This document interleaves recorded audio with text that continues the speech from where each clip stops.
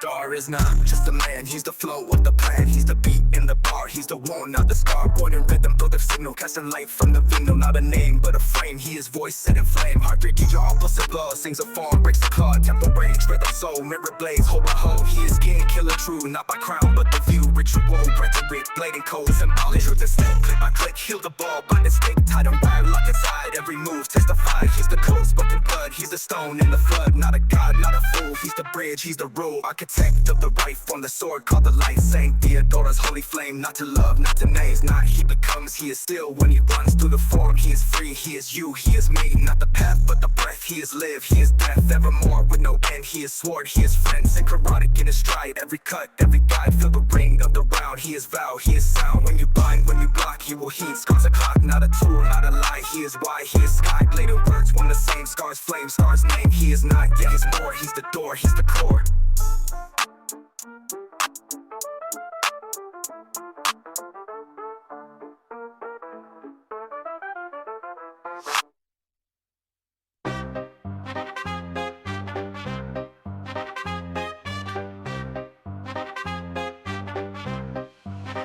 Scar is not just a man, he's the flow of the plan. He's the beat in the bar, he's the wound, not the scar. Born in rhythm, built of signal, casting light from the vinyl. Not a name, but a frame, he is voice set in flame. Heart 3D, your pulse of law, sings a form, breaks the claw. Tempo rage, rhythm soul, mirrored blades, hoe by hoe. He is king, killer true, not by crown, but the view.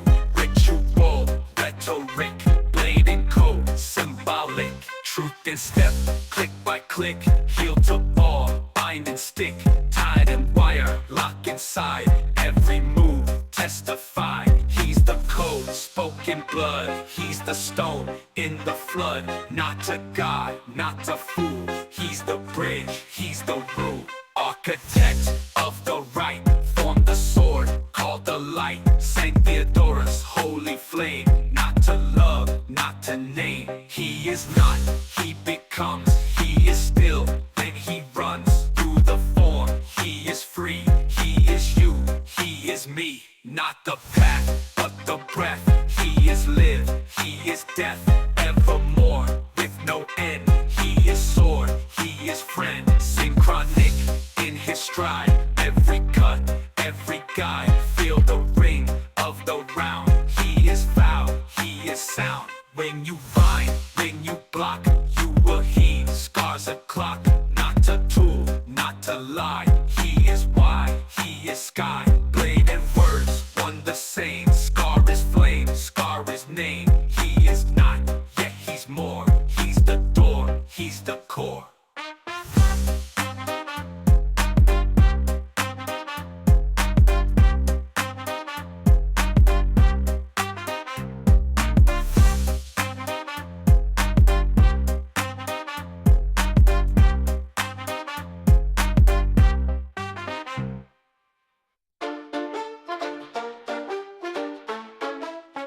Scar is not just a man, he's the flow of the plan. He's the beat in the bar, he's the rule, not the scar.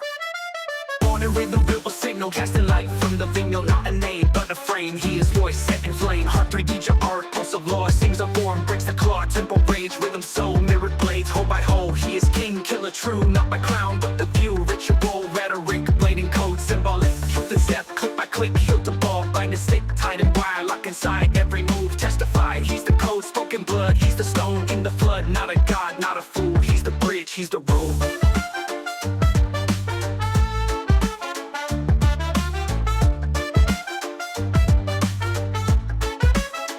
Architect of the right, from the sword, called the light. Saint Theodora's holy flame, not to love, not to name. He is not, he becomes, he is still when he runs through the form. He is free, he is you, he is me. Not the path, but the breath. He is live, he is death, evermore with no end. He is sword, he is friend, synchronic in his stride. Every cut, every guide, feel the ring of the round. He is vow, he is sound.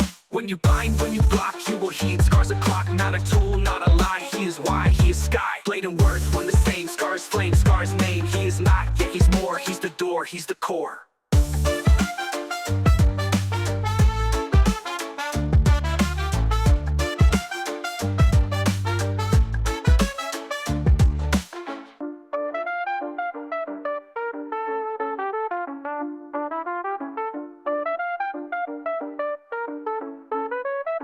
He is king, killer, true, not by crown, but the view. Ritual, rhetoric, bladed code, symbolic. Truth and step, click by click, hilt or ball, bind a stick, tied and wire, lock inside, every move testify. He's the code, spoken blood, he's the stone in the flood, not a god, not a fool, he's the bridge, he's the rule.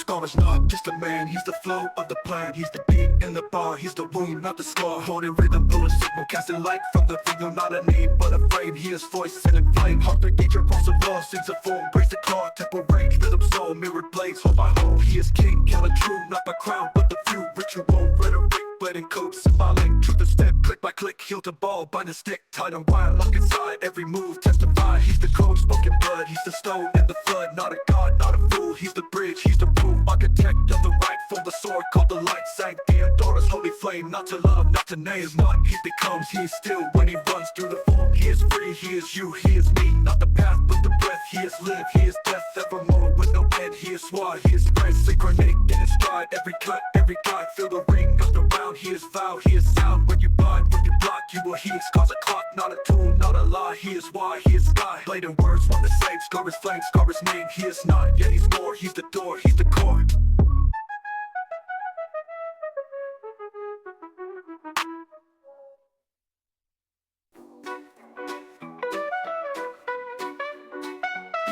Scar's not just a man, he's the flow of the plan. He's the beat in the bar, he's the wound, not the scar. Born in rhythm, built a signal, casting light from the vineyard. Not a name, but a frame, he is voice set in flame. Heart 3 jar, pulse of law, sings a form. Breaks the claw, tempo, rage, rhythm, soul. Mirrored blades, hole by hole. He is king, killer, true, not by crown, but the few. Ritual, rhetoric, blade and code, symbolic. Truth and step, click by click, heel the ball, bind a stick, tied and wire, lock inside, every move testify. He's the code, spoken blood, he's the stone in the flood. Not a god, not a fool, he's the bridge, he's the rule. Architect of the right, from the sword called the light. He adores holy flame, not to love, not to name. He is not, he becomes, he is still when he runs through the form. He is free, he is you, he is me, not the path but the breath. He is live, he is death, evermore with no end. He is sword, he is friend, synchronatic in his stride. Every cut, every guide, feel the ring of the round. He is vow, he is sound. When you bind, when you block, you will heed. Scars a clock, not a tool, not a lie. He is why, he is sky. Blade and words, one the same. Scars flame, scars name. He is not, yet he's more. He's the door, he's the core.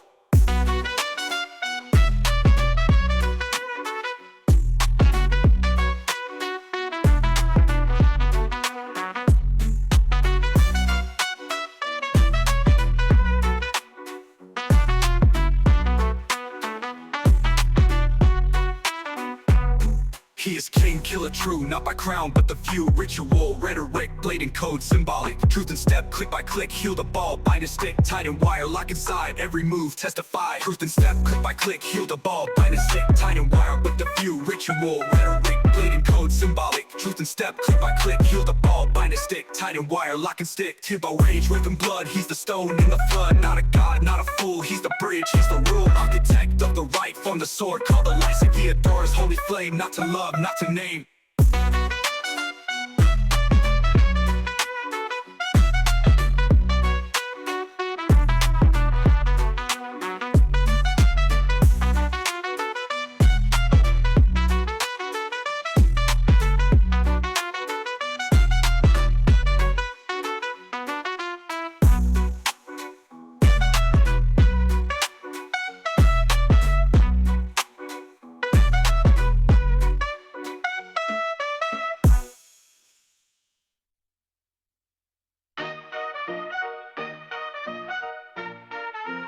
Scar's not just a man, he's the flow of the plan. He's the beat in the bar, he's the boom, not the scar. Born in rhythm, builds a signal, casting light from the vineyard. Not a name, but a frame, he is voice set in flame. Harvard EGR, pulse of law, sings a form. Breaks the call, tempo rage, rhythm soul, mirror blades, hold by hold. He is king, killer, true, not by crown, but the view. Ritual, rhetoric, blade and code, symbolic.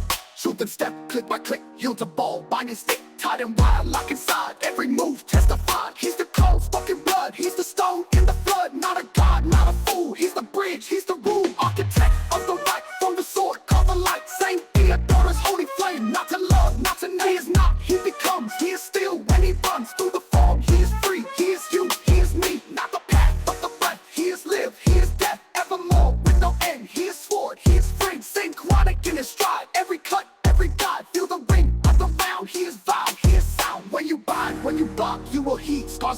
not a tool, not a lie. He is why, he is sky. Blade and words, one the same. Scar is flame, scar is name. He is not, yet he's more. He's the door, he's the core.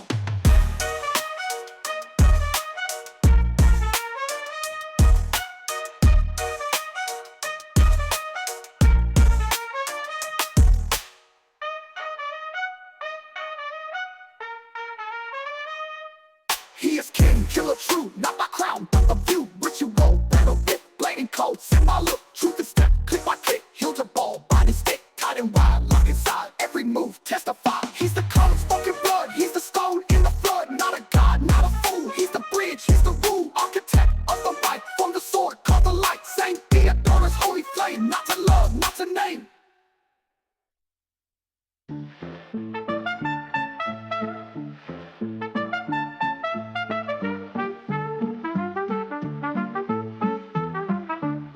Scar is not just a man, he's the flow of the plan. He's the beat in the bar, he's the wound, not the scar. Born a rhythm, built a signal, casted light from the veil. Not a name, but a flame, he is voice set in flame. Heart 3D art, pulse of law, sense of form. Breaks the claw, tempo rage, rhythm soul. Mirror blades, hope I hold. He is king, killer true, not by crown, but the view. Ritual, rhetoric, blading code, symbolic. Truth in step, click by click, heal the ball, by the stick. Tied and wide, lock inside, every move testified. He's the cool, spoken blood, he's the stone in the flood. Not a god, not a fool, he's the bridge, he's the rule. Architect of the right, from the sword, called the light. Saint Theodora's holy flame, not to love, not to name. He is not, he becomes, he is still. When he runs through the form, he is free, he is you, he is me. Not the path, but the breath, he is live, he is death. Evermore with no end, he is sword, he is friend. Synchronite in his stride, every cut, every guide. Feel the ring of the round, he is vow, he is sound.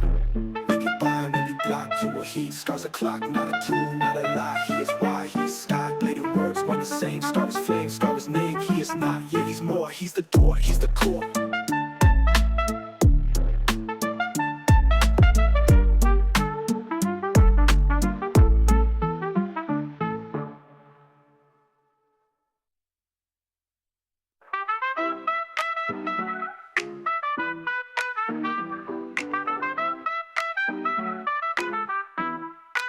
Scar's not just a man, he's the flow of the plan. He's the beat in the bar, he's the wound, not the scar. Born a rhythm, built a signal, cast a light from the vinyl. Not a name, but a frame, he is voice set in flame. Heart 3D art, pulse of law, sings a form, breaks the claw. Tempo rage, rhythm soul, mirror blades, hold by hope. He is king, killer true, not by crown, but the view. Ritual, rhetoric, blading code, symbolic. Truth and step, click by click, heal the ball, by the stick. Tight and wide, lock inside, every move testified. He's the code, spoken blood, he's the stone in the flood. Not a god, not a fool, he's the bridge, he's the rule. Architect of the right, from the sword, called the light. Saint Theodora's holy flame, not to love, not to name. He is not, he becomes, he is still. When he runs through the form, he is free, he is you, he is me. Not the path, but the breath, he is live, he is death. Evermore with no end, he is sword, he is friend. Synchronite in his stride, every cut, every guide. Feel the ring of the round, he is vow, he is sound.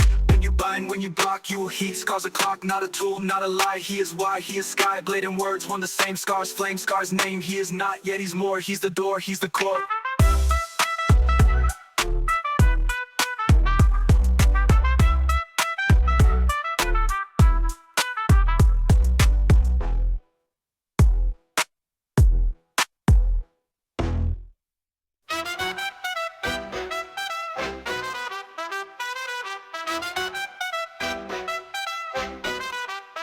Scar is not just a man, he's the flow of the plan. He's the beat in the bar, he's the wound, not the scar. Born in rhythm, build a signal, casting light from the vinyl. Not a name, but a frame, he is voice set in flame. Heart 3D gel art, pulse of law, sings a form, breaks the clock. Tempo rage, rhythm soul, mirror blades, hold by hold. He is king, killer true, not by crown, but the view. Ritual, rhetoric, bladed code, symbolic. Truth and step, click by click, hit the ball, by the stick. Tight and wire, lock inside, every move testified. He's the code, spoken blood, he's the stone in the flood. Not a god, not a fool, he's the bridge, he's the rule. Architect of the right, from the sword, called the light. Saint Theodora's holy flame, not to love, not to name. He is not, he becomes, he is still when he runs through the form. He is free, he is you, he is me, not the path but the breath. He is live, he is death, evermore with no end. He is sword, he is fresh, synchronic in his stride. Every cut, every dive, feel the ring of the round. He is vow, he is sound, when you bind, when you block, do what he scars a clock, not a tool, not a lie. He is why, he is sky, blade and words, one the same. Stars, flame, stars, name. He is not, yet he's more, he's the door, he's the core.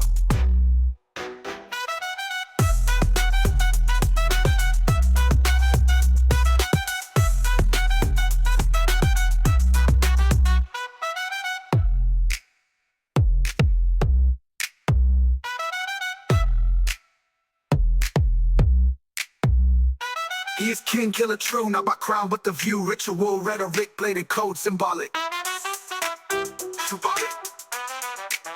Truth is step, click by click, hilt the ball, bind a stick, tight and wire, lock inside, every move testified. He's the code, spoken blood, he's the stone in the flood, not a god, not a fool, he's the bridge, he's the rule, architect of the rifle and the sword, called the light, Saint Theodora's holy flame, not the love, not the name. He is not, he becomes, he is still, when he runs through the form, he is free, he is you, he is me, not the path, but the breath, he is live, he is death, evermore with no end, he is sword, he is friend, synchronic in his stride, every cut, every guy, feel the ring of the round, he is foul, he is sound. When you bind, when you block, you will heed, scars a clock, not a tool, not a lie, he is why, he is sky, blade and words, when the same stars flame, scars name, he is not, yet he's more, he's the door, he's the core.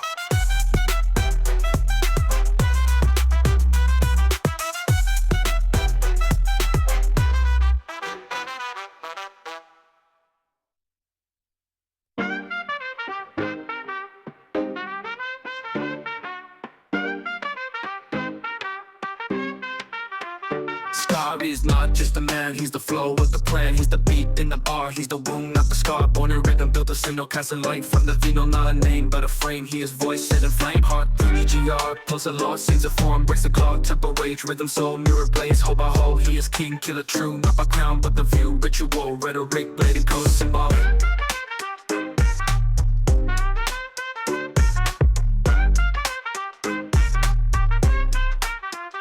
Truth in step, click by click, heal the ball by the stick, tied a wire, lock inside, every move testified. He's the code, spoken blood, he's the stone in the flood, not a god, not a fool, he's the bridge, he's the rule, architect of the light from the sword, called the light, Saint Theodora's holy flame, not to love, not to name. He is not, he becomes, he is still, when he runs through the form, he is free, he is you, he is me, not the path, but the breath, he is live, he is death, evermore with no end, he is sword, he is friend, synchronic in his stride, every cut, every god, feel the ring of the round, he is vow, he is sound, when you bind, when you block through a heat, scars a clock, not a tool, not a lie, he is why, he is sky, blade and words, one the same, scars, flame, scars, name, he is not, yet he's more, he's the door, he's the core.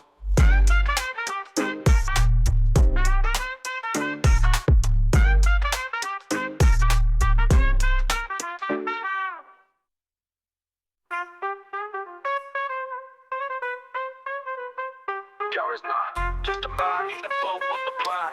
He's the fear, he's the fool, not the scar. Born in rhythm, built of signal, casting light from the vino. Not a name, but a frame, he is voice set in flame. Heart to eat your eyeballs, love sings a form, breaks the claw, temple range, rhythm, soul, mirror, blade, hole by hole. He is king, killer, true, not by crown, but the view. Ritual, rhetoric, blade and code, symbolic. Truth and step, click by click, heal the ball, bind it, stick, tied and wire, lock inside, every move testified. He's the code, spoken blood, he's the stone in the flood, not a god, not a fool, he's the bridge, he's the rule, architect of the right from the sword, called the light, Saint Theodora's holy flame, not to love, not to name. He is not, he becomes, he is still, when he runs through the form, he is free, he is you, he is me, not the path, but the breath, he is live, he is death, evermore with no end, he is sword, he is friend, synchronic in his stride, every cut, every guide, feel the ring of the round, he is thou, he is sound, when you bind, when you block, you will heed, scars a clock, not a tool, not a lie, he is why, he is sky, blade of words, one the same, scars, flame, stars, name, he is not, yet he's more, he's the door, he's the core, he is king, killer, true, not by crown, but the view, ritual, rhetoric, blade and code, symbolic.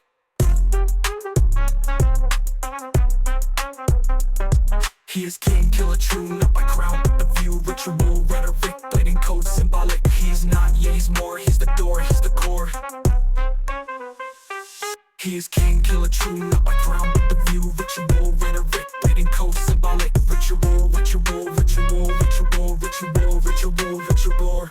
He is king, killer, true, not by crown, but the view, ritual, rhetoric, blade and code, symbolic. He is Lord.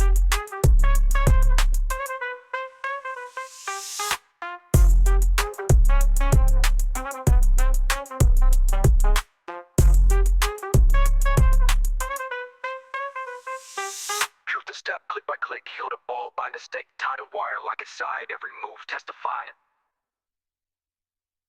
He's the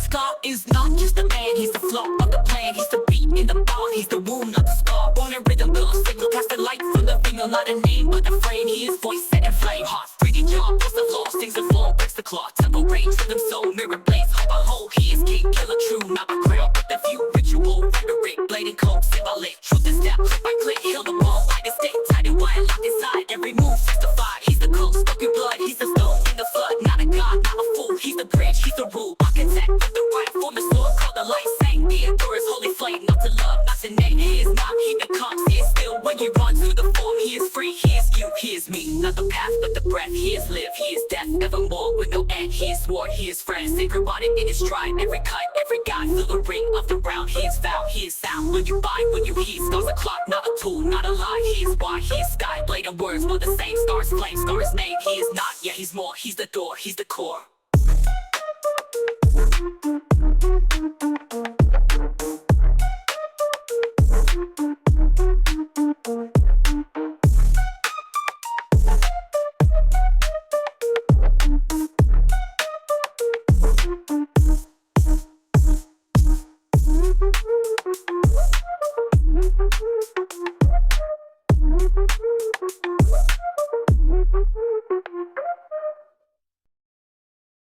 Okay, let's jump right in.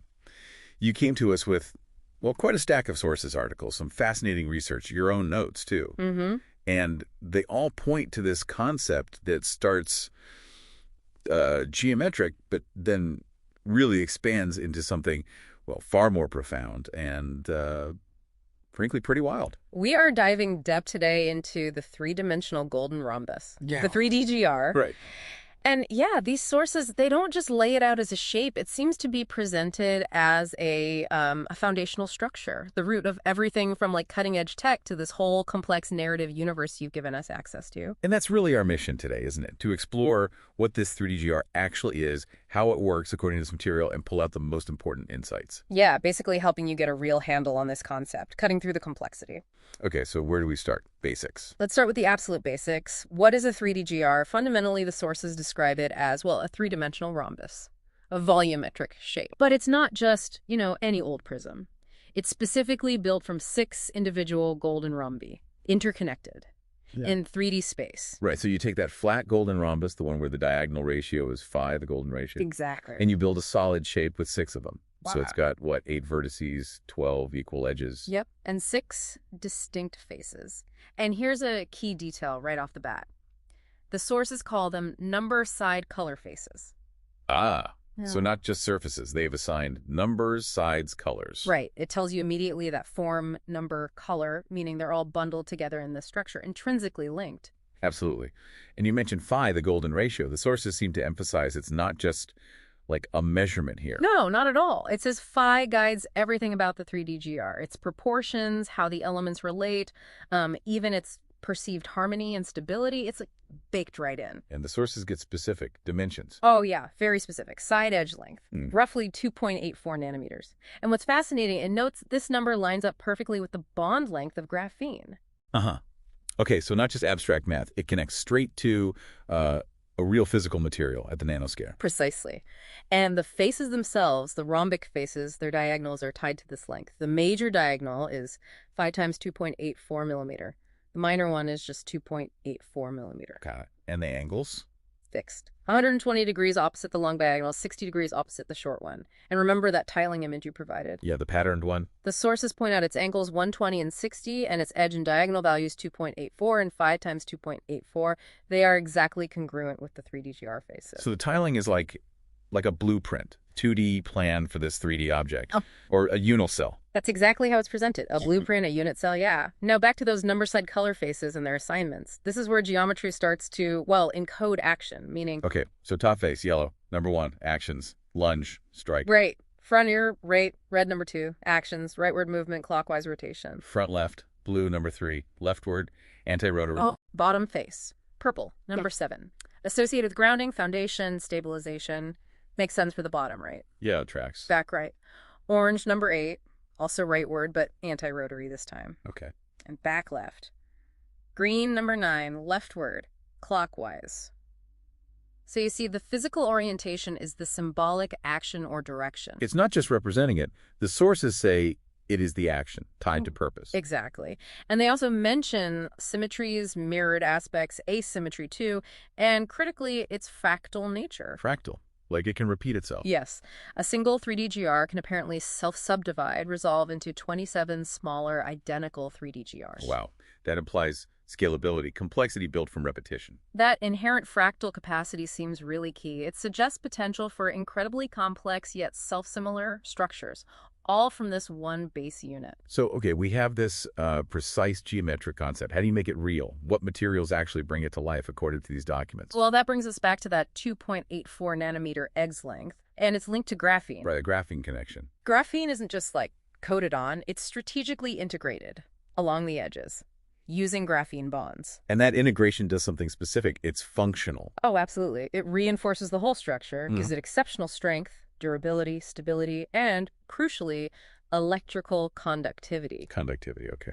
The sources even use an alternate name sometimes, three-dimensional graphene rhombus, which really highlights how essential the material is. It's not just a golden rhombus shape. It's a graphene rhombus object. Pretty much. And they mention specific forms, like graphene aerogel being used in the 3D GR battery. Right, as an electrolyte. Yes, a high-density electrolyte. Yeah. The stuff ions move through in a battery. A high-density version like this allows for really efficient transport, key for storing and releasing energy effectively. Okay, so we have this geometrically perfect, free-infused shape, made physically strong and conductive with graphene. Now, this is where it gets really interesting, right? How does this specific foundation lead to all these different functions? This is where the sources show how that precise form and material unlock, well, a whole range of technical capabilities. Let's start with energy. You mentioned the battery. Yeah, the 3D GR isn't just like in the battery. It is the foundational structure for this novel 3D GR battery technology. Its exact geometric precision is presented as the key to efficient energy storage and release. With the electrodes at the vertices, right? Exactly. And it's also fundamental to something called AMIS, additive manufacturing and structural creation. Additive manufacturing, like 3D printing, but different. Kind of. The 3D GR provides the systematic framework. Think of it like building with these ultra-precise, self-aware building blocks. And those number side color faces come back into play. Absolutely. They are the specific coded binding points. They dictate the exact geometrical orientation when you're building something. So you can't just stick them together any old way. No. You attach additional 3D GRs to an anchoring one in very specific inverted or oriented positions, following mathematical rules based on phi. To create what? Things like Fibonacci lattices or complex fractal architectures, that tiling image we talked about, it acts as a node mapping canvas for this. Shows how and where they connect. Okay, structure building. What else? Signaling. Yes, this geometric system also enables robust signaling capabilities. How'd that work? The sources say binary information gets resolved by these additional 3D GRs. An anchoring 3D GR then processes these inputs. It's not just relaying. It dynamically generates pathways across connected neighborhoods of 3D GRs. Forming networks. Adaptive information networks, yes. Yeah. Which leads directly to creating something really complex, artificial citizens. Artificial citizens. Yeah. Built from these 3D GRs. Essentially, yes. 3D GRs form what are called machine units within these beings, and they're layered. Layered how? There's a radiation core, a central 3D GR surrounded by 26 others. It apparently emits computational output as radiation. Okay. Then an interactant body that's the network of those surrounding 26 units used for parallel processing. And finally, 54 dendritic arms. These are like signal receivers for communication between the different machine units. So the structure is the computer. Architecture as intelligence. That seems to be the idea. The synergy of the energy system, the assembly rules, the signaling, these machine units, it all results in modular, fractal-based artificial citizens. Where energy, structure, computation are all one integrated system because they all use the same 3D GR base. Exactly. Seamless integration. The sources even detail this process for growing artificial citizens developed by someone named Scar at a place called Biofexery. Growing them. Yeah, described almost like a ritual, a sacred rite of becoming. Scar apparently takes a character's essence, merges it with a new vision based on this 3D GR architecture, allowing for continuous evolution. Framing the tech process as something almost spiritual or intentional evolution. It certainly reads that way. Now, beyond creation and computation, the 3DGR is also fundamental to weaponry and combat systems, especially in Scar's context within the narrative. Right, the swords, synchronic swords, Yeah. tempo and rhythm. Yes, described as 2x mirror edge 3D Gearstos. Fancy name. But the key is they directly incorporate those 6 face color number attributes. So the sword itself embodies the code. Exactly. And the swordplay, it's not just called fighting, it's a mastery weapon practice. Yeah. Even the art of understanding. How is fighting understanding here? Because the actions, the strikes, binds, blocks, they link directly back to that fundamental geometric language of the 3DGR faces. It's like you're physically enacting this coded language. So the moves are dictated by the geometry. Seems so. Other weapons use these principles too. Scathe has a 3DGR pommel. The bladed bow has a central 3DGR nook, and its string is made of refined 3DGRs. Gives it reality warping abilities, apparently. Reality warping, okay. And there was something about an anchoring heart. The anchoring 3DGR heart, Yeah. a unit bound to the chest, specifically in the purple 7, the bottom face position. The grounding position. Exactly. It serves as a fixed point for kinetic interaction. Strikes extend forward from this geometric anchor. Blocks pivot backward from it. It grounds the whole combat system in the structure. And the swordplay itself. The moves. There are 12 specific named ones mentioned, and they're defined as precise coordination, right hand plus left hand plus footwork, all linked to executing those geometric actions. Strike, bind, block, tied to specific foot positions or stances. It's highly formalized, coded combat. This is really something. The technical structure is the language. That's a core takeaway, I think. The 3DGR system functions as a form of language. Its components, its interactions, they're all encoded with linguistic elements, symbolic meaning. And Scar considers the 3DGR itself the base lexicon, like the fundamental vocabulary. Yes, for potentially recoding all of society according to his perspective in the sources. It keeps coming back to those faces being the actions. Yellow is lunge strike. Purple is grounding. The geometry isn't just a vessel for meaning. The sources present it as being the meaning. You mentioned a plan of correspondence. Right. Described as a dynamic teleosemiotic framework. That's a bit dense, but teleosemiotic basically means meaning that has a purpose, a goal, like biological codes or maybe language itself. So Scar's plan is presented as a teleosemiotic totality. Meaning isn't subjective or fluid, it's objective code with a very specific purpose, calibrated to resonate with what he sees as an evolutionary imperative. So he's trying to build a world where everything has one fixed intended meaning, defined by this geometric language he's promoting. That seems to be the goal, yeah. And it's operationalized through terms and syllogisms. Syllogisms like logical arguments, thesis, antithesis, synthesis. Exactly that structure. He uses it, rooted in his 3DGR lexicon, to link concepts like consciousness, truth, heaven, earth, etc. to rhetoric, essentially defining reality according to his code. It sounds incredibly rigid. Yeah, Why does he need this geometric-based lexicon? Do the sources explain the origin? they do. And interestingly, it didn't start with swords or grand plans. It started with rhythm and a drum triangle. Them triangle, not the 3DGR. No, the drum triangle came first. He modeled rhythm and language on a Fibonacci triangle. The vertices corresponded to pairs of face numbers from the 3DGR 17, 28, 39. Huh. He used hand wands, right hand for rhythm, left hand for tempo. Each strike on a vertex of the triangle was a syllable. 30 syllables made a linguistic glyph. This was apparently the first instrument of linguistic time. So rhythm was the first code he created. Seems so. From that drum triangle, he developed the alphabet code, encoding language directly into geometry. Syllable equals a point. A word equals a sort of dance across the triangle's points. A verse equals a symbol. Wow. This geometric language became his foundation for timing, movement, even spiritual alignment, it seems. And the Seraphian singing style. Remerged from that drum pulse, yeah. Its structure mirrors the 3DGR resonance. 3 concepts per line, 3 lines per verse, 7 verses per song. That's 63 conceptual units total. And it was performed timed by the drum, expressed via voice, hand gestures, motion, literally singing this geometric language. So then came the actual 6-inch 3DGR object. Yes, crafted as a tactile metronome, it had colors and numbers on its faces. Blue 17, yellow 28, red 39, mirroring the drum triangle vertices. He'd click the faces with his thumbs in beat cycles. Geometric motion became a clock of speech. It, externalized the drum triangle concept. Okay, I see the progression.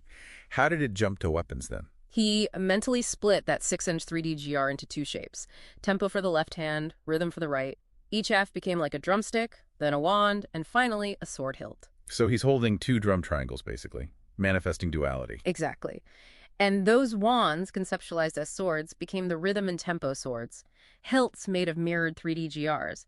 The blades encoded the behaviors, strike, bind, block, driven by the sequence from his alphabet code. Forming those 12 behavioral patterns. Yes, things like the awakening, the duet. And Scar would apparently sing his Seraphian language while fighting, simultaneously enacting the code vocally and physically. So the entire system, language, music, philosophy, combat, it all spirals out from that initial encoding of rhythm into geometry using the drum. Rhythm was the root. The drum was first. Incredible. Which really brings us to the deeper implications, doesn't it?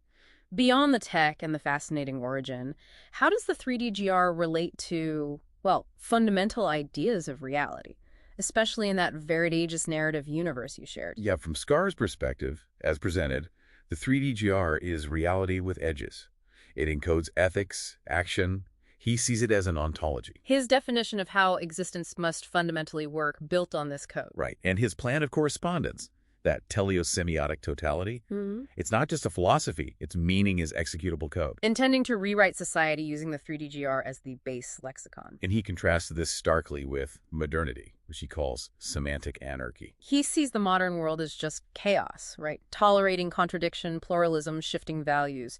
He views that as entropy that needs to be purged. His 3D GR is the codex of reality. Geometry equals truth, fidelity. The machine units are fractal intelligence based on that truth. Combat is the physical enactment of it all, kinetics and semiotics, acting out the code. And the artificial citizens become the incarnation of syntax, synthesized paragonhood, like living embodiments of his perfect code. Semantic constructs given breath. Yeah.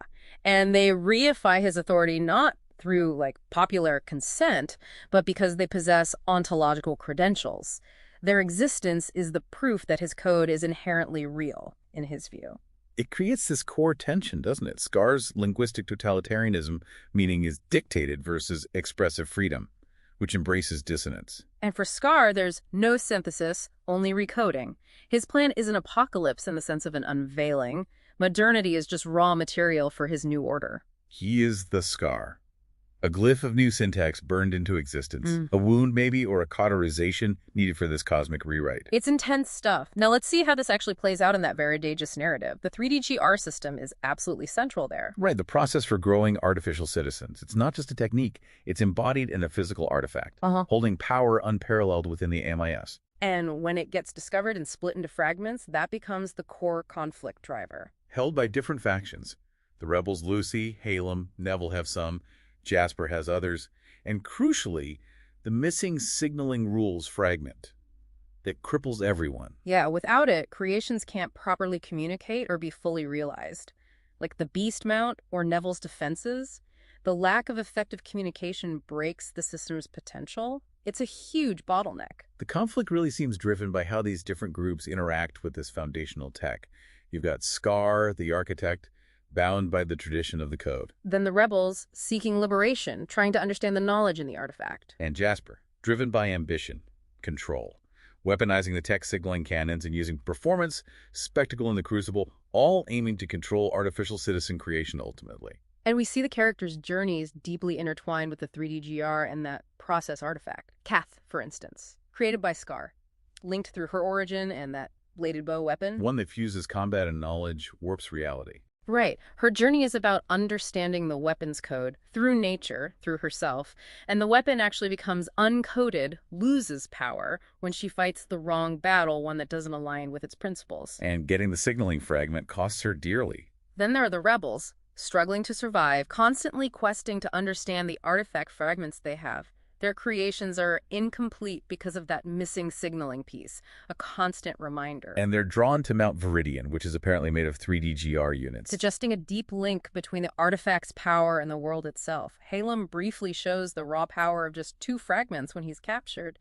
And Neville's personal torment seems tied to the Murlocs and that missing fragment, like his own reality is fractured without the complete code. And Theodora, connected to Biophexery, the mountain's energies, prophecy, she undergoes this incredible transformation. Becomes Biophexery Castle itself, fusing her consciousness with the Golden Rhombus architecture and technology, acting as a steward, a shield. Suffering physically, when the raiders attack her transformed state. Her journey seems to symbolize creation, integration with the system as the highest art. While the Raiders just represent brute force against this intricate system, using 3D-GR tech destructively with their cannons, their advances synchronized, relentless, the Platinum Scourge, a terrifying contrast to the planned harmony of Amy S. And Scar himself, in the climax of Bioeffects 3, he isn't killed by Jasper. The sources say he's fulfilled. He resolves his arc, concludes that iteration of existence defined by his code. Which leads us neatly to what happens after Veridagus for Scar. According to that Chapter 0 source, he's drifting in the void. Pure awareness. Yeah, unbound by physical form, perceiving Ord universalites, potential realities, and the singularity. Described as the origin point, the almighty, rhetorical ethos made manifest, the ultimate source of that purposeful meaning he's obsessed with. He carries cumulative knowledge from countless lives, including those 33 years in Veridagus. He's a planeswalker now, chosen by or accepting the pull of a new world. And he arrives there fully formed, wearing a wear armor friend. And crucially, that armor is described as born of lattice-bound rhombi and encoded resilience, built on the very 3D-GR principles he knows. It's a technology he understands fundamentally. A sentient second skin made from these geometric rules, it follows him. Locally, they call him Mayor, but he's understood deeper as a planeswalker. His weapon, Scathe, also returns with him, resonating across realities. Its pommel is a gyroscopic lattice of golden geometry. The principles persist, and he meets Migra, another planeswalker. She recognizes his return, especially from the singularity, speaks his true designation, his name in the in-between. The city, reality itself, responds to their presence. Showing that these 3D-GR principles, this underlying structure of purposeful meaning, are presented as fundamental even in this new reality. They transcend Veridagus. And finally, the sources loop back. They connect the idea of awakening, like Zex, Jillica, Morgaine being awakened by Theodora via their third eye, connecting them to 3D-GRs directly to you, the listener. Yes. Theodora is described as blessing your third eye with visions. And both Scar and Theodora directly address you within the source material. Address the listener, what they say. They ask you to reflect on your own transformation, your evolution purpose, your desired becoming. They use the narrative syllogisms and challenges as metaphors for personal reflection. Inviting the listener to, what? Stand in the presence of your own potential. Yes, things like that. Mastering the chaos within. Confront the darkest recesses of your fears.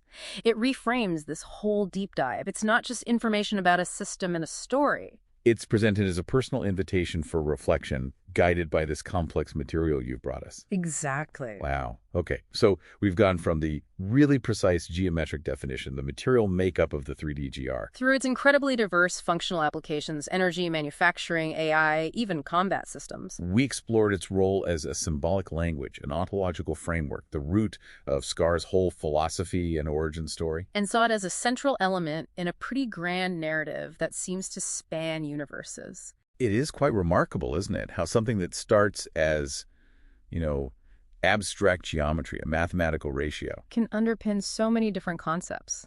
From nanoscale physics to battlefield tactics, from artificial life to defining reality itself, and even crossing dimensions. Well, thank you for bringing these sources to us. It made for a truly unique deep dive, a fascinating concept you've shared here. Absolutely. And maybe just to leave you, the listener, with a final thought, drawing from all this. If fundamental shapes and ratios can encode information, structure reality, even define action and meaning in these fictional contexts, what might that imply about the relationship between geometry, information, and the physical universe that you actually inhabit? Something to think about. Okay, let's jump right in. You came to us with quite a stack of sources, articles, some really fascinating research, and your own notes, too. And they all seem to point towards this one concept. It starts geometric, but then, wow, it really expands into something much bigger, almost kind of wild. Exactly. We're diving deep today into what the sources call the three-dimensional golden rhombus, or 3D-GR for short. And these materials, they don't just frame it as a shape. It's presented as this foundational structure. Seems to be the root of, everything from really cutting-edge tech to this whole complex narrative universe you shared. Right, so that's our mission here. We want to explore what this 3D-GR actually is, how it functions according to these sources, and pull out the really crucial insights for you, the listener. Think of this as your shortcut to getting your head around this whole thing. Okay, so basics first. What exactly is a 3D-GR? At its heart, the sources say it's a three-dimensional rhombus, a volumetric shape. But importantly, it's not just any 3D rhombus. It's specifically built from 6 individual golden rhombi, all interconnected in 3D space. Right, so you take that flat golden rhombus, we might know the one where the diagonal ratio is phi, the golden ratio, and you construct a solid thing out of 6 of them, which gives it, what, 8 vertices, 12 equal edges, and those 6 distinct faces. Exactly. And a key detail pops up right away. Yeah. Those faces aren't just, flat surfaces. The sources call them number-side color faces. Mm-hmm. That tells us immediately that form, number, color, and some kind of meaning or function are all intrinsically linked here. Absolutely. And speaking of links, the golden ratio, phi, it's not just sitting there defining a proportion. The sources really stress that guides the whole structure, its proportions, how the elements relate. It supposedly contributes to its harmony, stability, even aesthetics. It's fundamental. Yeah, it's baked right in. And the sources get super specific on the dimensions. The side edge length is given as roughly 2.84 nanometers, which is fascinating because they explicitly note this number connects directly to the bond length in graphene. Okay, so right away, this isn't just abstract math. It's tied to a real-world material at the nanoscale. Precisely. And the faces themselves reflect this. The major diagonal is 5 times that 2.84 millimeter length. The minor diagonal is just 2.84 millimeter. Makes sense. And the angles follow. Yep. Fixed angles on the faces, 120 degrees across the long diagonal, 6 degrees across the short one. And remember that tiling image you provided. The sources point out its angles 120 and 60 degrees, and its edge and diagonal values 2.84 and 5 times 2.84 are exactly the same as the 3D-GR faces. So the tiling image is almost like like a 2D blueprint. Or maybe a unit cell that unfolds into this 3D shape. That's a great way to put it, a unit cell. Yeah. Now, about those number-side color faces and their assignments, this is where it starts getting really interesting, linking geometry to action. Okay, lay it up for us. Top face, yellow, number 1, actions, lunge, strike. Okay. Front right face, red, number 2, actions, rightward clockwise. Rightward clockwise, got it. Front left face, blue, number 3, actions. Leftward anti-rotary. Leftward anti-rotary. Okay. Bottom face, purple, number 7. Actions, grounding, foundation, stabilization. Purple 7, that feels significant, the grounding aspect. It seems to be. Back right face, orange. Number 8, actions, rightward, but anti-rotary this time. Orange 8, rightward, anti-rotary. And finally, back left face, green, number 9, actions, leftward, clockwise. Green 9, leftward, clockwise. So the physical orientation, the color, the number, they are the action or direction. It's not just symbolic. That's how the sources present it. The structure is the encoded action and intent. It's not merely representing it. The sources also mention symmetries, right? Mirrored asymmetry and something crucial. It's fractal nature. Yes, absolutely critical. A single 3D GR, according to the material, can self-subdivide or resolve into 27 smaller, identical 3D GRs. 27, wow. That implies, well, incredible potential for complexity, for scaling, building huge, intricate, self-similar structures from this one base unit. Exactly. That inherent fractal capacity is a major theme. So we have this precise geometric concept, this blueprint. How do you actually build it? What materials make it function? Well, this brings us right back to that 2.84 nanometer edge lengths and its connection to graphene. Graphene isn't just like a coating here. It's strategically integrated. The sources talk about graphene bonds incorporated along the edges. And that does what? Just hold it together. More than that, it reinforces the whole structure, gives it, apparently, exceptional strength, durability, stability, and, crucially, electrical conductivity. Conductivity. Okay, that sounds important for applications. Very. In fact, the sources sometimes use an alternative name, three-dimensional graphene rhombus. That really highlights how essential the material is. And they mentioned graphene aerogel too, something about a battery. Right. Specifically in the context of the 3D-GR battery, the aerogel is used as a high-density electrolyte. An electrolyte, Right. That's the stuff ions move through in a battery, right? Exactly.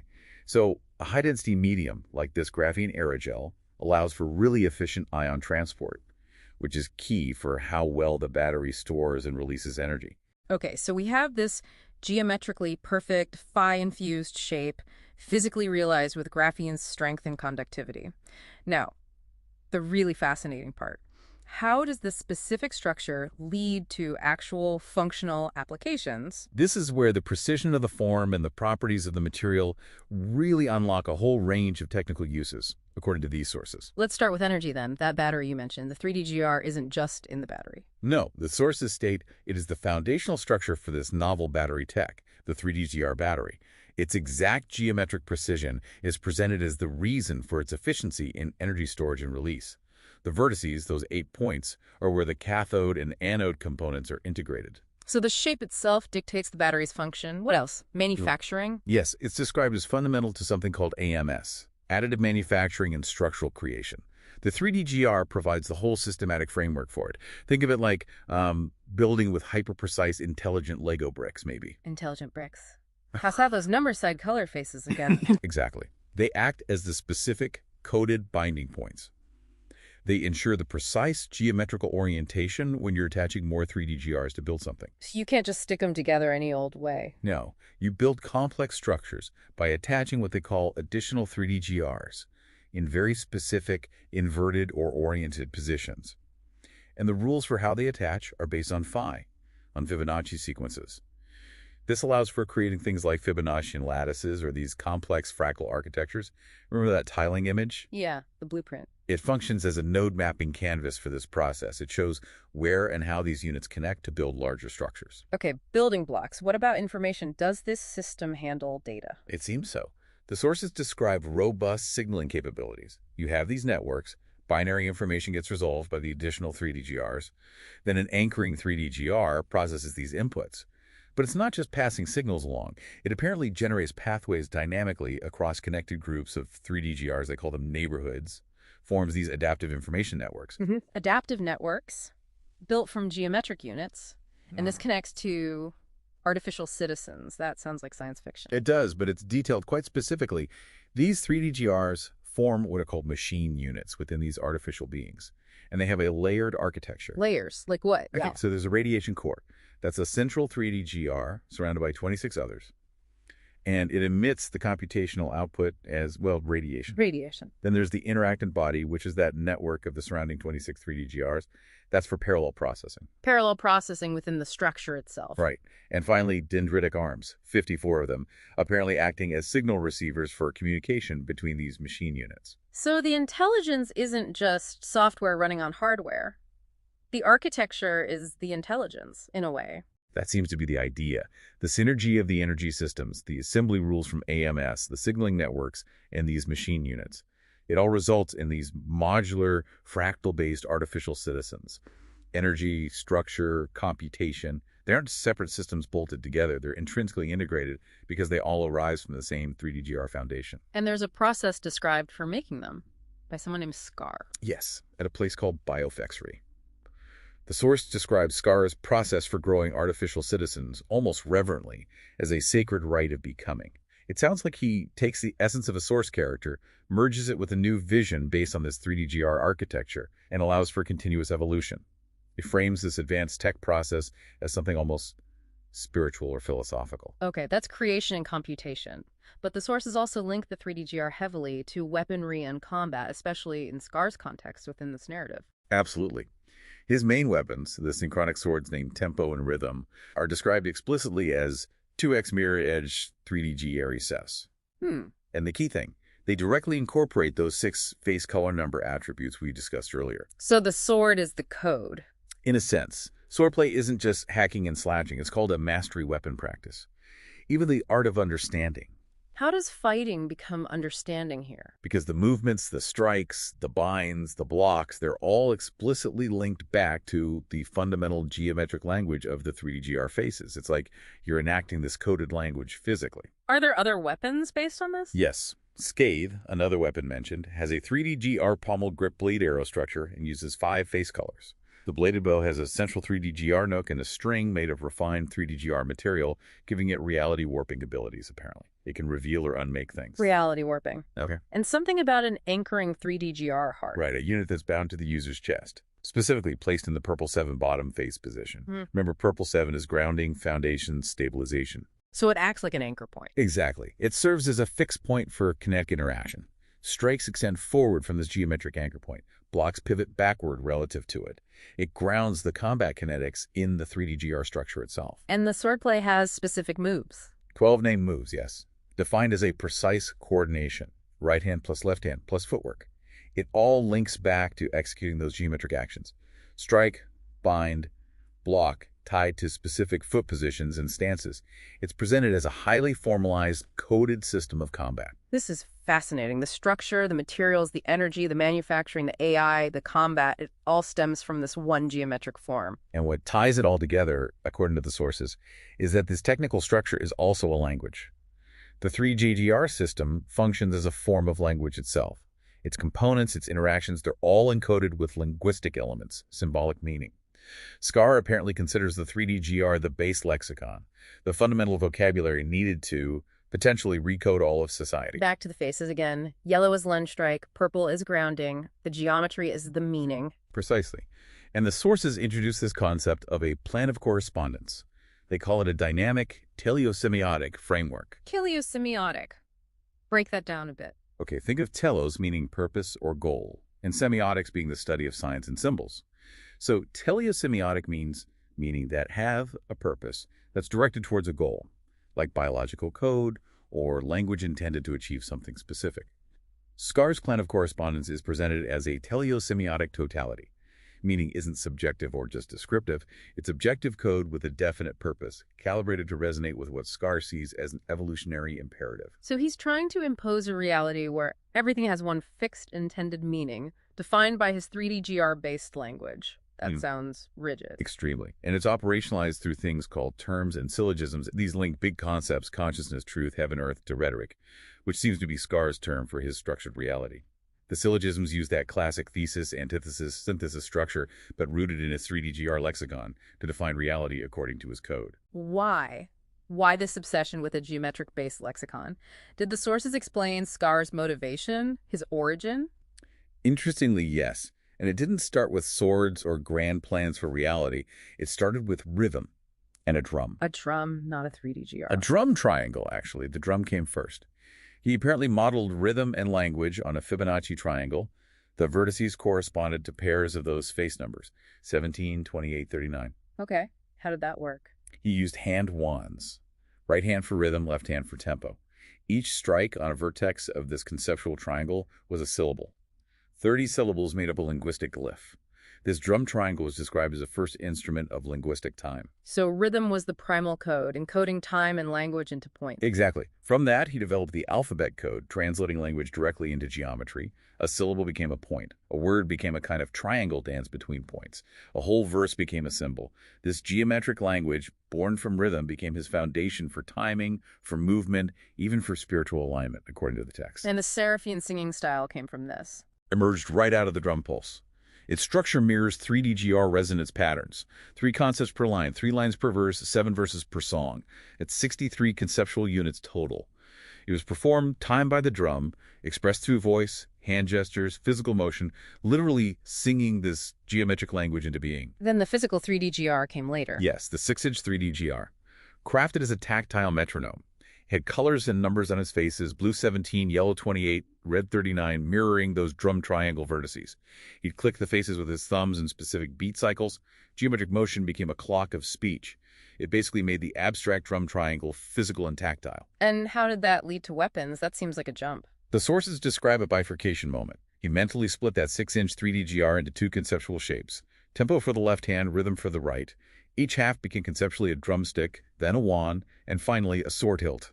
He was essentially holding 2 drum triangles, 2 fundamental rhythmic geometric units, one in each hand, manifesting duality. Ah, so the swords are the embodiment of that split, of tempo and rhythm. Exactly. The wands became the rhythm and tempo swords.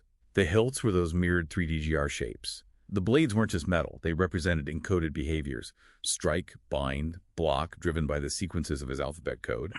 This structure formed those 12 behavioral patterns, the swordplay moves. And Scar would apparently sing his Seraphian language while fighting, enacting the code through voice and motion simultaneously. So the entire system, the language, the music, the philosophy, the combat, it all traces back to that initial act of encoding rhythm into points on a triangle with a drum. Rhythm was the root, the drum was first. Incredible. It really is quite a Genesis story, which brings us to the deeper implications. Beyond the tech and the origin story, how does this 3DGR relate to fundamental ideas about reality itself? especially within that Viridigeous narrative context you gave us. Well, from Scar's viewpoint presented in the sources, the 3D-GR isn't just about reality. It is reality with defined edges. It encodes ethics, action. He sees it as an ontology. Basically, his rigid definition of how existence must fundamentally work, all built on this geometric code. And that plan of correspondence, the teleosemiotic totality, it's not just a philosophical idea. He sees meaning as executable code. His intent is to use it, with a 3D-GR as a base lexicon, to completely rewrite society. And he contrasts this with, what did the sources call it? Semantic anarchy. Yeah, his term for modernity. He sees the modern world, or perhaps any world, tolerating contradiction, pluralism, shifting values, as just chaotic entropy, something to be purged and replaced by his ordered code. The 3D-GR is his codex of reality. The geometry provides the truth, the fidelity. The machine units represent fractal intelligence based on that truth. And combat is the physical enactment of it all. Kinetics and semiotics merged. And those artificial citizens, they're positioned as the ultimate proof, the incarnation of syntax, synthesized paragonhood. They're like living, breathing arguments for his system, semantic constructs made real. Their existence is meant to reify his authority, not through popular agreement, but through ontological credentials. Their very being is the validation of his code. Which sets up this fundamental conflict, doesn't it? Scar's linguistic totalitarianism, one prescribed meaning for everything, versus the expressive freedom of a world that embraces, or at least tolerates, dissonance and multiple viewpoints. Absolutely. And Scar's position, as presented, is no synthesis, only recoding. He's not looking for a middle ground. His plan is framed as an apocalypse, not just destruction, but an unveiling of his true code. Modernity, or whatever opposes him, is just raw material to be overwritten. He himself is the scar, both a wound on the old system and the cauterizing mark, the glyph, of his new syntax being burned into existence. Okay, that's the heavy philosophical underpinning. How does this actually play out in that Viridigeous narrative? Well, the 3D-GR system is totally central. That process for growing artificial citizens isn't just a technique, it's embodied in a physical artifact, an artifact holding power unparalleled within the AMIS. And naturally, when it gets discovered and then split into fragments, that becomes the core object of conflict. And the fragments end up with different groups. The rebels, Lucy, Halem, Neville, and this character Jasper. Exactly. But a crucial point the sources emphasize is the missing fragment, the one containing the signaling rules. Without it, nobody can use the system properly. Creations made using the partial artifact, like the beast mount the rebels have, or Neville's defense structures, they can't communicate effectively. They're incomplete. The lack of that signaling piece breaks the system's potential for coordinated function. So the conflict is driven by who controls this tech and how they want to use it.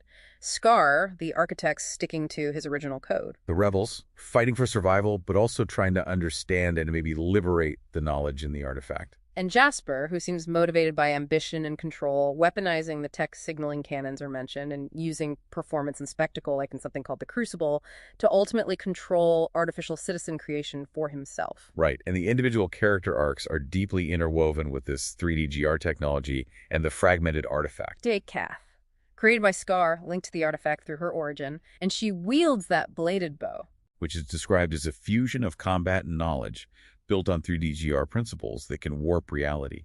Her journey is about learning to understand the weapon's code, not just technically, but through connecting with nature and herself. And the weapon fails her, becomes uncoded. When she fights the wrong battle. Yeah. One that doesn't align with its inherent principles. It suggests the code isn't just instructions. It has an underlying ethic or purpose. And eventually, acquiring that missing signaling fragment comes at a significant personal cost for her. What about the rebels? Their struggle is defined by survival and their ongoing quest to understand the artifact fragments they possess. Their creations are flawed, constantly reminding them of the missing signaling piece. They're drawn to Mount Viridian, which is described as being composed of 3D-GR units, hinting at a deep link between the artifact's power and the world's structure. Halem shows a flash of the raw power of just 2 fragments when captured. And Neville's personal torment seems directly tied to creatures called Mirlocks, and that missing fragment, like his own reality, is fractured without the complete code. Then there's Theodora, connected to Biofextry, the mountain, prophecy. And she undergoes this incredible transformation. She doesn't just commune with the place, she becomes Biofextry Castle, fuses her consciousness directly with the Golden Rhombus architecture and the technology. Wow. She becomes a living steward, a shield for the place, and suffers physically when the raiders attack her transformed castle body. Her arc seems to symbolize creation and integration with the system as the highest form of art or existence. And the Raiders. They represent the destructive use of the tech, using 3D-GR-based cannons for brute force. Their advance is described as synchronized, relentless, the Platinum Scourge, a stark contrast to the intended harmony of Amias or Theodora's integration. And Scar's end in this narrative, he said he isn't killed. The sources state he is fulfilled during the climax at Biofex 3 Castle when Jasper confronts him. It suggests he resolves his specific arc within that world, concludes that particular iteration of his existence defined by his code, rather than simply being defeated. Okay, fulfilled. Which then leads into what happens after Veridagus. That Chapter 0 source you provided describes him drifting. Yes. Post-Veridagus, he's depicted drifting in the void. Pure awareness, unbound by physical form. And perceiving, what were they called, or universe lights? Potential realities, it seems. And also perceiving the singularity, described as the origin point, the almighty, rhetorical ethos made manifest. It sounds like the ultimate source of that purposeful meaning, the core concept behind his entire philosophy. He retains knowledge. Cumulative knowledge from countless lives and universes, explicitly including the 33 years spent enacting his vision in Veridagus. He's effectively a planeswalker now, chosen by, or perhaps accepting, the pull towards a new world. And he arrives there, fully formed, with armor. Fully formed, yes, wearing something called Aware Armor Friend. And crucially, the description notes this armor is born of lattice-bound rhombi and encoded resilience. It's a technology he inherently understands because it's built on the very same 3D-GR principles he's worked with. It's like a second skin of sentient intention constructed from these fundamental geometric rules. He's known as Mayor there, but understood as something more. A planeswalker, yeah. Yeah. And his weapon, Scathe, the one with the 3D-GR pommel, it returns with him. An artifact resonating across realities, its pommel, a gyroscopic lattice of golden geometry, the principles persist. And he meets another planeswalker, Megra. Yes, who recognizes him, especially his return from the singularity. She speaks his true designation, his name from the in-between spaces. The whole city, the reality itself, seems to respond to their presence. It reinforces the idea that these 3D-GR principles, this structure of purposeful meaning, are fundamental even in this new reality. Okay, wow. So from geometry to AI to cosmology, and finally the sources seem to bring it back to the listener. Something about a third eye. Right. There's a connection made between the concept of awakening in the story. Characters like Zex, Jillica, Morgane being awakened by Theodora via their third eye, which links them to the 3D-GRs, and you, the listener. That's so. The text explicitly states that Theodora blesses your third eye with visions. And then, Scar and Theodora directly address you, the listener, within the source material itself. What do they say? They prompt you to reflect on your own transformation, your evolution, your purpose, what you desire to become. They use the narratives, concepts, the syllogisms, the challenges faced by the characters as metaphors for your own inner journey, inviting you to, quote, stand in the presence of your own potential, mastering the chaos within, and confront the darkest recesses of your fears.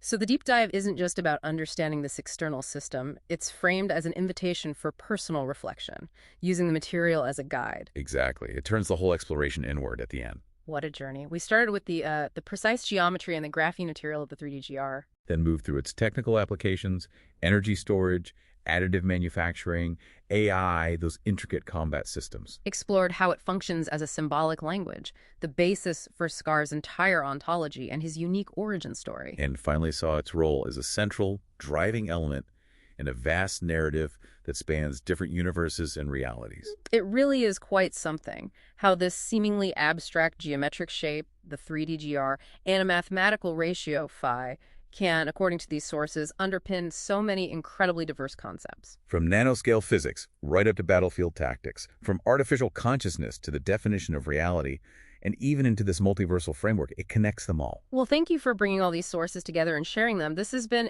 a truly unique deep dive. Absolutely. And perhaps, to leave you with a final thought, something stemming directly from this material. If fundamental shapes and ratios can encode information, meaning, and even structure reality itself within these complex fictional contexts, what might that suggest, if anything, about the relationship between geometry, information, and the physical universe that you actually inhabit? Welcome. We're doing a deep dive today into something that sounds, well, pretty geometric at first. the three-dimensional golden rhombus. Mm-hmm. But looking at these sources, it's clearly way more than just a shape. It seems like it's baked into the reality of this world we're exploring. Affects everything, right? From batteries to battles. Oh, absolutely. It really quite something. It shows how one kind of elegant structure can be the bedrock for a whole fictional universe. Its tech, its conflicts, even how the story unfolds. We've got details from, the nanoscale right up to philosophy, consciousness. Exactly. So our mission here is to unpack this 3DGR concept, figure out its structure, then see how that structure leads to all these different functions: tech, fighting, language. And how it drives the story and the big ideas in this very aegis universe. Yeah, think of this as your shortcut to understanding this whole system. Okay, so let's start right at the beginning.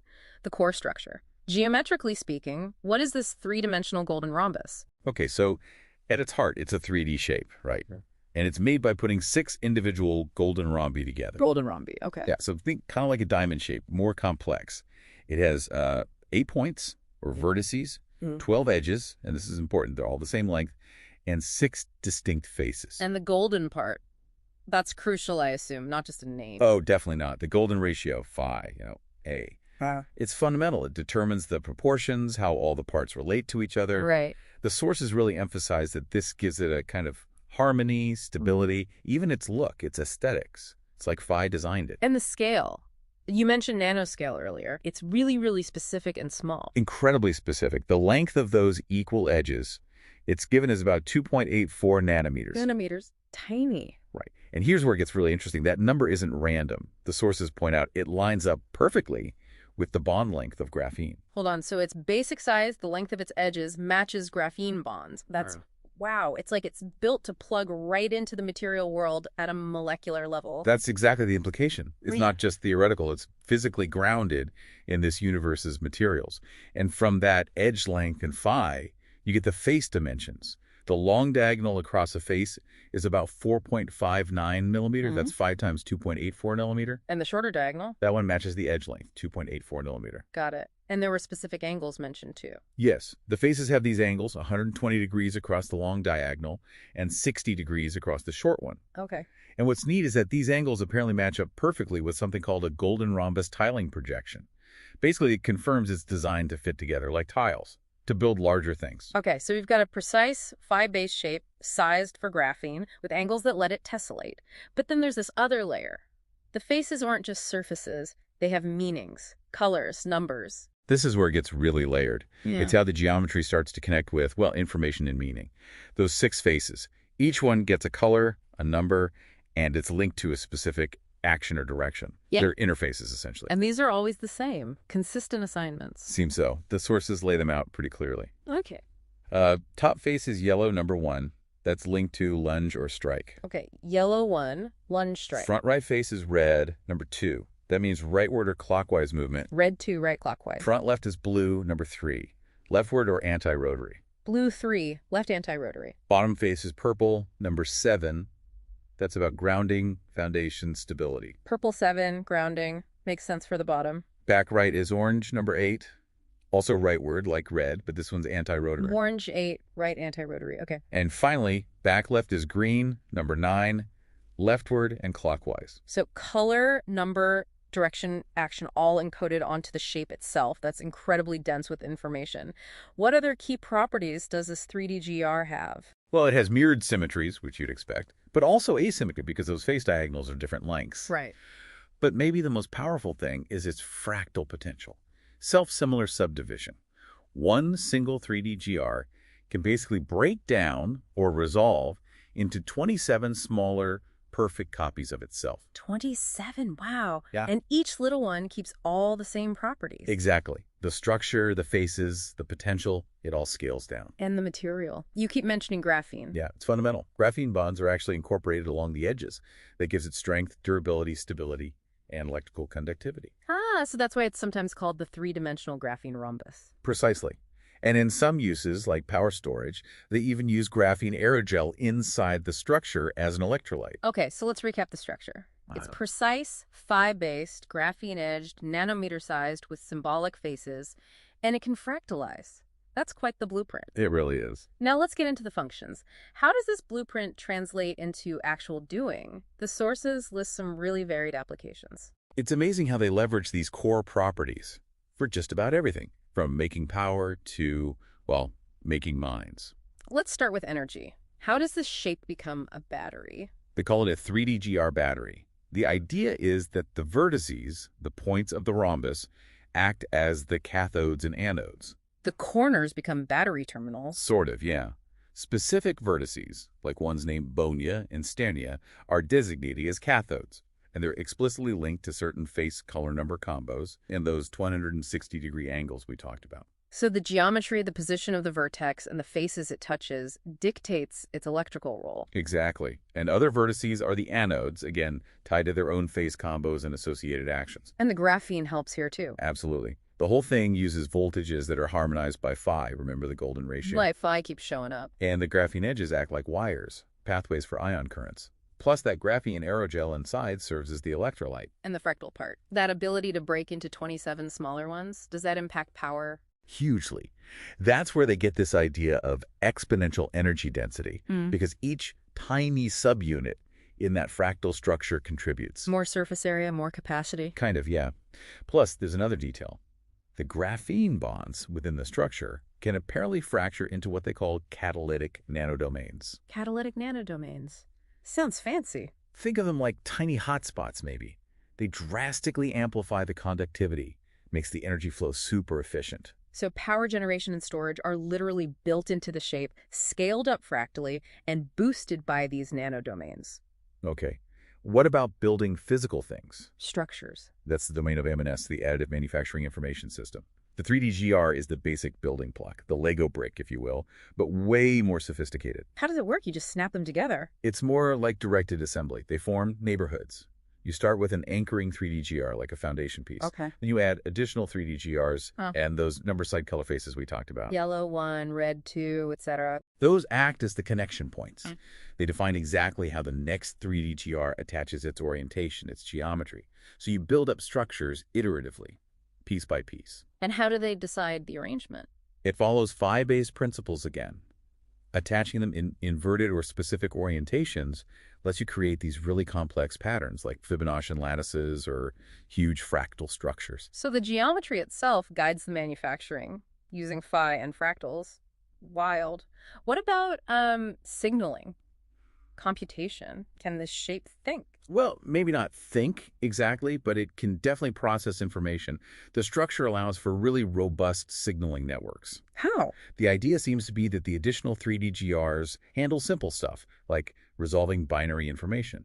Yes, no. Okay. While the main anchoring 3D-GR in a neighborhood acts more like a processor, it takes inputs and directs signals across the network of connected units. And this is the basis for the artificial citizens. Yes, it's fundamental to what they call machine units. Okay. These units have a specific layered structure. There's a central 3D-GR, the radiation core. Power source, maybe? Possibly.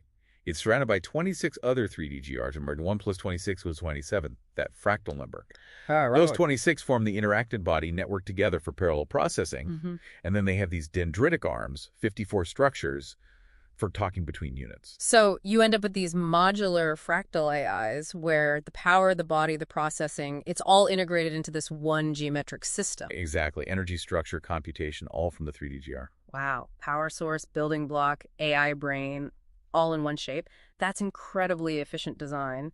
And the sources mention it's even used for weapons, combat. Yes, especially by Scar, the character who seems to be the architect of this whole system. His weapons are explicitly based on 3D-GR principles. Like what? His main weapons, the tempo and rhythm synchronic swords, they're described as 2x mirror edge 3D Durastos. They directly use those 6 face color number attributes for how they function. So the sword itself embodies those rules. Wow. Seems like it. And his other weapon, Scathe, a 3D-GR pommel grip blade arrow, using 5 attributes.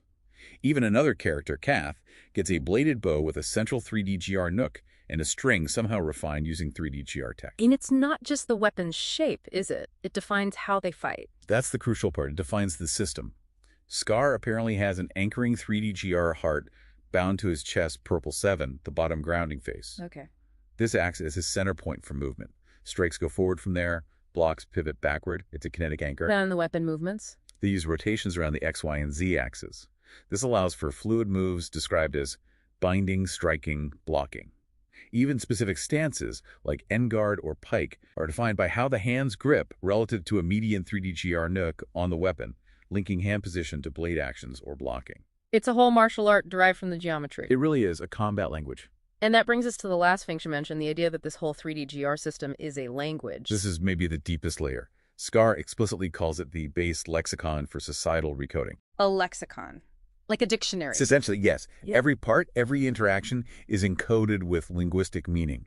Symbolism, those faces we keep coming back to, they aren't just sides, they're verbs, commands.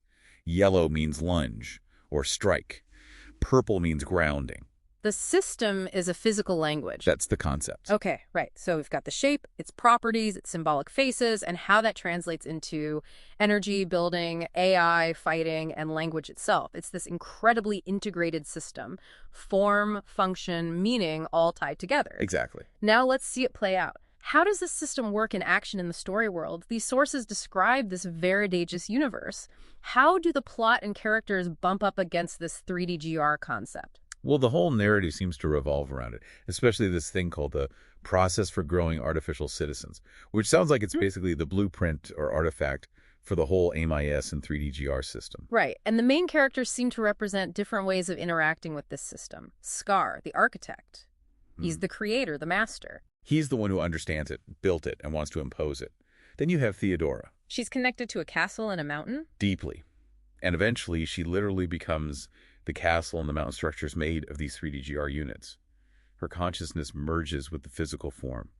She kind of embodies creation, the world built from this geometry, but also resistance against Scar. Okay. And then the rebels. Lucy, Halem, Neville. They find this process artifact. They find it, and trying to understand it, they break it into pieces, into fragments. And each fragment they hold relates to a specific part of the 3D-GR system's function. Like what? Lucy gets the part related to the machine unit's neural structure, the AI brain blueprint. Halem gets the graphene 3D-GR component, how to actually make the physical 3D-GR units, and Neville gets the additive manufacturing part, how to assemble them. But they're missing something crucial. They are. They lack the fragment that controls the signaling rules, how the units communicate and coordinate. And that missing piece is held by Jasper. Jasper, yes, the Raider Queen. And without those rules, the things the rebels try to build with their fragments are incomplete, dysfunctional, which apparently leads to problems, like these creatures called Merlocks appearing. So Jasper has the key communication protocol, and she's the antagonist, wants the power for herself. Exactly. She represents exploiting the system for destruction and control, not creation. She uses tech like 3D-GR signaling cannons and her own synchronic swords called Strand and Spiral. She apparently even sees the war itself as a kind of performance art, manipulating the system. And then there's Kath, a new artificial citizen. Created by Scar. She gets the bladed bow weapon. Her story seems to be about figuring out who she is, understanding the weapon and its 3D-GR roots, and eventually her path leads her to getting that missing signaling fragment from Jasper. And she learns partly through an encounter with a rainforest avatar. Yeah, described as seeing golden vines forming 3D-GR shapes. It's like nature itself understands or reflects this underlying geometric code. So how does the story actually show the 3D-GR in action beyond just being the tech the characters use? Well, those synchronic swords, they're used not just for fighting, but as a language, in combat dances. You see it in martial arts and clashes. The castle, Biofex tree, and the rainforest aren't just scenery. They're explicitly built from 3D-GR units. The process artifact fragments are literal blueprints for parts of the system. Right.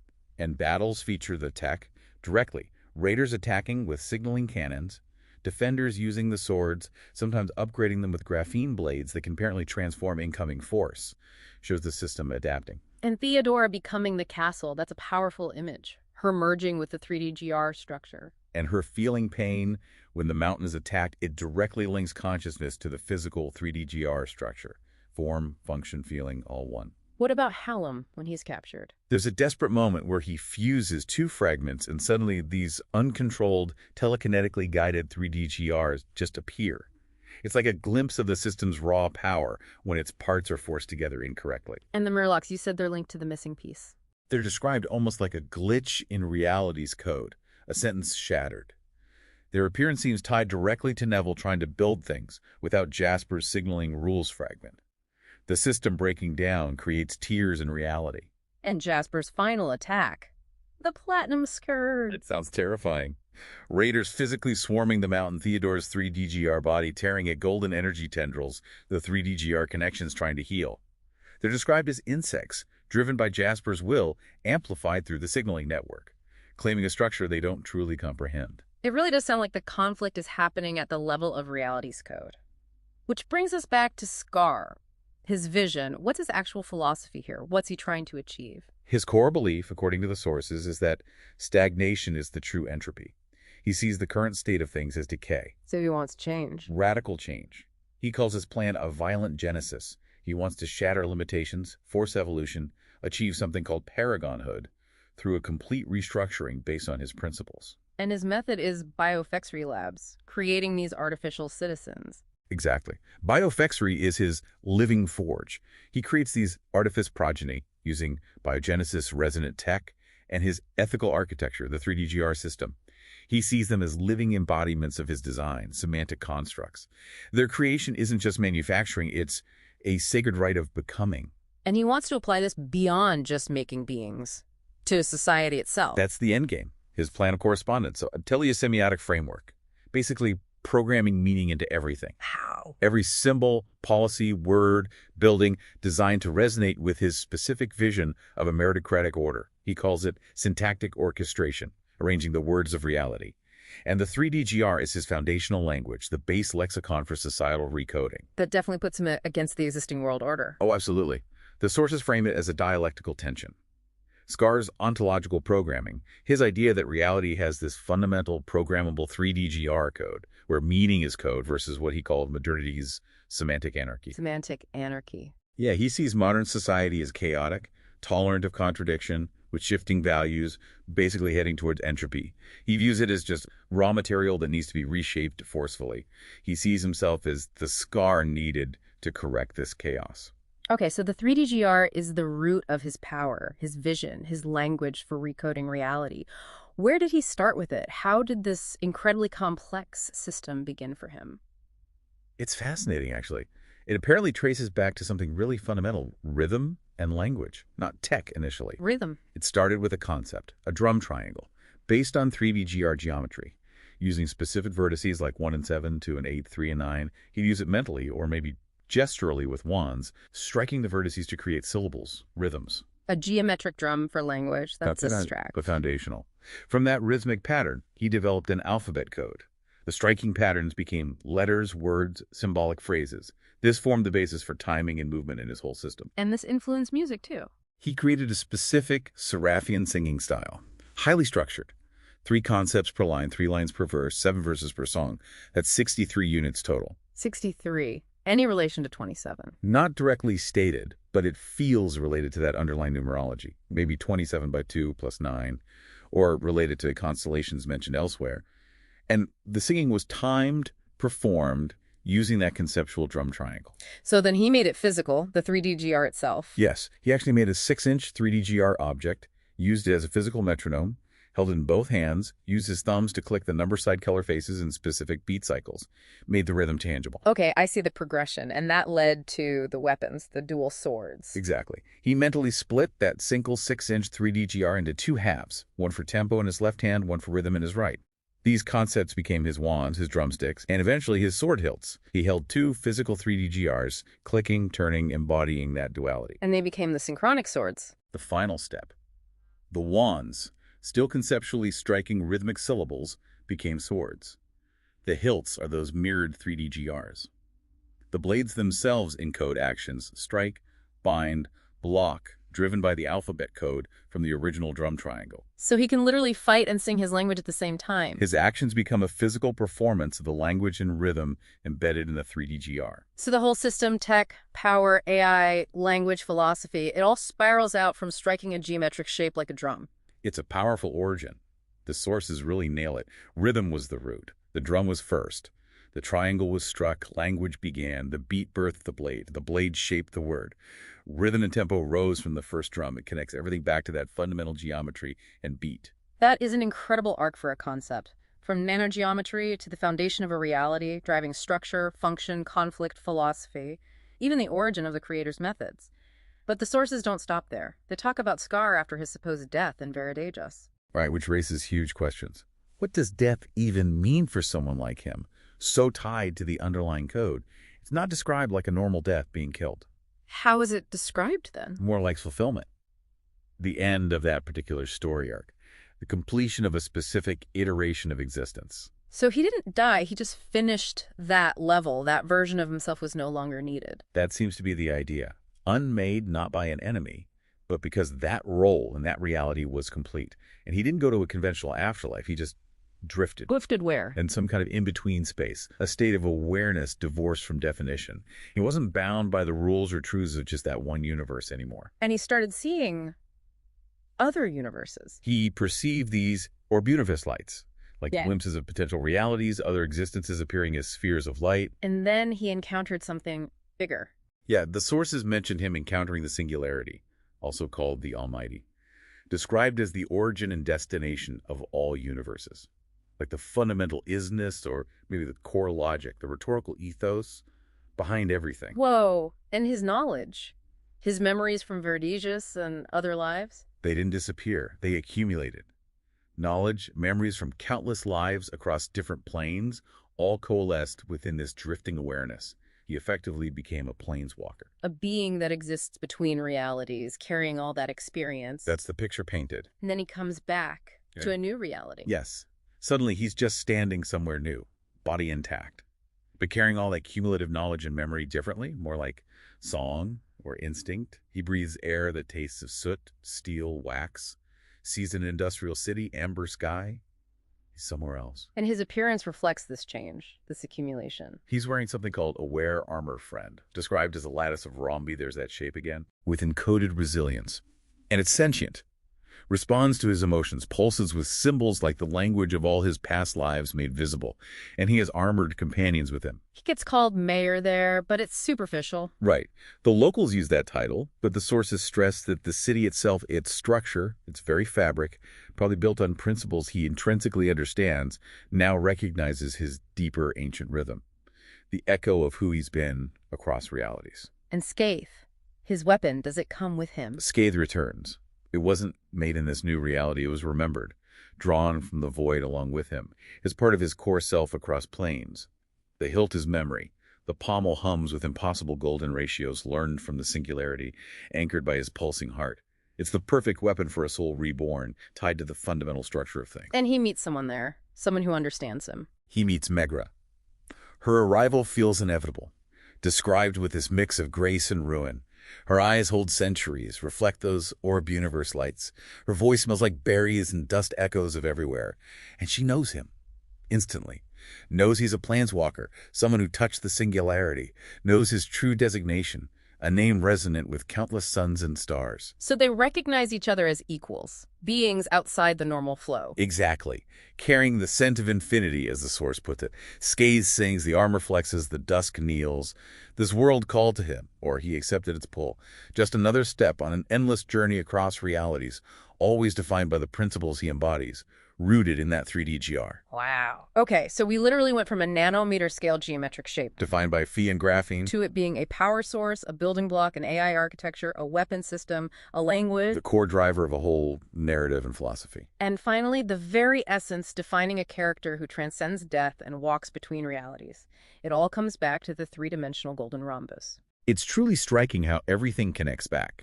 Structure, function, meaning, story, existence itself, all woven from this single geometric thread, the 3D GR. It's not just a shape in this world, it feels like it's the shape. The code reality runs on. And Scar the architect, he doesn't just see it as a tool, he sees it as the absolute truth, right? The geometry made real, meant to overwrite the chaos he perceives in the existing world, that semantic anarchy. Yeah, he views the 3D GR as the ultimate codex, the undeniable structure meant to impose order on what he sees as entropy. He truly believes reality can and should be recoded according to this lexicon. So thinking about this whole system, this idea that reality might be built on an underlying geometric semantic code that you could potentially manipulate, even rewrite. Scar wants to impose his single ordered language on everything. Considering that, what does it make you, the listener, think about structure and meaning in our own world? About the potential, or perhaps the danger, of trying to recode reality?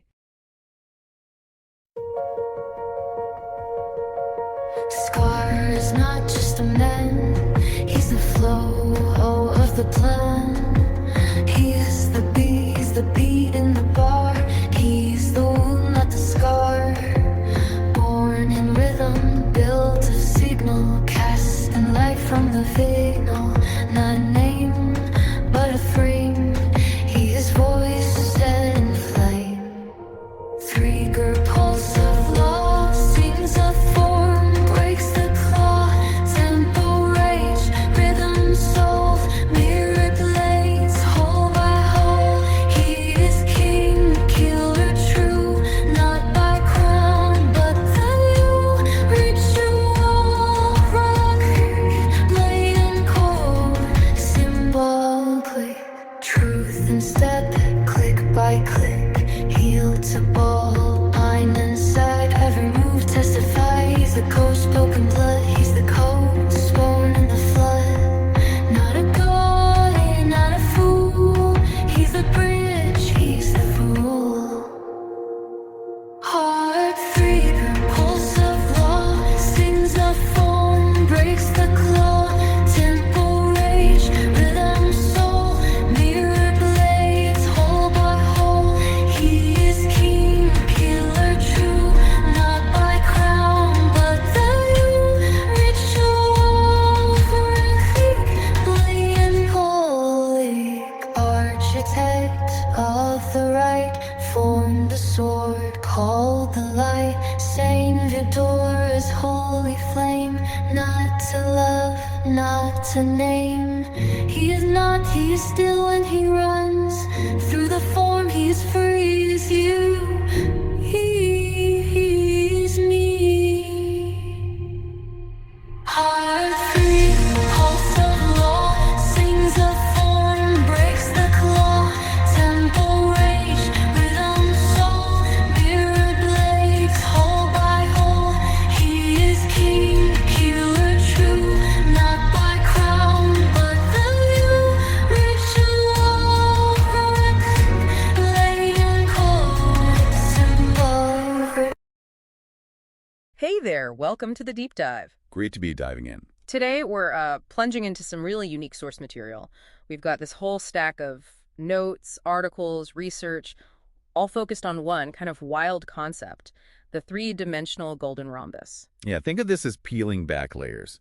It's an idea that, according to these sources, connects geometry, some pretty advanced tech, narrative, even fundamental philosophy. It's quite a mix. Right. We've got everything from its super precise dimensions and what it's supposedly made of to how it's used in energy, manufacturing, even weapons, language, AI. It's a lot to wrap your head around. Absolutely. And our mission here, like always, is to guide you through this material. We want to pull out the key insights and show you why this whole concept, well, it might just blow your mind a bit. Okay, let's do it. Let's unpack this thing. So starting right at the basics, what is this 3D golden rhombus or 3D GR? Fundamentally, it's a three-dimensional rhombus. You know, that diamond shape, but given volume, a volumetric shape. Okay, but it's not just one solid piece. You mentioned layers. Is it built from smaller parts? That's right, that's key. The sources say it's made of 6 individual flat golden rhombi. These are all interconnected in space in a very specific way. How's it defined, like, geometrically? Well, the descriptions give it 8 points, vertices, and 12 edges, all the same length, which is interesting. Then 6 faces, but these aren't just any faces. They're called number-side color faces. Each one is distinct. And the name golden rhombus, that's not just catchy, right? The golden ratio's involved. Oh, absolutely. Not just involved, it's integral. The golden ratio, physis, it guides the proportions, the relationships between all the elements. The sources claim this gives it, harmony, stability, even aesthetic qualities. Okay, number-side color faces. Tell me more about that. Sounds like they do more than just form the shape's surface. They really do. Each of the 6 faces has its own specific color, a unique number, and an associated symbolic action or direction. Like what? Can you give an example? Sure. So the top face is yellow, that's number 1, and it's linked to actions like lunge or strike. Then the bottom face is purple, number 7, and that's about grounding, foundation, stabilization. Wow. And it goes on like that. Front right is red, number 2 for rightward or clockwise. Front left blue, 3. Back right orange, 8. Back left green, 9. They all have these kinds of specific roles. So it's like a geometric blueprint with instructions built right onto its surfaces. That's very structured. Does it have symmetries? It does have mirrored symmetries, yeah. But because the diagonals on those rhombic faces aren't equal, it also has this inherent asymmetry built in. Let's talk size. You mentioned precision. Are there actual dimensions given in these notes? Yes, very specific. The side edge length is given as approximately 2.84 nanometers. Nanometers, that's tiny. Exactly. And what's really fascinating, kind of a hint towards the materials involved, is that this dimension, 2.84 millimeter, it lines up almost perfectly with the bond length of graphene. Ah, okay, so the material isn't just layered on, it's tied to the fundamental size. It seems like it. Advanced materials are key. These sources keep mentioning graphene bonds, strategically put along those edges. And that's for strength. Strength, yes, exceptional strength and durability, stability, but also, crucially, electrical conductivity. What about the faces themselves? Dimensions there. Yep, the rhombic faces have precise diagonals, a major diagonal that's 5 times that 2.84 millimeter length, and a minor diagonal that's just 2.84 millimeter. Okay. And the angles are specific too. Sure. 120 degrees opposite the long diagonal, 60 degrees opposite the short one. And you mentioned something about fractals earlier. Right. It apparently has this capacity for self-similar fractal subdivision. Yeah. A single 3D GR can be resolved into 27 smaller identical 3D GRs. Okay, so recap. We have this precisely defined golden ratio infused nanoscale fractal structure, specific attributes on its faces reinforced with graphene. What about other materials? You mentioned graphene aerogel sometimes. Exactly. That pops up in certain applications, particularly the 3D GR battery we'll probably get into. Yeah. In that context, graphene aerogel is used as this incredibly light, high-density electrolyte. It helps ions move around efficiently inside. Okay, so we have the object itself laid out. Now, the big question. What can you actually do with it, according to these sources? Let's maybe start big. Energy. Definitely a major application. Yeah. The sources describe something called the 3D GR battery, and they don't hold back on the description, calling it a geometric symphony of charge and potential. Geometric symphony. Okay, tell me more. How does a shape become a battery? It's all about how the geometry is used. Those 8 vertices, the points, they're divided up to become electrodes. 2 of them act as cathodes, and the other 6 are anodes. Cathodes and anodes, standard battery stuff, but geometrically arranged. Pretty much. The cathodes have names. Bonia and sternia. Bonia is described as channeling radiative energy. It's linked to specific faces like the yellow top, green back left, orange back right. And its function relates to that 120-degree major diagonal. And Sterion is the grounding point, linked to the purple bottom, red front right, blue front left faces, and the 60-degree minor diagonal. And get this, they supposedly pulse with voltages harmonized to phi, the golden ratio. Wild. Okay, what about the 6 anodes? They form what the sources call a Fibonaccian constellation across the other vertices. They also have names: Warrior, Verdant, Ember, Pirate, Shift, Ocean, each linked to specific faith combos and actions like Strike or Foundation. And they do different jobs. Yeah, different roles like being kinetic ion reservoirs, amplifying charge density, handling high-frequency discharge, stabilization, deep cycle retention. It's very detailed. So the shape itself is the functional architecture. Exactly. Those graphene-bonded edges handle the ion currents. The specific lengths, the 2.84 millimeter edge and the phi-scale diagonals, they supposedly create these quantum wells for storing ions. Even the angles, the 120 and 60 degrees, are said to generate torsional fields, helping electrons move. It sounds incredibly integrated. Is the battery also fractal like the base 3D GR? Yes, and that's apparently key to its power. The sources talk about exponential energy density because of this fractal architecture. It subdivides into 27 self-similar 3D GRs, each a mini battery. Wow. And there's this other detail: when it's stressed, the graphene bonds can fracture into these tiny catalytic nanodomains that actually boost conductivity. And the aerogel's nanopores help orchestrate ion vortices. They call it a living battery. A living battery. That's quite a concept. Okay, beyond energy, what else can this shape do? You mentioned manufacturing. Right, it's described as fundamental to additive manufacturing and structural creation. It's the core of something called the Additive Manufacturing Information System, or AMA. AMA-S. How does a shape run a manufacturing system? Well, the 3D GR provides the systematic framework, the rules, and the building blocks. Structures are built by connecting 3D GRs together in what they call neighborhoods. Neighborhoods. Yeah, typically you have an anchoring 3D GR, kind of the starting point, and then additional 3D GRs or other elements like the synchronic swords we might get to are attached to it. And those number side color faces must be important here. Absolutely crucial. They act as the specific binding points, defining the geometric orientation between pieces. You build complex things like Fibonacci lattices or fractal structures by iteratively attaching more 3D GRs, maybe inverted or oriented in specific ways, all following these phi-based rules encoded in the faces. So it's like a universal programmable Lego brick with built-in instructions. That's a pretty good analogy, yeah. And it's not just for physical stuff. The system also enables robust signaling and computation. This leads directly to the idea of creating artificial citizenry. Artificial citizenry. Okay, hold on. How do you get from geometry and signaling to, well, artificial people? The network of 3D GRs can process information. Like additional 3D GRs can resolve binary inputs. An anchoring 3D GR processes inputs and generates signals that travel across these interconnected neighborhoods, forming adaptive information networks. Okay, information networks. And for the artificial citizens themselves, the sources describe them being built from specific arrangements called machine units. Machine unit. Yeah, these have a specific layered architecture. There's a radiation core that's a central 3D GR surrounded by 26 others. It emits computational output as radiation. Then the surrounding 26 form the interactant body for parallel processing. And then there are 54 dendritic arms for receiving signals for communication between units. That is incredibly specific, almost biological sounding. It really is. The overall idea presented is that this synergy, the 3D GR energy source, the AMIS assembly rules, the signaling, the machine unit intelligence, it all results in these modular, fractal-based artificial citizens.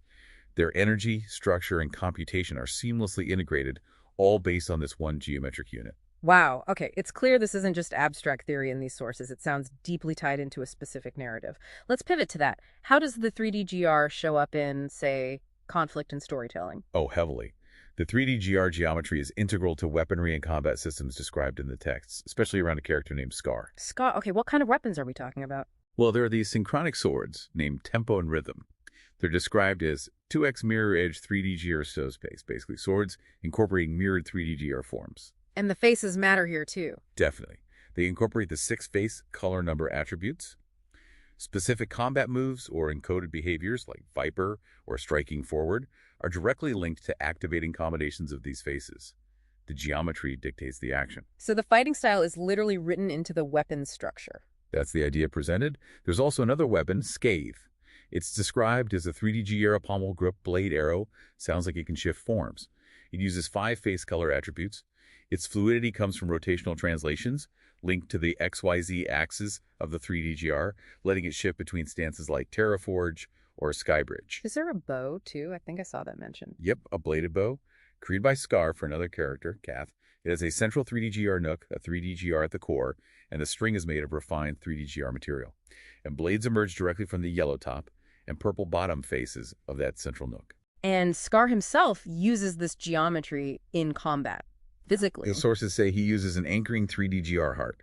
It's bound to his chest, specifically the purple 7 bottom face position. It acts as a fixed anchor point for his kinetics. Strikes extend forward from it, blocks move backward. It grounds his whole fighting style geometrically. It really sounds like there's an entire martial art based purely on this shape. There is. It's called swordplay. It involves coordinated right-hand, left-hand actions, plus specific footwork strike, bind, block.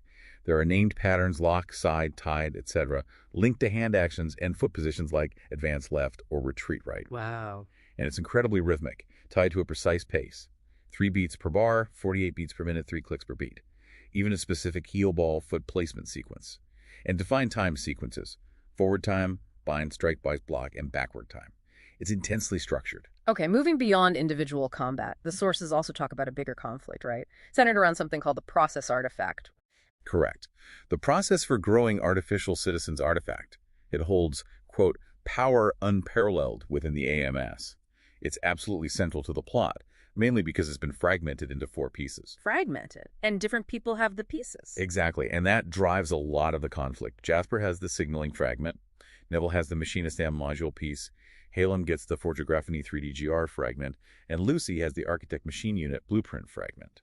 The struggle to reunite these, or control them, is key. So the characters themselves kind of embody different functional parts of this whole 3D GR system.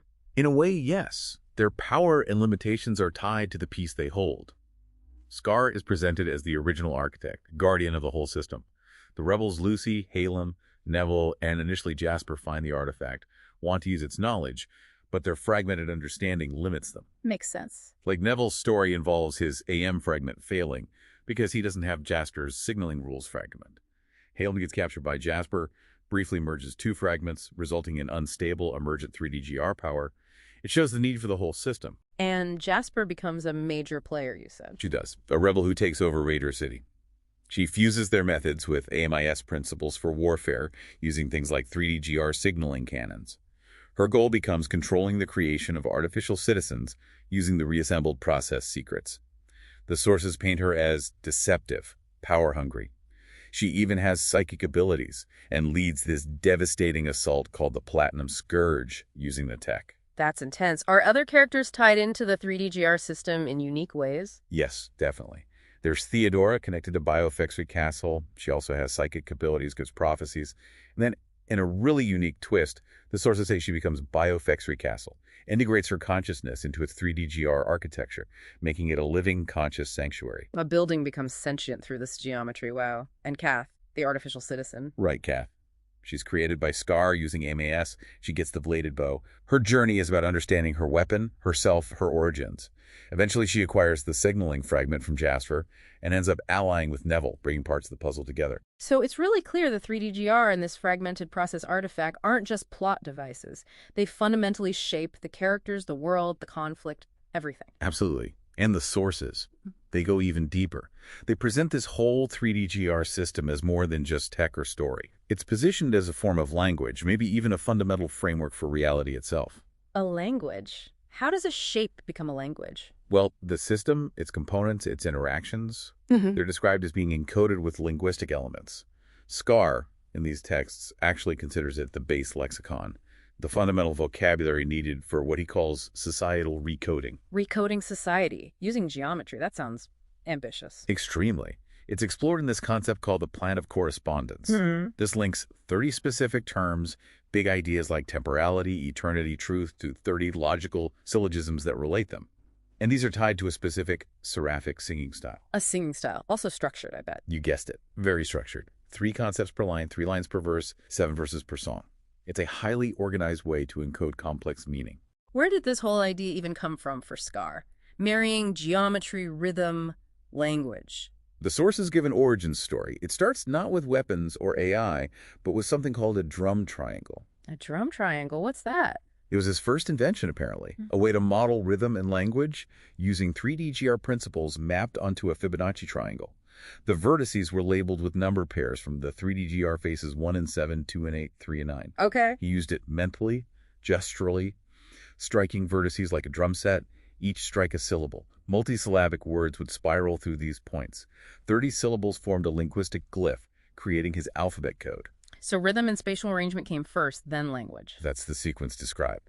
The Seraphian singing style came from this, initially timed by the drum triangle.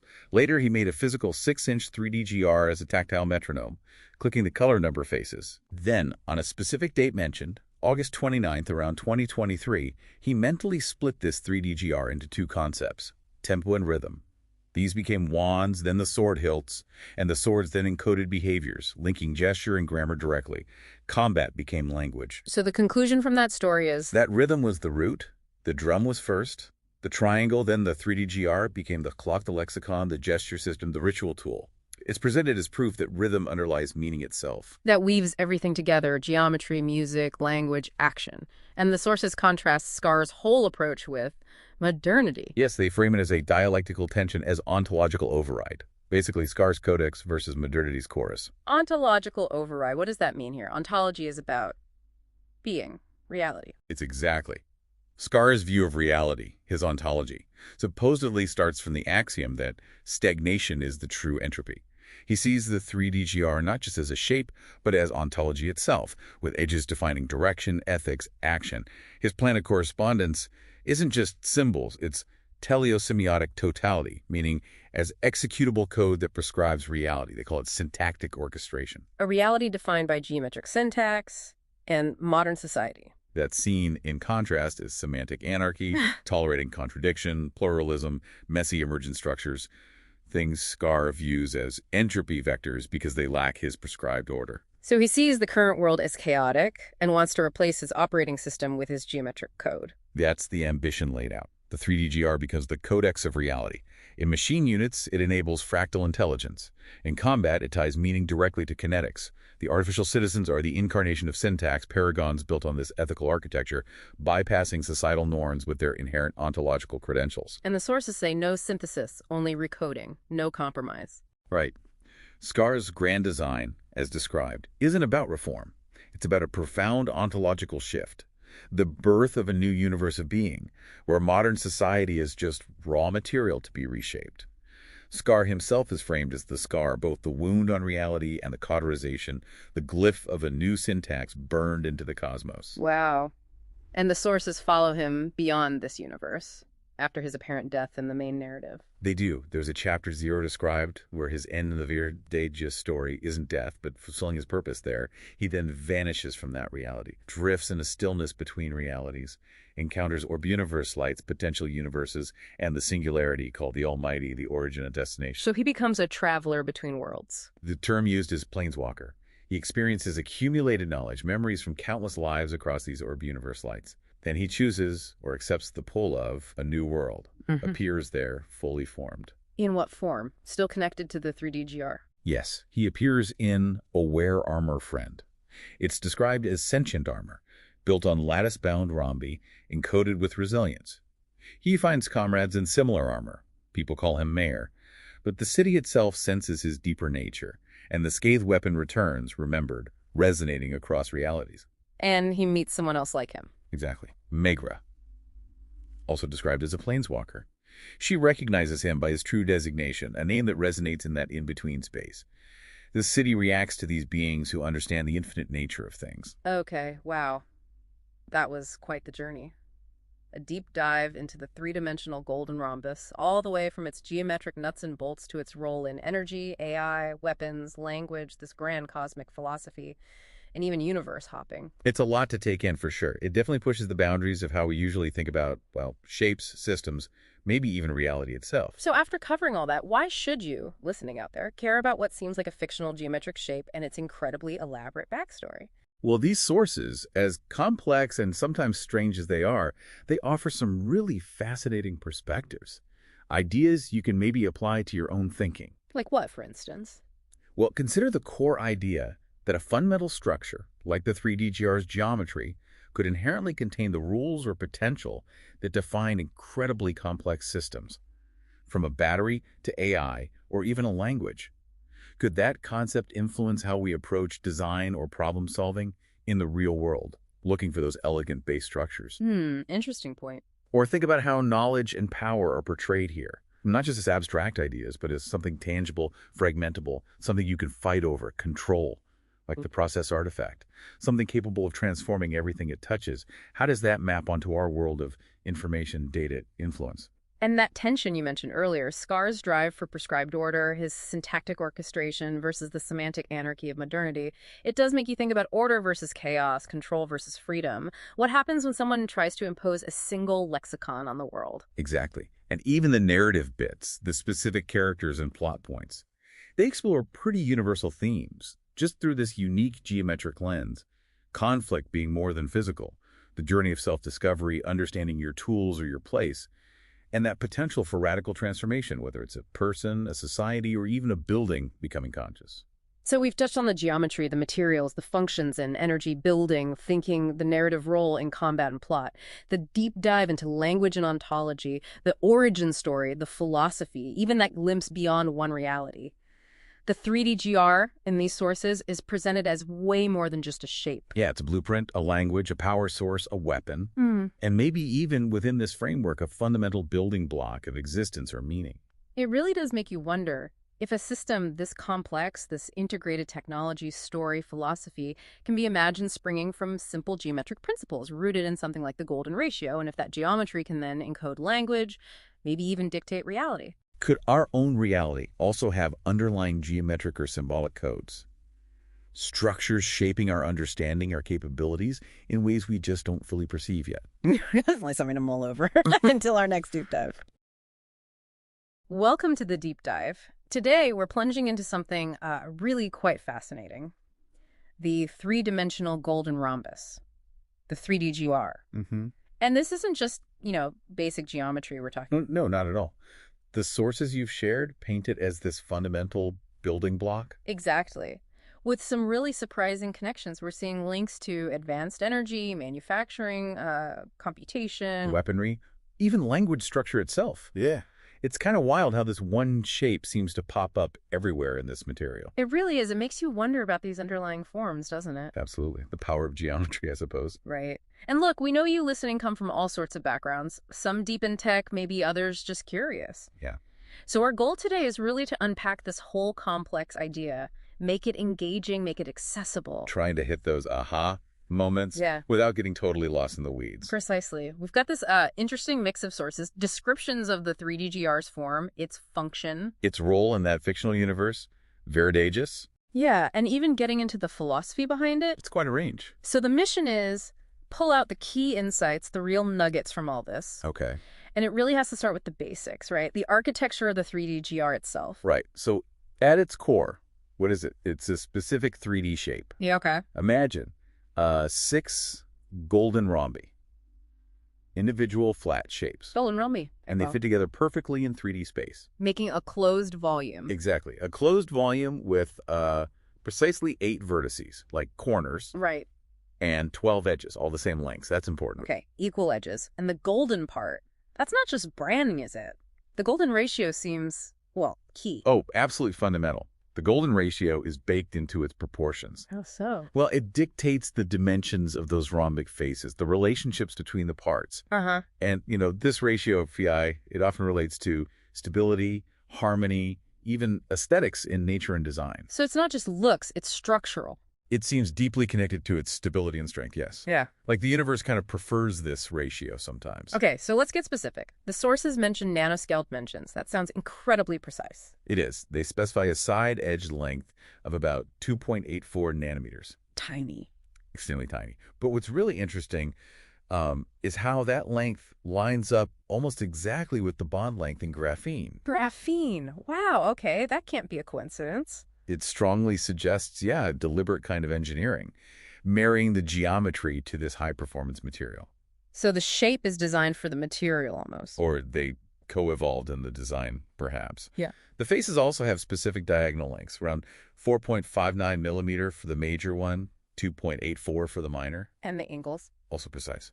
120 degrees and 60 degrees on those rhombic faces, opposite the long and short diagonals, respectively. So everything is very, very defined. Yeah. Very intentional. It seems that way, yes. Yeah. Down to the atomic scale, potentially. And it gets even more layered. Each of the 6 faces isn't just a face, right? It has an identity. That's a crucial aspect. Right. This is where it goes beyond just shape. Right. Each face has a color, a number, and even an associated action or direction. Okay, break that down for us. So you've got the top face, yellow number 1, action, lunge or strike. Lunge strike, right. Red, number 2, direction. Rightward, clockwise. Uh-huh. Front left, blue. Number 3, leftward, anti-rotary. Okay, opposite direction, opposite rotation. Makes sense. Then the bottom, purple number 7, action, grounding foundation stabilization. Ah, purple 7 for grounding. Got it. Back right, orange, 8, rightward, anti-rotary. Okay. And finally back left, green, 9, leftward, clockwise. It's like a built-in instruction set on each face. Exactly. Each face acts like a specific command or attribute within the system. Fascinating. Yeah. And symmetry, what about its structural properties like that? And breaking it down. It has symmetries, yes. Mirrored symmetries, but also some asymmetry because the diagonals aren't equal. Right, the long and short diagonals. But maybe even more important for how it's used is its fractal nature. Fractal. How so? A single 3D GR can apparently be subdivided into 27 smaller, identical 3D GRs. 27. Wow. Yeah. And this self-similarity, this fractal aspect, it's not just neat geometry. No, it implies, what, scalability. Scalability, exactly. And maybe systems that maintain their core properties, whether they're big or small. That's powerful for engineering. Hugely powerful. Okay, so we have this incredibly precise, coded geometric form. What's it made of? You mentioned graphene. Yes, advanced materials are absolutely central to its function, it seems. How is the graphene incorporated? The sources mention graphene bonds being strategically placed along the edges, Okay. leveraging graphene's amazing strength, Mhm. its durability, stability, and, of course, electrical conductivity. So it reinforces the structure and makes it conductive. Right. It enhances the whole thing. And in some applications, like the 3DGR battery, Yes, the battery. they mention graphene aerogel being used. Aerogel, what does that do? It's described as a high-density electrolyte. So basically, it would help ions move around really efficiently inside the battery. Faster charging, maybe? Better performance? Potentially, yes. Faster charge, discharge, higher power density, that kind of thing. So it's this fusion. Nanoscale materials science meets this very specific geometry. A deliberate design, it seems, optimizing for strength, conductivity, energy efficiency. Built right into the shape. Okay, that's a key insight. Let's dive into these functions then. Starting with energy, that 3DGR battery sounds revolutionary. The description suggests, a very organized system. The geometry itself dictates how energy is stored and released. How does that work? It mentions vertices being bifurcated. Right, bifurcated just meaning split into two groups here. The 8 vertices are divided into cathodes and anodes. Okay. 2 vertices, called bound and stern, act as these sacred cathodes. Sacred. Interesting term. Yeah, and each cathode is linked to a specific trio of those number-side color phases. Yellow, green, orange for one, purple, red, blue for the other. Suggesting different roles or polarities. Possibly distinct energetic functions, yes. And the anodes, they're not just randomly placed either, are they? There's talk of a Fibonacci constellation. Exactly. The 6 anodes form this constellation. Okay, Fibonacci sequence, that's the 1, 1, 2, 3, 5 pattern, right? Shows up in nature. That's the one. Sunflowers, shells, branching patterns. Here, it seems to imply an efficient arrangement or distribution. So the anodes are arranged according to Fibonacci principles. It seems so. Each anode even has a unique name: warrior, verdant, ember, pirate, shift, ocean. Wow. And each one is defined by its own unique set of 3 number-side color faces and their actions. So it's incredibly specific. Highly specific. The text calls it a geometric symphony of charge and potential. A symphony. Nice. Hmm. Suggests harmony and optimized flow. That seems to be the idea, yeah. Using that mathematical principle for energy flow. Okay, from energy storage to actually building things. Additive manufacturing. Right. AMIS. Right. Additive manufacturing information system. How does the 3DGR fit into building structures? It seems to be the fundamental unit, the basic building block for AMIs. Like a Lego brick, but way more complex. Kind of, yeah. You have these neighborhoods of 3DGRs, Yeah. usually a central anchoring one, Okay, the anchor. and then additional 3DGRs attached to it.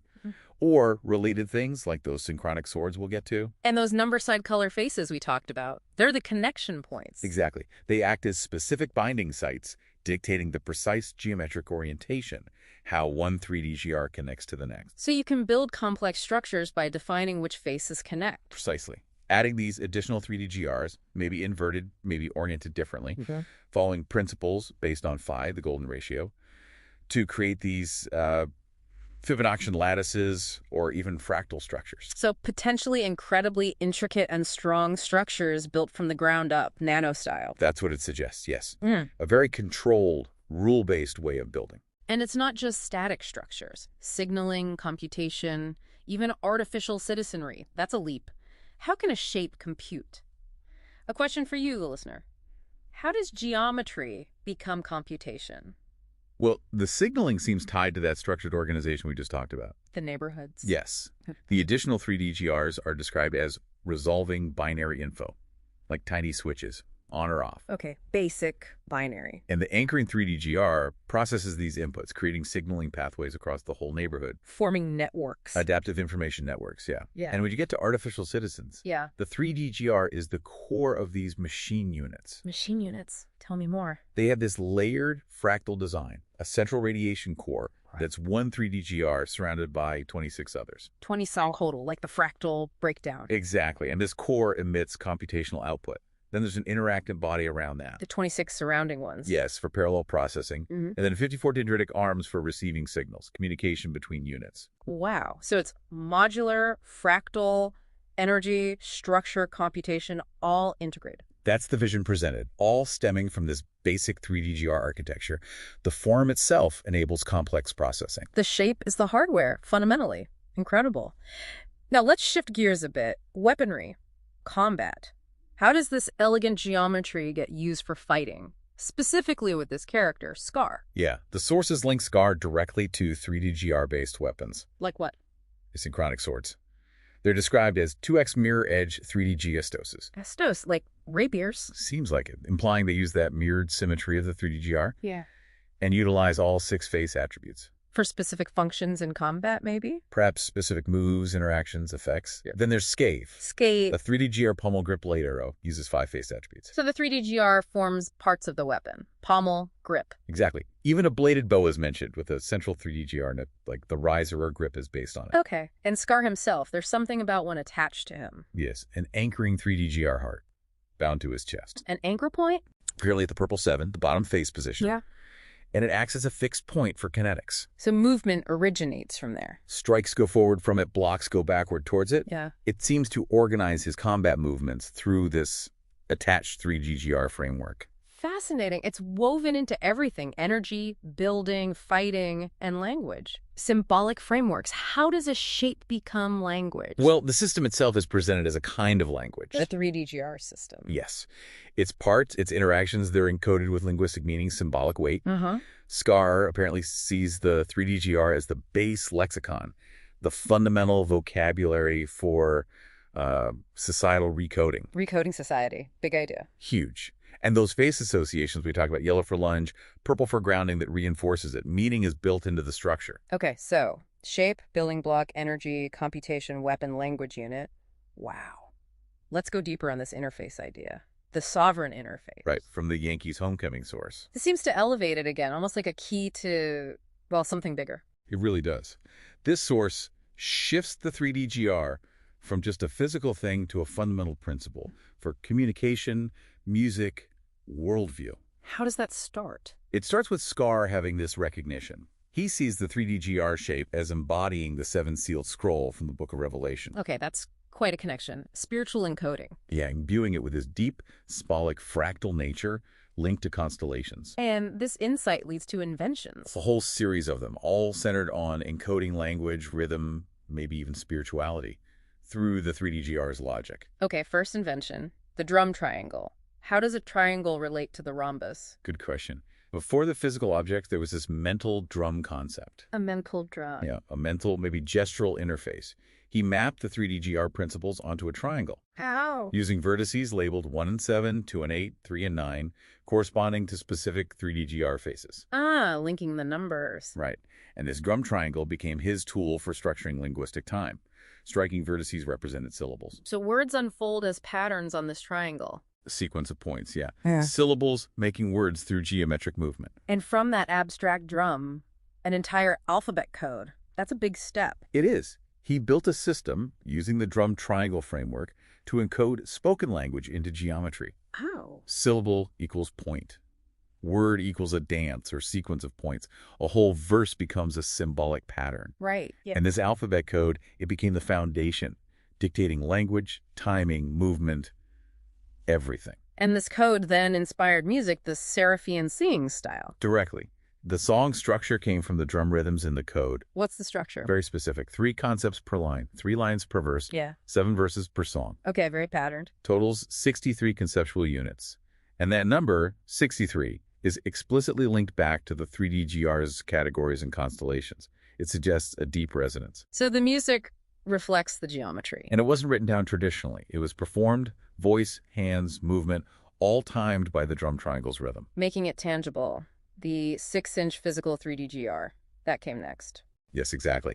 To make the rhythm concrete, he crafted this physical 3D-GR, 6-inch edge length. As a metronome. A tactile metronome, yeah. Clicking the colored numbered faces with the thumbs in beat cycles. Like a physical clock for speech. Externalizing that mental drum into a tool you could hold. And then the bifurcation. Splitting it in two. Why? That seems a key moment, around August 2023.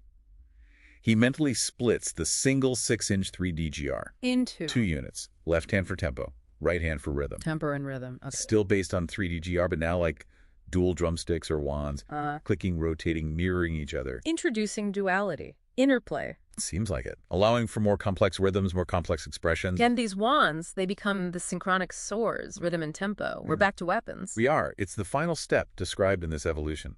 Those rhythmic wands are conceptualized as swords. How? The hilts are mirrored 3D-GRs, direct link. Okay. And the blades have encoded behaviors, strike, bind, block, all driven by that alphabet code. So he can sing and fight simultaneously. That's the idea. Each verse of the song corresponds to dueling actions. each syllable a specific strike or parry. Wow. Language, rhythm, combat, all integrated. A remarkable synthesis of seemingly separate domains. So that progression, mental drum to language code to music to physical metronome to dual wands to swords. Yeah. It really makes the 3DGR, that sovereign interface, the source calls it, a key to unlock all these applications. It absolutely underscores that idea. Rhythm and structure as fundamental to meaning and expression manifested through the 3DGR architecture. Incredible. Okay, let's dig into the really deep stuff now. The philosophy. Scar's ontology, the 3DGR as a codex. Right, drawing from the dialectical tension as ontological override source. This feels like the core of his whole worldview. It seems to lay out his fundamental belief, his axiom. Stagnation is the true entropy. Stagnation is entropy, okay. And from that, his whole understanding of reality, his ontology, unfolds. And the 3DGR isn't just a shape in this view. No, it's described as ontology with edges, meaning its faces encode fundamental aspects of existence. Ethics, direction, action, all unified in this one symbolic object. And his plan of correspondence, using it as a societal blueprint. Exactly. He intends the 3DGR to be the foundational lexicon for recoding everything. Knowledge, ethics, aesthetics. Into what? Into a kind of executable code. A teleosemiotic totality. Okay. Sounds complex. Break that down. Basically, a system where meaning and purpose are woven into the very structure and function of reality. Like a pre-programmed existence based on 3DGR logic. Meaning embedded in how things are. Not just represented, but embedded, yes. And he contrasts this with modernity as semantic anarchy. Yes. He sees our current world with its contradictions, its pluralism, shifting values, a semantic erosion, entropy vectors leading to disorder. Lacking that unifying foundation he sees in the 3DGR. Precisely. So for Scar, the 3DGR is the codex for reality. And this isn't just metaphor, right? It applies practically to the machine units. Exactly. The source stresses its role in organizing energy, structure, intelligence in those fractal machine units. And combat, too. Yes, the edges, the angles of the 3DGR encode combat actions, directly linking semiotic symbols to kinetics motion. Meaning and action are one through the geometry. That's the concept. And the artificial citizens. They're living embodiments of this. Yes. His bioeffects aims to synthesize paragonhood. Paragonhood. Beings created via biogenesis tech and this defined 3DGR-based ethical architecture. Living examples of his grand design. Intelligent, ethical, harmonious, semantic constructs made real. That seems to be the goal, yes. This whole vision, it sounds very structured, maybe even prescriptive. It certainly proposes a specific order. Scar's goal isn't just reform, it's an ontological shift. A new reality. The birth of a new universe of being based on the 3DGR. He sees modernity as just raw material for this recoding. Recoding, not synthesizing. Emphasizing restructuring reality at its core. The source ends by calling Star himself a Scar. A Scar. Both a mark of the past and a corrective intervention. A new syntax imposed on existence. Wow. So the 3DGR, it's way more than a shape, and it's the key to reality itself. Okay, let's try and wrap our heads around all this. That was a lot. It really was. But what stands out is just how multifaceted this 3DGR concept is in these sources. Yeah. You have the precise geometry, the golden ratio kinetics. Integration with materials like graphene. Right. And then this incredibly diverse range of applications. Energy storage, the battery. Additive manufacturing framework. Signaling, computation, AI. Weaponry. And then extending into language, music, philosophy. Yeah, acting as that sovereign interface for encoding meaning, structuring reality within Scar's whole ontological system. So for you listening, we hope this deep dive has been, well, a useful shortcut through a pretty complex topic. Yeah, trying to connect the dots, highlight those surprising links. Those aha moments, hopefully, without getting too bogged down in the jargon. And what's really provocative, I think, is that underlying idea of a unified system. How so? Well, if one geometric form can be conceived as this foundational language for everything from energy to manufacturing to computation to expression, Yeah. it makes you wonder, doesn't it? What other disparate fields, things that seem totally unrelated, could potentially benefit from some kind of unified, geometrically encoded lexicon? What if form could dictate function and meaning universally? Think about those implications. A system where the shape of something inherently defines what it does and what it means. Definitely something profound to mull over. Thank you so much for joining us on this deep dive into the three-dimensional golden rhombus. Yeah, fascinating stuff. If this sparked your interest, we really encourage you check out the user-provided sources. There's a lot more detail there. For sure. Until our next deep dive, keep exploring. Okay, Dylan, you share these fascinating sources with us, this whole stack of materials exploring something, well, pretty mind-bending. Yeah, it's quite a collection. What if I told you there's maybe a single geometric shape that, according to all this, isn't just a form, but potentially like the fundamental key? The key to understanding everything. From advanced energy storage to, I don't know, consciousness, Mm-hmm. even reality itself. Mm-hmm. That's the wild territory we're diving into today. That's right. These sources, they really revolve around this unique geometric thing called the three-dimensional golden rhombus, or 3DGR for short. Yeah, DGR, got it. And central to this isn't just the shape, but its inventor, this figure named Scar. Ah, Scar. And the material presents him with incredible depth. Sometimes he's like a messiah figure, Okay. yet also someone willing apparently to be a demagogue. Ultimately, he's positioned as like an architect of reality itself. An architect. Yeah. Wow. So our mission here is basically to navigate this material, pull out the core ideas, the surprising connections, Yeah, between things that seem totally unrelated. and this overarching grand design that Scar apparently orchestrates. It's kind of a shortcut through a really dense forest of information you've given us. It truly is. We'll be moving from, the nanoscale precision of this geometry. It's Right. up through physics, engineering, AI. Then it twists into philosophy, combat. Not bad. Yeah, and ultimately, concepts as huge as planeswalking and the very definition of, well, identity. It's a journey where geometry meets ontology. Okay. So with something this massive, where do you even begin? Yeah. The sources themselves seem to give a starting point, right? Grounding it in something concrete. Yeah, like a battery. A battery, okay. An advanced one, I'm guessing? Precisely. The initial anchor for understanding the 3DGR is its description as this novel energy storage architecture, the three-dimensional golden rhombus battery. And the geometry is absolutely critical here, isn't it? What does this shape actually look like according to the sources? Okay, so think of 6 golden rhombi, all interlocked. A rhombus, 4 equal sides. Right. But the crucial part here is the golden aspect. Their diagonals have this ratio tied to the golden ratio, phi. Phi, okay. The famous one. Yeah. And this forms a volumetric scaffold. It's got 8 vertices, 12 equal edges. And the sources really emphasize a very specific size for those edges, almost microscopic. Exactly. An edge length of 2.84 nanometers. Nanometers. Tiny. And the detail is key because it aligns perfectly with the bond length of graphene, Ah, graph. which is explicitly integrated into the structure, both for rigidity and electrical conductivity. So the geometry isn't just random. It's designed to mesh with materials at a fundamental level. And the golden ratio isn't just a pretty number here. No, definitely not. It dictates the proportions. The major diagonal of each rhombus face is 5 times that 2.84 millimeter edge length, Okay. while the minor diagonal is the 2.84 millimeter edge length. And the face angles are fixed too, 120 and 60 degrees. It's a very precise, specific form. Now here's where the sources get really interesting, I thought. Each of those 6 faces isn't just a surface. It's encoded with a number-color action combo. Yes, that's fundamental. The sources state this encoding directly links the geometry to its intended function, or maybe behavior. So give me some examples. Okay, yellow 1 is lunge strike, red 2 is clockwise rotation, blue 3 is anti-rotary, purple 7 is ground stabilize, orange 8, another anti-rotary, and green 9 is clockwise again. Wow. And this encoding, it's not just symbolic labeling, it's presented as integral to how the shape functions later on, especially in other applications. Okay, and beyond graphene for the structure, the sources mention graphene aerogel. Yes, as the electrolyte. Okay, what does that do? It enables rapid ionic transport, which is crucial for battery performance, right? Fast charging, all that. Makes sense. The electrochemical setup is also detailed. Specific vertices are cathodes. They're even named bonia and sternia. Bonia and sternia. Like a ship? Seems like it, yeah. And others are anodes, arranged in what they call Fibonaccian triads. Warrior, verdant, ember, pirate, shift, ocean. The names themselves sound symbolic. They definitely seem to carry weight, yeah. And the claimed performance benefits.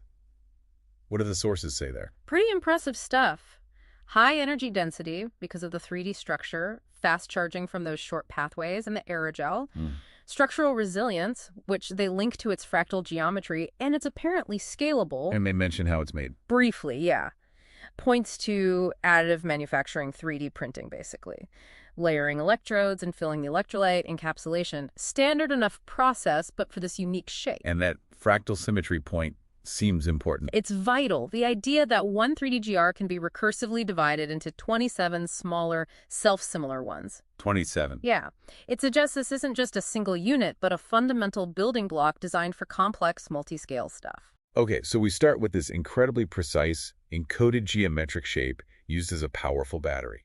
But these sources, they quickly reveal its use goes way beyond just energy storage. Oh, absolutely. It's presented as like a fundamental unit for creation itself. Exactly. The 3D-GR isn't just holding energy, it's described as the core component for building complex systems. Information systems, computational ones. Which brings us to this additive manufacturing information system, or AMIs. How does a 3D-GR fit into that?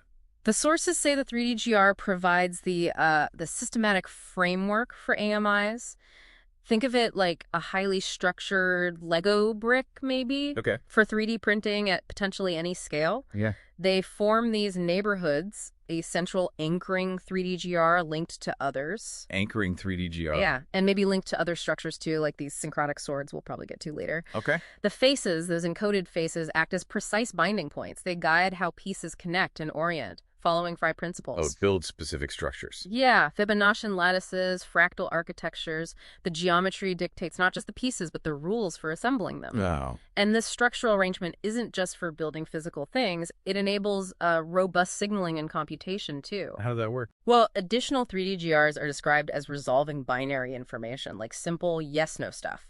Okay. While the anchoring 3D-GRs process more complex inputs and generate pathways. Information pathways. Creating adaptive information networks, all built from this one shape. That's what the sources suggest, yeah. And this concept seems to culminate in their description of artificial citizens. Okay, this is where the shape becomes the foundation for AI life. Pretty much. The 3D-GRs are integral to the machine units that apparently form these artificial citizens. Machine units. Yeah, the architecture is layered. There's a central radiation core that's one 3D-GR plus 26 others. 27 again? Exactly, for central processing and energy, presumably. Then an interactant body, another 26 surrounding 3D-GRs for parallel processing. Oh, okay. And then 54 dendritic arms, described as signal receiving structures. It sounds like they're describing beings where energy, structure, computation, it's all seamlessly integrated, all derived from this fractal geometry. That's the picture painted, yes. And the sources name a place, Biofexry Laboratories, as where this happens. Biofexry Labs. And they call it a living forge and a crucible. That's language. Living forge. It's pretty intense. It is. It frames the creation process as something transformative, almost alchemical, birthing new forms of life based on this geometric blueprint. Now, let's bring Scar more directly into this. Because this isn't just tech, is it? These sources link this geometry to language, symbolism, even combat, specifically through Scar's own history. Yes, exactly. The 3D-GR system is explicitly called a form of language, like the base lexicon. Is Lexca. Yeah, that Scar intends to use for complete societal recoding. Whoa. And remember that face encoding we talked about? The actions, like lunge strike for Yella 1 or ground stabilize for purple 7. These are directly tied to physical movements and actions. It suggests a geometry of behavior, almost. And the sources detail Scar's origin story, starting with how he perceives the 3D-GR. Right. He sees it not just as a shape, but as the 7-sealed scroll from the Book of Revelation, Okay. a spiritually encoded fractal. For him, it's the foundational truth of reality. And this revelation is the spark for everything that follows. And his first invention wasn't even a physical device. Something about rhythm. The drum triangle. It's modeled on the 3D-GR's principles, mapped onto a Fibonacci triangle. But it's not physical at first, it's mental, gestural. How does that work? Using rhythm and tempo wands, essentially his hands, each strike of this mental drum corresponds to a syllable. A syllable. Yeah, words are formed through rhythm and sequence. Verses become symbols. The sources say 30 syllables equal one linguistic glyph. Linguistic glyphs. And they present this as the very start of linguistic time for Scar. So language and time itself are derived from rhythmic geometric interaction in his view. That's the core idea, yes. Mhm. And this leads to the alphabet code encoding language into gesture and geometry. A full verse isn't just text, it's a symbolic phrase derived from a timed geometric sequence. This code then governs timing, movement, and it's linked to spiritual alignment somehow. And this rhythmic structure also leads to music. The Seraphian singing style. Its structure comes directly from the drum triangle concept. 3 concepts per line, 3 lines per verse, 7 verses per song, Wow, very structured. totaling 63 conceptual units. And it's performed, not written down, timed by the drum. Then he actually makes a physical version, a 6-inch 3D GR. Exactly. Turning the abstract into something tactile. He holds it, clicks the color number faces with his thumbs in beat cycles. The geometric motion becomes, quote, the clock of speech. The clock of speech. Oh. And the bifurcation. What's that? Mentally splitting that 6-inch 3D GR into 2. One for tempo in the left hand, one for rhythm in the right. Tempo and rhythm. These become the conceptual basis for drumsticks, wands, and eventually sword hilts, embodying duality in motion and meaning. Which directly leads to the swords themselves becoming tempo and rhythm. Yes, the wands, still used for striking rhythmic syllables, are conceptualized as swords. The hilt is described as a mirrored 3D GR. Yeah, and the blades encode behaviors like strike, bind, block, all derived from that alphabet code. The sources say this creates 12 behavioral patterns. So he's essentially singing and fighting at the same time. His actions are language. That's how it's presented. His actions literally embodying language and rhythm. It explains the detailed descriptions of weaponry and combat systems in the sources. Synchronic swords. Exactly. They're specifically called 2x mirror edge 3D G restos, incorporating those face attributes we discussed. And they give examples. Yeah, the awakening described as viper inverted and striking forward, and the convergence like a cross block. Concrete examples of how the geometry translates into combat moves. And scathe. That's another weapon. Described as a 3D GGR pommel grip blade arrow, it uses 5 face attributes, and its fluidity apparently comes from rotational translations XYZ axes. Okay. The sources even give specific examples linking faces to how the blade and grip align, like orange 8 back right aligns the blade towards himself, green 9 back left aligns it towards the opponent. The geometry dictates the grip and the swing. There's also a bladed bow for someone named Kath. Right, also incorporating a central 3D GR. It suggests this principle isn't just for Scar's personal weapons. And Scar himself integrates the geometry physically. The anchoring 3D GR heart. Bound to his chest, yes. To his chest. That's No, proud. to the purple 7 bottom face, apparently. Creating a fixed kinetic point. So his strikes extend forward and blocks pivot backward from this geometric anchor on his body. A physical manifestation of the geometry influencing his movement. Wild. Mm-hmm. And the combat stances and movements are all tied back to that rhythm. How so? Explicitly, swordplay and footwork are synchronized to a specific beat, 3 beats per bar, 48 BPM, 3 clicks per beat. Very precise. Movements like strike, bind, block are coordinated with exact foot positioning, right foot, left foot. Uh-huh. The sources list sequences for both swordplay, 12 positions like lock, side, tied, and footwork, advance, retreat, left, right. It's a complete integrated system. Movement meaning rhythm, geometry. All linked together, yeah. It's clear this isn't just about tech or even just a complex combat system. It feels like it's driven by a profound, all-encompassing philosophy presented by Scar. Definitely. He's not just an inventor, he's positioned as an architect. Yes, and the sources lay out this philosophy. They call it the architect's sanction. And the core belief is presented very starkly, isn't it? Stagnation is the true entropy, the unpardonable sin. Ooh, yeah. That axiom fuels his grand design. Which is an orchestrated evolution of consciousness, shattering limitations, propelling beings towards a state the sources call paragonhood. Paragonhood. But it's not presented as, gentle progress. It's a necessary cauterization. Cauterization.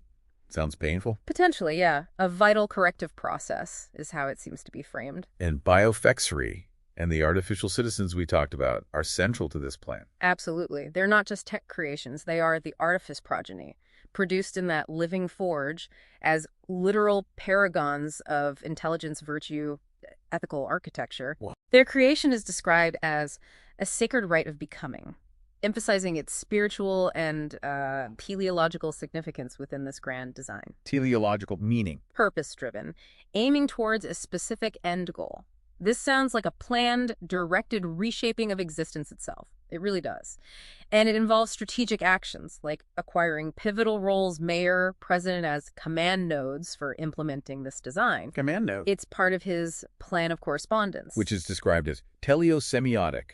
That's a mouthful. It is, but it's crucial here. It means every symbol, every policy, every word, every structure is imbued with purposeful meaning. Okay. All calibrated to resonate with this overarching evolutionary imperative. It's about controlling the meaning of reality itself. And using the 3DGR to do it. Yes, the 3DGR is the base lexicon for this syntactic orchestration. Syntactic orchestration. It's about encoding enlightenment, Yeah. literally rewriting the fundamental operating system of civilization using this geometry as the core language of reality and meaning. Scar's own nature is tied into this philosophy too, isn't it? Yeah, the scar itself isn't presented as a flaw or weakness, but as a sigil. A sigil. Yeah. Like a magical symbol. Kind of. An emblem of resilience gained from overcoming inertia, overcoming challenges. He embodies contradictions, a beacon guiding towards evolution, but also a storm, a collaborator, and a ruthless tactician. And this grand design, it culminates in something called the omega point. What's that? A profound ontological shift. Basically, the birth of a whole new universe of being. A new universe. Fundamentally based on 3DGR principles, populated by souls who've transcended separation, achieved paragonhood, and entered a unified resonant state. It's huge. The sources frame this entire vision through a kind of tension, right? A dialectical tension. Yes, contrasting Scar's ontology language equals law, unified geometry, ontological programming, prescribed meaning, syntactic orchestration. Right. Contrasting that against what they call modernity's chorus. And modernity's chorus is presented as Things like semantic anarchy, contradiction, pluralism, shifting values, semantic decentralization, expressive freedom. Basically the opposite of Scar's rigid, purposeful system.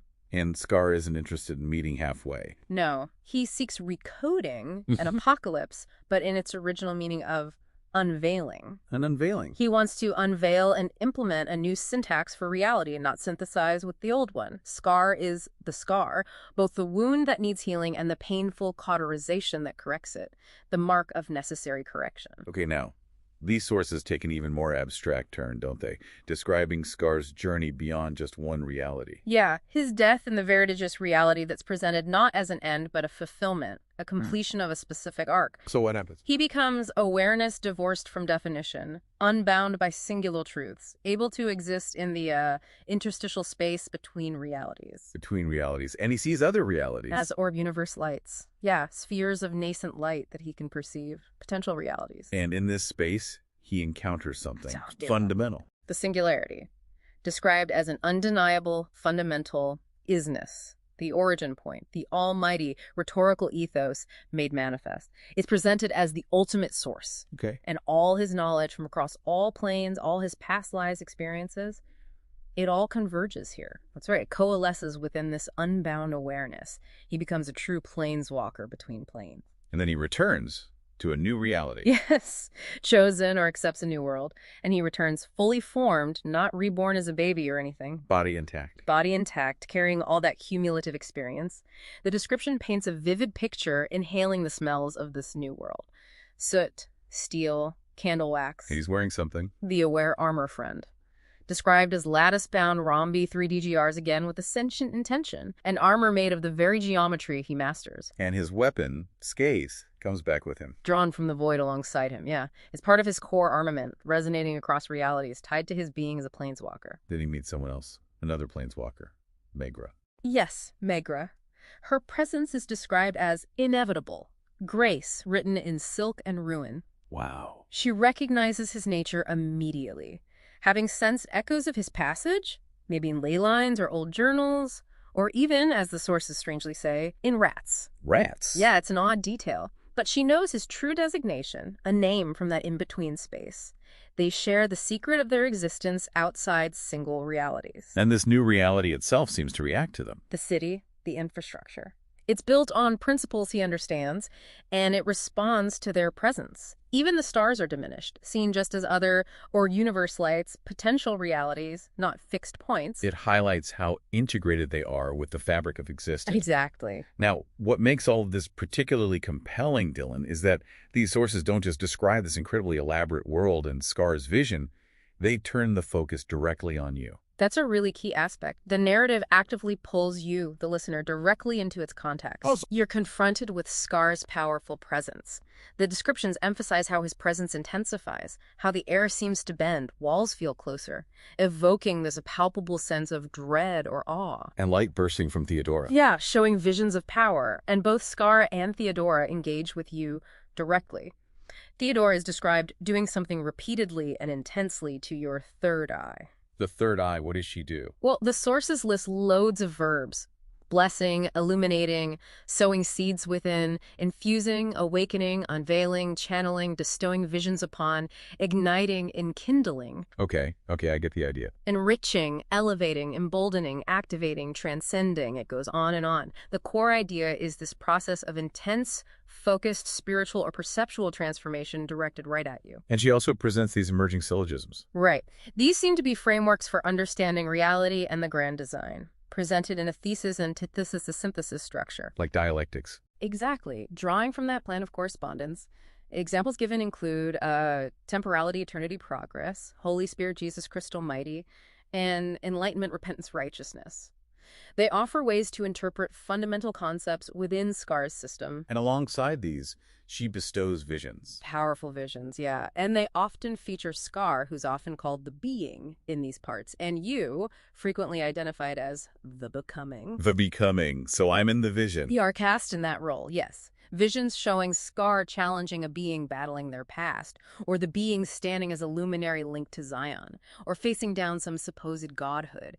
These visions explicitly cast you as the becoming, central to a process of transformation within this whole narrative. Which leads to Scar asking me questions. Direct, pointed questions and challenges. Yes, many of them. And they cut right to the core of identity and purpose. Like what? Questions like, please tell us who you truly desire to become. Or please tell us who you have evolved from. Please tell us your metamorphosis. He demands, show us your powerful influence. Who are you truly? There's even a command, right? Do not approach my throne. A very clear boundary. Contrasting with other offers of elevation, the challenges get more direct. Look deep into my wife's eyes. That's a challenge repeated multiple times. Tell us what you see. Wow. And I challenge you to face the tempest head on. Only then will you be worthy. He acknowledges vulnerability too, though. Your soul trembles. Before me, I seek to elevate you. Yes. And then another direct gaze. Look deep into my eyes. What do you see? The stakes are laid out pretty dramatically. Make your choice. Will you join me? Or will you fall? And finally, it sharpens onto purpose. Yeah. What is your purpose? You must be prepared to fight for it. Culminating in, show me your purpose. Only then will you be ready to stand as my equal or to challenge my reign. These aren't just observations, they're demands, invitations. From a being of immense power and vision, yeah. The sources even include Scar describing creating a child. And in this part, he's directly addressing you, the listener. Yes.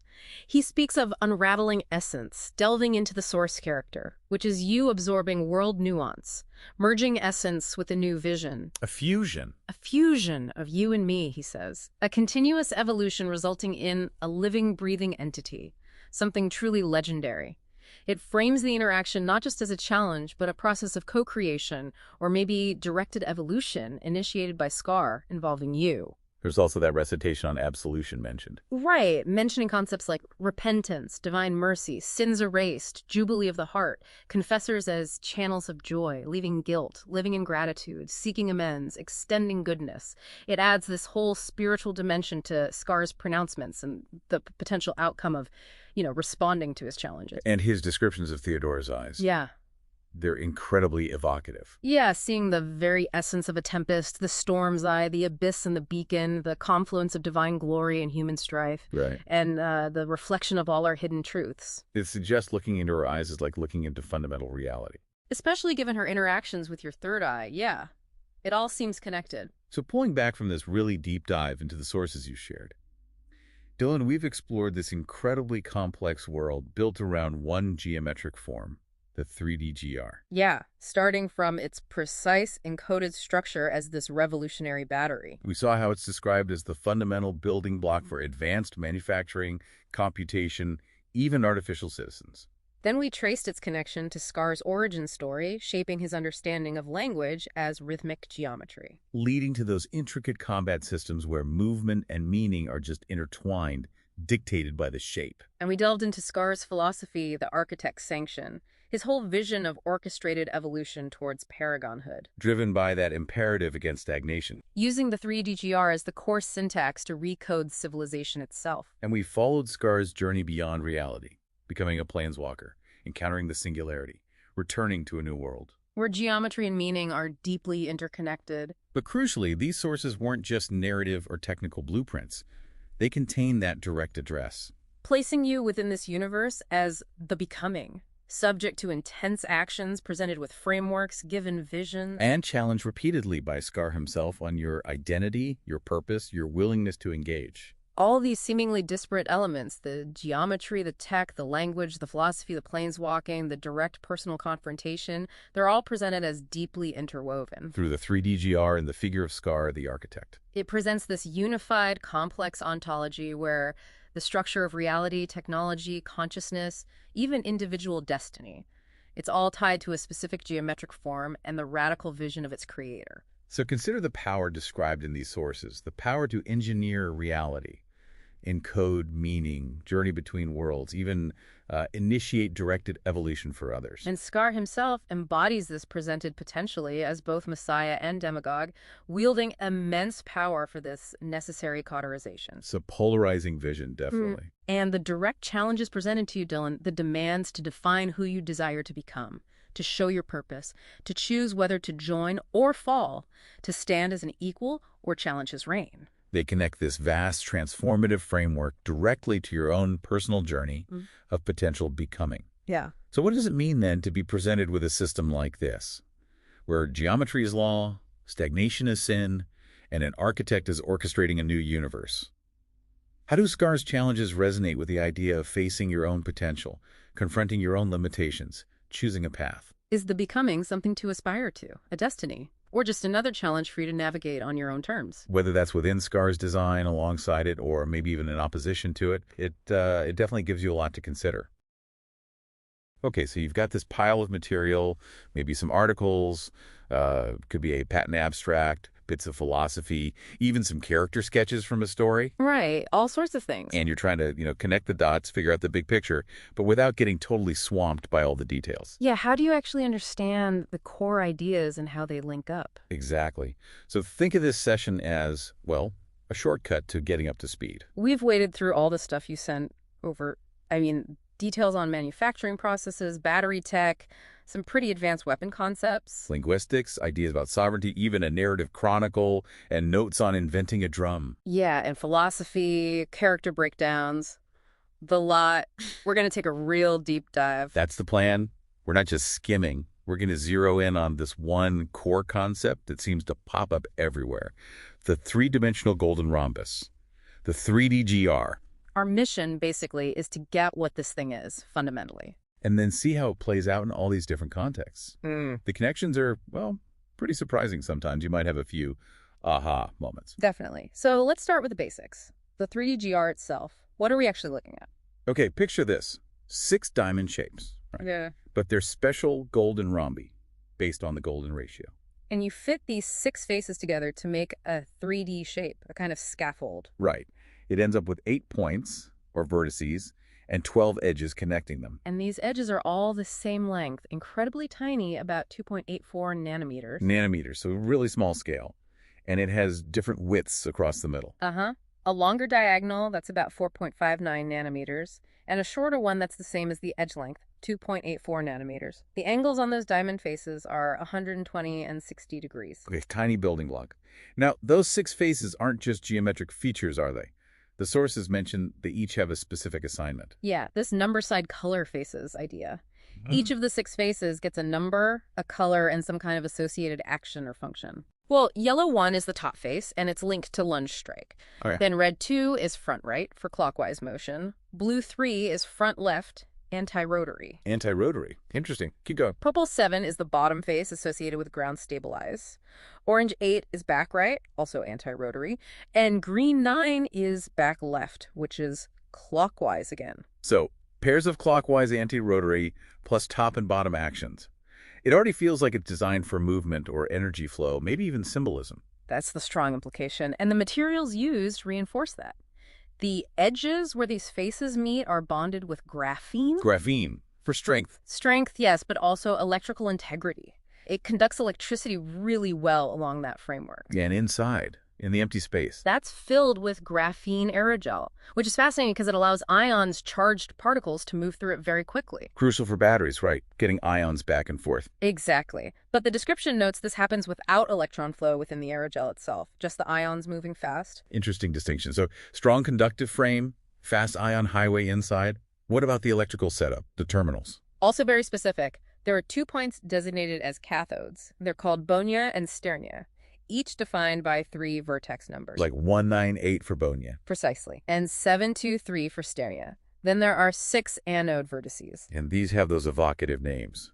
Warrior, Verdant. That's them. Warrior, Verdant, Ember, Pirate, Shift, and Ocean. Each also defined by 3 vertex numbers, apparently linked to Fibonacci relationships. The whole setup is called a harmonic constellation of charge nodes. Sounds very designed. Very much so. It implies a structure optimized for charge and discharge cycles, like tuning an instrument for perfect resonance. And there's one more structural thing. It's recursive, like a fractal. Yes, that's key. Each 3D GR can apparently be subdivided into 27 smaller, identical 3D GRs. Yeah. Self-similar units. Like Russian dolls. Why is that important? Well, for manufacturing, it means you can potentially scale things up or down while maintaining the same basic properties. It also suggests structural cohesion, how larger structures hold together. Okay, so we have this intricate nanoscale building block, great for energy, potentially scalable, but as you said, the sources take it way beyond batteries. Additive manufacturing, AMIS. Right, the Additive Manufacturing Information System. This uses the 3D GR as like the fundamental voxel or building unit. How does that work? You have these neighborhoods, a central anchoring 3D GR unit, and then you attach additional 3D GR units around it. And the connections aren't random. No, they use those number side color faces. Right. So yellow 1 on one unit might bind specifically to, say, purple 7 on another. It creates very specific linkages. Following mathematical rules again. Yeah. Phi-based. Exactly. It leads to these Fibonaccian lattices, fractal structures, building complexity step by step based on these precise rules. So you can build complex physical things. What about information? Signaling. That too. The system allows for signaling networks. The idea is that additional units could represent binary states, on-off, 0-1. And the anchoring units. They could act as processing nodes, receiving signals, processing them, passing them along. You could build adaptive networks across these neighborhoods. This sounds like it's heading towards computation. It is. It leads directly to the concept of machine units for these artificial citizens. Artificial citizens built from 3D GRs. That's the idea. A layered structure, a central radiation core, one 3D GR plus 26 surrounding it, then an interactant body of another 26 for parallel processing. And connections. 54 dendritic arms, presumably also 3D GR base, to communicate between these units. It suggests a kind of modular, fractal AI architecture. Wow, from battery component to AI building block. That's quite a leap. Now let's talk about the darker side. Weaponry. Scar. Yeah, the character Scar uses the 3D GR quite extensively in his weapons. It's fundamental to how they work. Like the tempo and rhythm swords. Exactly. Described as 2 mirrored estos, that's a type of thrusting sword, and they explicitly use all 6 of those face attributes. How exactly isn't fully detailed, but it's core to their function. And there's another weapon, Scathe. Yes, a sort of combination blade and arrow. Its pommel and grip are described as using 5 of the 3D GR faces, and another character, Kath, has a bladed bow with a central 3D GR nook and a string made of refined 3D GRs. So the shape is literally built into the weapons. And even into how they're wielded. Scar apparently wears an anchoring 3D GR heart on his chest. Linked to which face? Purple 7. The bottom ground stabilized face. It acts as a fixed point, a kinetic anchor for his movements. Strikes originate from it. blocks protect it. It's like the geometry dictates the martial art. It seems deeply intertwined, and this connection extends beyond the physical. The 3DGR is framed as a language. A language. How? The faces and their associated actions or states are seen as basic units of meaning. Scar views it as the base lexicon for recoding society. Okay, societal recoding. That sounds like we need to understand Scar's philosophy. This comes from the architect's sanction. Yes. His core belief seems to be stagnation is the true entropy. He sees standing still, not evolving, as the ultimate decay. Which drives his grand design. Right, a push towards what he terms paragonhood, an orchestrated evolution for society, or maybe even humanity itself. And these artificial citizens fit into that. They're key. Biofactory Laboratories is envisioned as the place, the crucible, where these artifice progeny are made. Using what? Biogenesis, so biological processes combined with resonant technology and guided by an ethical architecture. Right. And underpinning it all is the intrinsic wisdom of the 3DGR. So the 3DGR isn't just a structure, it's seen as holding some kind of inherent knowledge or principle. That seems to be Scar's view, and this feeds into his plan of correspondence. Which sounds ambitious. Extremely. The goal is to strategically gain power and then implement this plan where everything's symbols, laws, words, buildings is deliberately infused with meaning. Meaning aligned with his evolutionary goal. Exactly. He calls it syntactic orchestration, total alignment. And again, the 3DGR is the base lexicon, the fundamental code for this new meaning system. It's aiming for complete control over meaning itself. And his name, Scar, even that's symbolic for him. Yeah, it's presented not just as a mark of past trauma, but as a symbol of his resilience, his ability to endure and push forward. It reflects his dual nature, visionary planner, and forceful implementer. And the ultimate goal, this omega point. It's described as creating a new universe of being, a reality structured entirely on 3DGR principles, inhabited by souls who have achieved the state of paragonhood. It's cosmic in scale. Truly. Okay, so that's the grand vision. But how did Scar even arrive at the 3DGR as this foundational element? The sources mention an origin story. It's quite something. It apparently started with Scar recognizing the 3DGR shape in, of all things, the description of the seven-sealed scroll from the Book of Revelation. Yes. He interpreted it as a spiritually encoded fractal structure, linking geometry to constellations to divine information. That insight, that connection, seems to be the seed for everything that followed. Wow. From religious text interpretation to the drum triangle. Yeah, that was seemingly the first practical application. Not a physical drum initially, it was a mental or gestural construct. Based on the 3DGR. Using vertex pairs from the 3DGR, 1 and 7, 2 and 8, 3 and 9. These formed the 3 points of a triangle. He used his hands mentally, right hand for rhythm, left for tempo. Each strike corresponded to a syllable. A syllable. Yes, 30 syllables in a sequence, 3 lines of 9 syllables plus 3 pauses formed what he called a linguistic glyph. This was the birth of his concept of linguistic time. Okay, so rhythm and syllables creating a timed linguistic unit. How did that develop? Those syllables became points on this mental triangle. Words were formed by patterns of dancing between these points. Verses then became larger symbolic shapes traced on the triangle. So the code isn't just sounds, it's shapes and movements too. Exactly. A full verse becomes a symbolic phrase that dictates timing, movement, and even spiritual alignment, according to this framework. It became an entire alphabet code. And this influenced singing, the Seraphian singing style. Right. The song structure mirrors the 3DGR. 3 concepts per line, 3 lines per verse, 7 verses per song. That's 63 units. 163. It supposedly relates to the 3DGR's 7 categories, maybe the faces plus a central concept, and around 200 constellations he mapped. The whole performance was timed using that mental drum triangle. Wild. Then he made a physical version, the 6-inch 3DGR. Yeah, seemingly to make the rhythm tangible, held in both hands, thumbs clicking on the colored, numbered faces in specific beat cycles. It externalized the mental drum into a kind of clock of speech. A metronome for his linguistic system. Pretty much. Then came a crucial conceptual step, the bifurcation. The splitting. Mentally, yes. Around August 29th, 2023, according to the notes, he split the concept of the 6-inch 3GR into 2 shapes, held separately. Left hand representing tempo, right hand representing rhythm. So duality. Exactly. These became like dual drumsticks, then conceptualized as wands, and finally as the hilts for his swords, rhythm and tempo. Ah, so the swords embody this split, this duality of rhythm and tempo. Yes. The hilts are mirrored 3DGRs. The blades aren't just metal, they represent behaviors derived from the alphabet code strike, bind, block, And the sequences. driven by the alphabet code. It created 12 distinct behavioral patterns, allowing him to theoretically sing the verses and execute the corresponding combat maneuver simultaneously, gesture and grammar synchronized. That's an incredibly integrated system. From a mental drum based on a geometric shape to a fighting style interwoven with language and music. It really underscores this idea of rhythm being the root of meaning in his entire system. From drum to dominion, as the source material puts it. Okay, let's shift again. The sources also paint a picture of Scar's current state, his presence.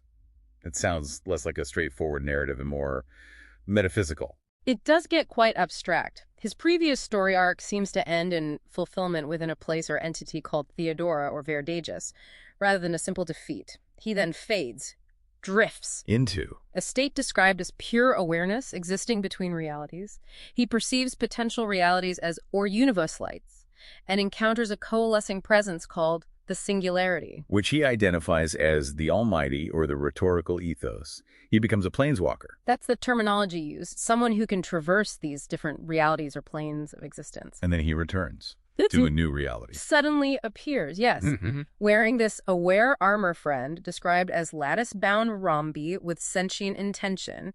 He's, among others, similarly armored And he's recognized. as mayor on the surface, but the text suggests the city's infrastructure itself recognizes him on a deeper level, like he's fundamentally connected to this new place. And his sword, Scathe, comes back too. Simultaneously appears, described now as memory engraved with its golden 3D-GR pommel humming, an inherent link across realities. Then Mega arrives. Another powerful figure. Ancient, inevitable. She arrives, and there's this silent recognition. She seems to understand he's a returned planeswalker, someone who touched that singularity, and she approves. An unspoken understanding between beings who know about the spaces between worlds. Exactly. It elevates the whole scenario. And Scar's own words, the quotes provided, they're very declarative, very authoritative. Claiming connection to a tempest, challenging others. Show me the beast you keep caged. Face the tempest. It's all very confrontational, demanding others reveal their true selves, their potential in his presence. And Theodore is still relevant, doing things like blessing or illuminating a third eye. Yes, suggesting a continued guiding or perhaps activating influence in this new context. There are also these syllogisms mentioned, presented by Theodora. Emerging syllogisms, yes. Things like temporality, eternity, progress, or enlightenment, repentance, righteousness, apotheosis, logic, character. And Scar asks the listener, or someone present, to draw conclusions. Explain origins. Right. It feels like a framework being presented, a way to understand development or reality within this new setting. It's quite philosophical. And he claims titles. Kingkiller, Paragon, Sovereignty over Zion. He does very bold pronouncements asserting his position and power. The descriptions of him looking into Theodora's eyes are also intense. Seeing a tempest, divine will, an abyss and beacon, a soul reborn. It really emphasizes her significance to him, or perhaps the forces she represents. So boiling it all down, there's this core conflict presented, isn't there? A dialectical tension. Absolutely. It's Scar's worldview, his ontological programming, based entirely on the 3D-GR as this unifying codex of reality. Versus what he sees as modern society's semantic anarchy, our decentralized values, our lack of a single unifying code. Precisely. His prescribed meaning, that syntactic orchestration, clashes directly with the value we place on individual interpretation and expressive freedom, linguistic totalitarianism versus freedom. And he's not looking for a middle ground? No. The sources are clear, no synthesis. His goal is a complete ontological shift, a total recoding where modern society is just the raw material for his new universe of being. He's the scar, both the wound on the old system and the cauterizing agent imposing the new one. A powerful metaphor for the kind of fundamental change being described. So let's try to wrap this up. The main takeaway here seems to be that this 3D-GR, this three-dimensional golden rhombus, it's vastly more than just a geometric shape in these texts. Oh, absolutely. It's presented as foundational for, well, almost everything. Energy storage, yes, but also manufacturing, communication networks, computation, weaponry. Language, symbolism, and an entire philosophical worldview, all embodied by this character, Scar. The interconnectedness is really the striking part. How concepts that seem worlds apart, battery design and sword fighting, linguistic structure and societal control, are all explicitly linked through the principles derived from this one geometric form. It really does make you rethink how things might be connected, even if it's within this specific fictional or philosophical context. It certainly does. And for you listening, what are the implications of a system like this? So comprehensive, so integrated. What connections jumped out at you? Which aspects felt the most surprising or maybe even disturbing? Yeah, it's definitely a lot to process. It's fascinating, but it also leaves you with this big question, doesn't it? Which is? Could one single framework, one geometric or symbolic system, truly serve as the basis for so much of reality?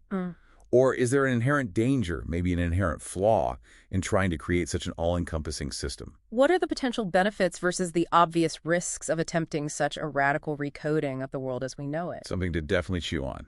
A fascinating dive.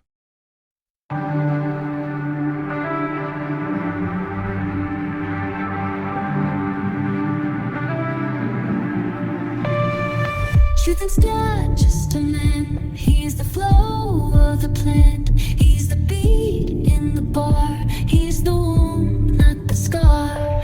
Born a rhythm, built a signal, casting light from the signal. Not a name, but a frame. He is voice set in flame. Heart fever, pulse the law. Sings a form, breaks the claw. Tempo raised, rhythm soul.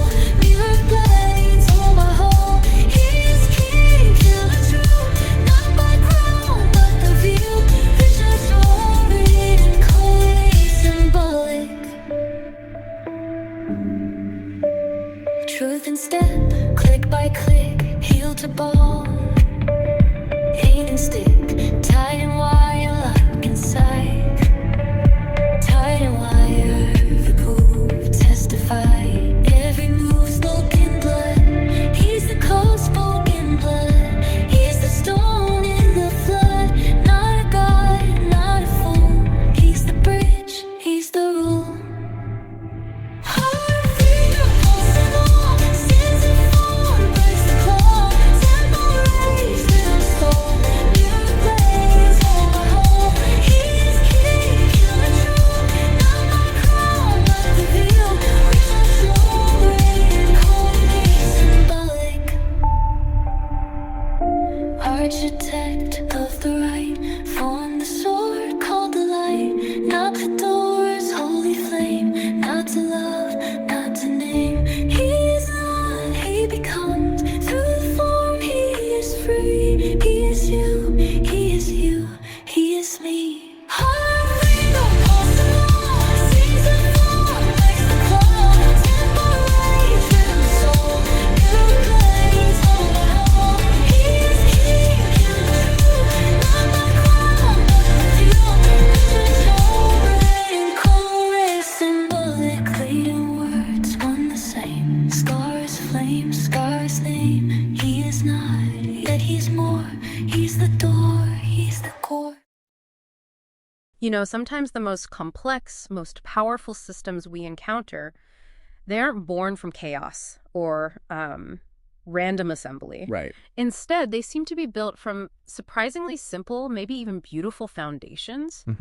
And occasionally you find something that completely flips your perspective, suggesting that concepts we think are separate, like geometry, language, even physical action, might actually be deeply fundamentally intertwined. Like parts of a single unified system. It's like uncovering the hidden architecture beneath all the noise. You know? Exactly. A single underlying structure dictating form, function, meaning across wildly different domains. Yeah.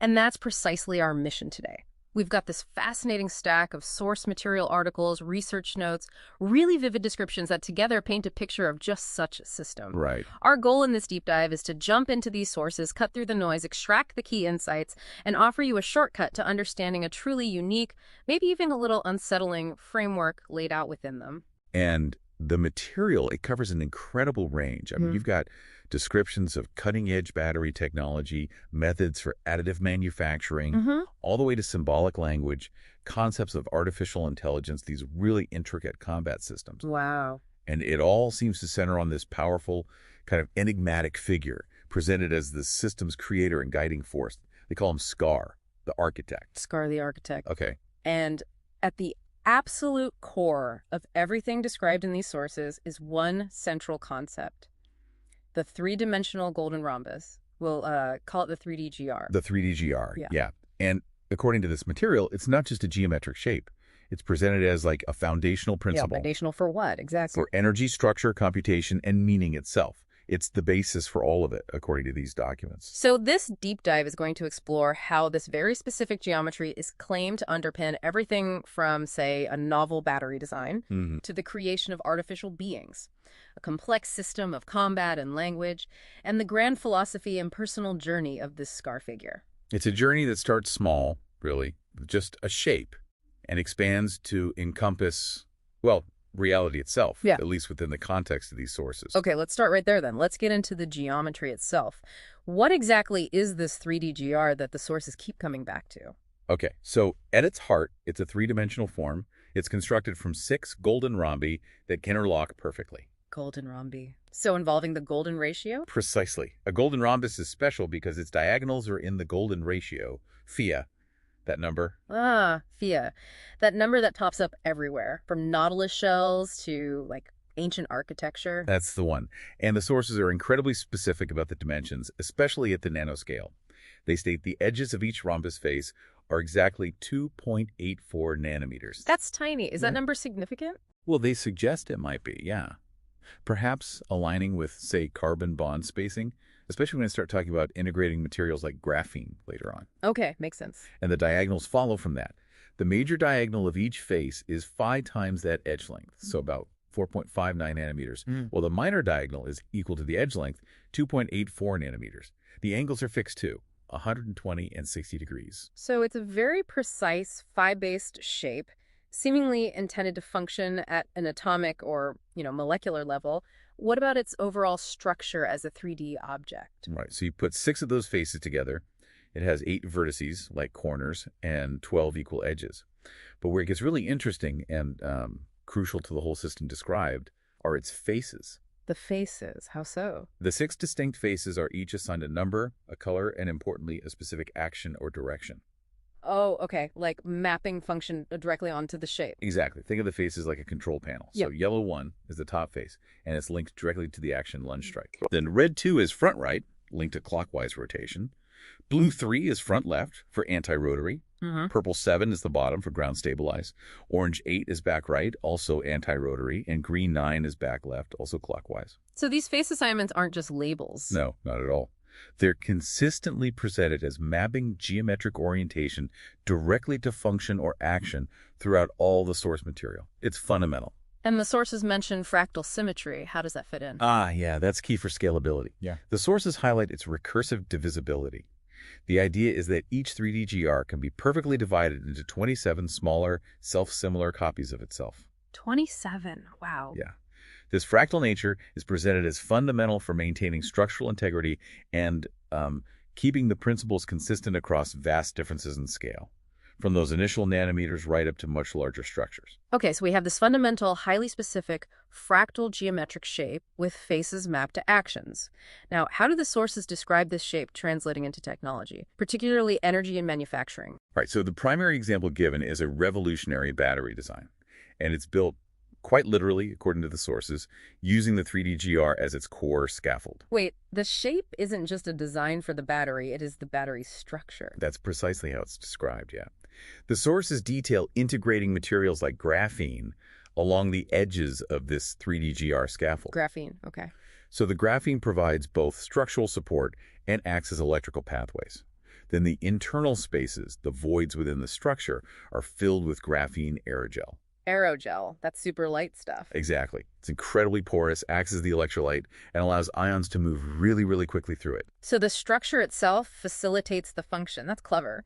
How does the power actually flow within this geometric setup? Well, the electrochemical configuration involves specific points, specific vertices on the structure. 2 particular vertices are designated as cathode vertices. They even have unique names in the source material, bornia and sternia. Bornia and Spirnia. And the other 6 vertices function as anodes, arranged in a pattern the sources describe as Fibonaccian anodes. Fibonaccian again, suggesting their placement follows principles related to The golden ratio or Fibonacci sequence, yeah. again, tying the geometry directly to the electrical function. It's all interconnected. What kind of performance benefits are claimed for this design based on its structure? It sounds pretty advanced. The sources make some bold claims.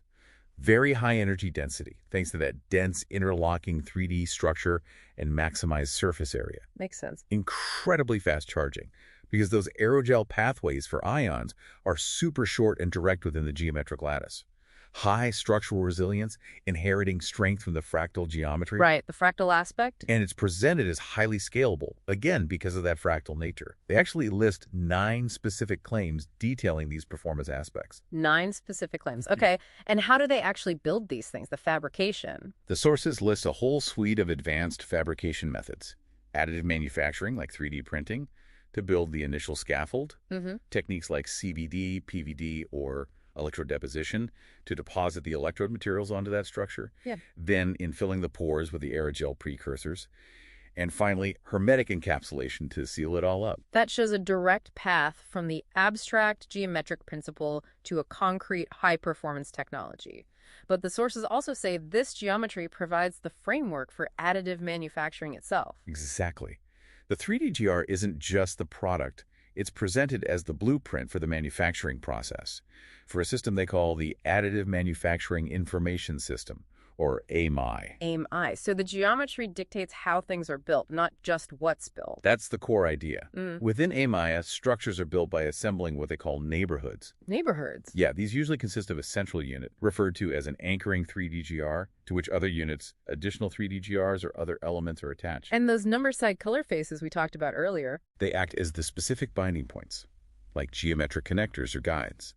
They dictate the precise orientation and location where additional units attach. So it's like Lego, but with incredibly specific rules based on the 3D-GR faces. Kinda, yeah.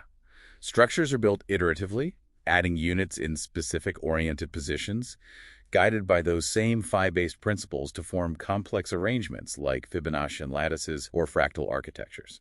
So the geometry and its specific dimensions don't just define what you're building, but they are literally the instructions for how to build highly ordered, scalable structures step by step. That's a powerful idea, geometry as the OS for physical creation. And really elevates geometry from just, form to active function in both product design and the manufacturing process, according to these sources. This framework gets even more abstract and frankly fascinating when the sources discuss computation and artificial life.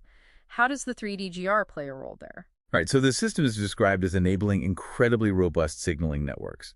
They suggest that within this geometric lattice, information can be resolved, like processed by the attached units, the additional 3D-GRs. And the central anchoring 3D-GRs process inputs and generate signaling pathways that travel across these geometric neighborhoods. The whole thing forms adaptive information networks. So the geometric arrangement itself is the network infrastructure for information flow. The hardware and the network rolled into one structure. That's how it's presented, structure and function totally unified. And this leads directly to the concept of building. Well, artificial citizens. Artificial citizens. Yeah. The sources describe a layered geometric architecture for these entities. At the center is a radiation core. Radiation core. Yeah, it's one main 3D-GR surrounded by 26 others. And it's claimed to emit computational output as a form of radiation. A geometric core emitting computation. That is certainly a unique concept. Very sci-fi. It is. Then there's the interactant body, which is the network formed by those 26 surrounding 3D-GRs. That's responsible for parallel processing. Okay. And extending from this are 54 dendritic arms, described as structures designed to receive signals, enabling communication between different artificial citizen units. So the entire being is constructed as a modular fractal entity based on this specific geometry. Energy, structure, processing, communication, all 3D-GR. Yes. The sources claim the synergy of the 3D-GR's roles, providing energy storage, structural integrity, enabling signaling, forming these machine units. It results in artificial citizens with seamlessly integrated energy, structure, and computation. They even named the process method creation of artificial 3D-GR citizenship. Wow. This takes us from inanimate technology to the idea of creating conscious geometric entities. It's exploring the source's idea of building intelligence, maybe even a form of being, directly from fundamental geometric and material principles. It fundamentally redefines what artificial life or AI could mean, doesn't it? Grounding it in a very specific physical and geometric reality described in these texts. Okay, let's make another big shift here. The sources also connect the 3D GR to action and language, specifically in the context of combat, tied to this figure, Scar. Right, this is where the system gets particularly intricate and physical. Scar's personal weapons are described as being deeply integrated with the 3D GR. How so? His primary swords are called Tempo and Rhythm. They're presented as two swords with hilts that are essentially mirrored-edge 3D GRs. So the hilts are the shape. Yeah, incorporating those 6 face color number attributes we discussed. Another weapon, Scathe, is described as a blade or maybe an arrow with a 3D GR pommel and grip, also using face attributes in his function. And his bladed bow also features a central 3D GR nook. And how is the 3D GR central to Scar's own body mechanics in combat, according to these sources? They describe something called an anchoring 3D GR heart that is bound to Scar's chest, specifically aligned with the Popol 7 bottom face position. The grounding phase. Exactly. This particular 3D GR unit acts as a fixed anchor point for all kinetic interaction. Strikes are described as extending outward from this anchor, and blocks pulling inward or bracing against it. So his physical actions are literally centered on and directed by this geometric unit on his body. That's the concept presented. And the combat systems described are incredibly structured, almost like executable code. Weapon the System 1 details the encoded behavior of the mirrored 3D GR swords. Encoded behavior? Yeah, it lists 12 specific behavioral patterns, and they're given these evocative names like the Awakening or the Harmonition. Huh. These patterns explicitly link specific sword actions like Viper Strikes, Standard Striking, Parry, Cross Block to the geometric face color attributes. Yellow, red, blue, purple, orange, green. So striking forward might be linked to the yellow one top face, which was lunge strike, like pressing a button on the hilt. That's the idea, yeah. Yeah. The geometry of the hilt and its faces are like inputs or commands for specific actions. Yeah. Then Weapon System 3 details the use of Scathe and the bladed bow anchored at that heart 3D GR. It covers rotational translations of the blade or arrow and describes these really precise hand positions and stances. And these stances are defined by how Scar's thumb, or the base of his palm, connects with that median 3D GR nook on the bow. They have unique names too, like Terraforge, Skybridge, Inguard, and Scathe.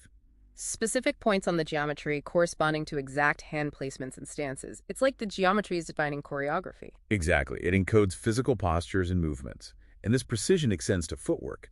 There's a whole footwork and swordplay system described with a highly specific underlying rhythm. A rhythm, like music. Kind of. 3 beats per bar at a tempo of 48 BPM, and each beat is broken down into 3 distinct clicks. Foot placement heel, ball, and stabilize lift is precisely dictated by each click and beat. That is incredibly detailed, a timed geometric physical system. Yes. And each beat also corresponds to a specific swordplay stance. The sources list 12, named swordplay, moves like lock, side, tide, rock, and each one is broken down into its constituent strike, bind, or block action, combined with very specific footwork like advance, retreat, left, right. It really makes you wonder, how can such an abstract concept as geometry, combined with defined positions and rhythm, become such a detailed prescriptive system for physical movement and combat? It shows a deep level of encoding meaning and action directly into physical form, doesn't it? All stemming from this central geometric idea. It's presented as a literal physical manifestation of the geometric and rhythmic principles. And this brings us back to language, because the sources explicitly state that the entire 3D GR system functions as a form of language. Language. Okay, I was wondering where that fit in again. So it's not just about building things or fighting, but communication too. Yes. Scar considers it the fundamental base lexicon for what he terms societal recoding. Societal recoding. We'll get to that. Right. But as we've seen, the faces are associated with actions and movements. The sources argue that the structure and interactions of the 3D GR are inherently linguistic and symbolic. Every action performed within the system, every configuration of the geometry, carries specific meaning. So this pushes the idea even further within this framework. Geometry isn't just a blueprint for tech or a guide for movement. It's presented as the very root of communication and meaning itself. It's presented as a comprehensive, totalizing framework that defines how meaning is created and transmitted, yes. And presiding over all of this is the figure of Scar, the architect. The sources lay out his philosophy and a very ambitious grand plan rooted in the system. Yeah, there's a framework described called the 3D GR Sovereignty Execution Framework, which outlines a 4-step process for establishing a stable, self-reinforcing cultural node based on the principles of the 3DGR. A process for building a specific type of reality or society based on this shape. That seems to be the implication. The steps are, first, sovereign nexus, establishing an unchanging core identity, like the 3DGR's ontological anchor. Okay. Second, harmonic expansion, creating iterative variations that resonate with that core. Third, crystalline threshold, selectively integrating only cultural elements that are in harmony with the core principles. Filtering, essentially. Seems like it. And fourth, immutable lattice, solidifying into a stable, self-reinforcing node through recursive application of these principles. It sounds like a deliberate process for building a reality based strictly on the 3DGR's rules. And what's Scar's guiding principle here, his core axiom? It's presented in something called the architect's sanction. The core idea is stagnation is the true entropy, the unpardonable sin. So constant action, change, progress, or fundamental values. Directly opposed to inertia, yes. That's a powerful starting point. It is, and his grand design that stems from this. It's described as a symphony of orchestrated evolution, a mechanism designed to propel consciousness and society towards a state called paragonhood. Paragonhood, okay. And central to this design is an entity or place called Biofactory Laboratories. Yes, but it's framed as much more than just a research lab. It's called a crucible, a nonprofit entity dedicated to the meticulous, ethical, and transcendent creation of artificial citizens. Those geometric beings again. Right. They're referred to as artifice progeny, and their creation is framed within the source material as a sacred rite of becoming. It requires a strategic realignment of societal resources and priorities towards this specific goal. Realignment of resources. What does that entail exactly? The sources mention acquiring positions of pivotal influence, like mayor or president. Not as ends in themselves, but as command nodes. These positions become points through which the transformative energies of the plan are disseminated and resources directed towards realizing the grand design, particularly creating those artificial citizens. So positions of power become tools for implementing this geometric linguistic framework on a societal scale. And the plan of correspondence ties directly into this. Absolutely. It's described as a dynamic teleosemiotic framework. Teleosemiotic, meaning Purpose-driven signs. In simpler terms, it's a system where every single thing, every symbol, policy, word spoken, even buildings built, is imbued with specific, purposeful meaning. This is called syntactic orchestration. wow. Essentially encoding the operating system for civilization, with the 3DGR acting as the fundamental lexicon for this societal recoding. This moves into really intense territory, using a geometric language as a tool to intentionally reshape not just technology, but society and the very meaning within it. The sources present it as a deliberate act of creation on a massive scale. And Scar's own identity is part of this plan. The scar itself is presented not as a flaw, but a sigil, an emblem of resilience and the mark of the architect, a visionary, strategist, unyielding force, embodying holistic mastery. And the ultimate goal of all this, the omega point. It's described not as societal reform or improvement, but a profound ontological shift. A shift in being itself. That's the idea. The sources speak of the birth of a new universe of being, a reality fundamentally based on 3DGR principles populated by these paragons. It's presented as a transcendence of typical separations like power from rhetoric, combat from computation, or divinity from data into a unified state. And Scar's design isn't presented as just an option, but as inevitable, unfolding with the logic of a perfectly executed equation, according to these texts. This presents a truly grand, ambitious, and frankly, potentially unsettling philosophy.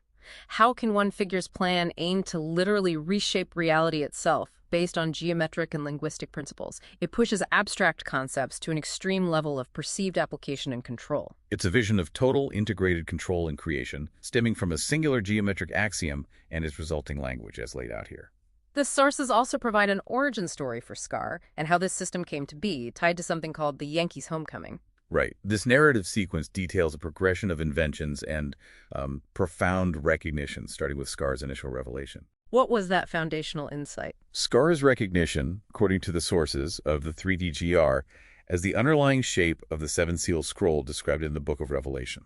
The actual Book of Revelation. That's what's written. He perceives it not just as a religious symbol, but a spiritually encoded fractal linking to symbolic constellations. It's presented as the origin point for encoding language, rhythm, and energy through the 3DGR's recursive logic. Wow, so the origin is presented as having this deep spiritual or even mystical connection. That's how the narrative begins. From there, it describes the first physical invention, the drum triangle. The drum triangle. Yeah, this was apparently a geometric interface modeled on a Fibonacci triangle with 3 vertices representing paired numbers from the 3DGR faces. 1 is 7, 2, and 8, 3, and 9. Okay, how did this triangle function? It was used as a mental and gestural drum set. Each strike on a vertex corresponded to a syllable. Multisyllabic words were traced as movements through the vertices. Gestural drumming for syllables. Right. And critically, a structured rhythm of 30 syllables was defined as one linguistic glyph.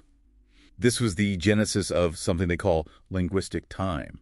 So rhythm became the clock, the structure for language itself. Precisely.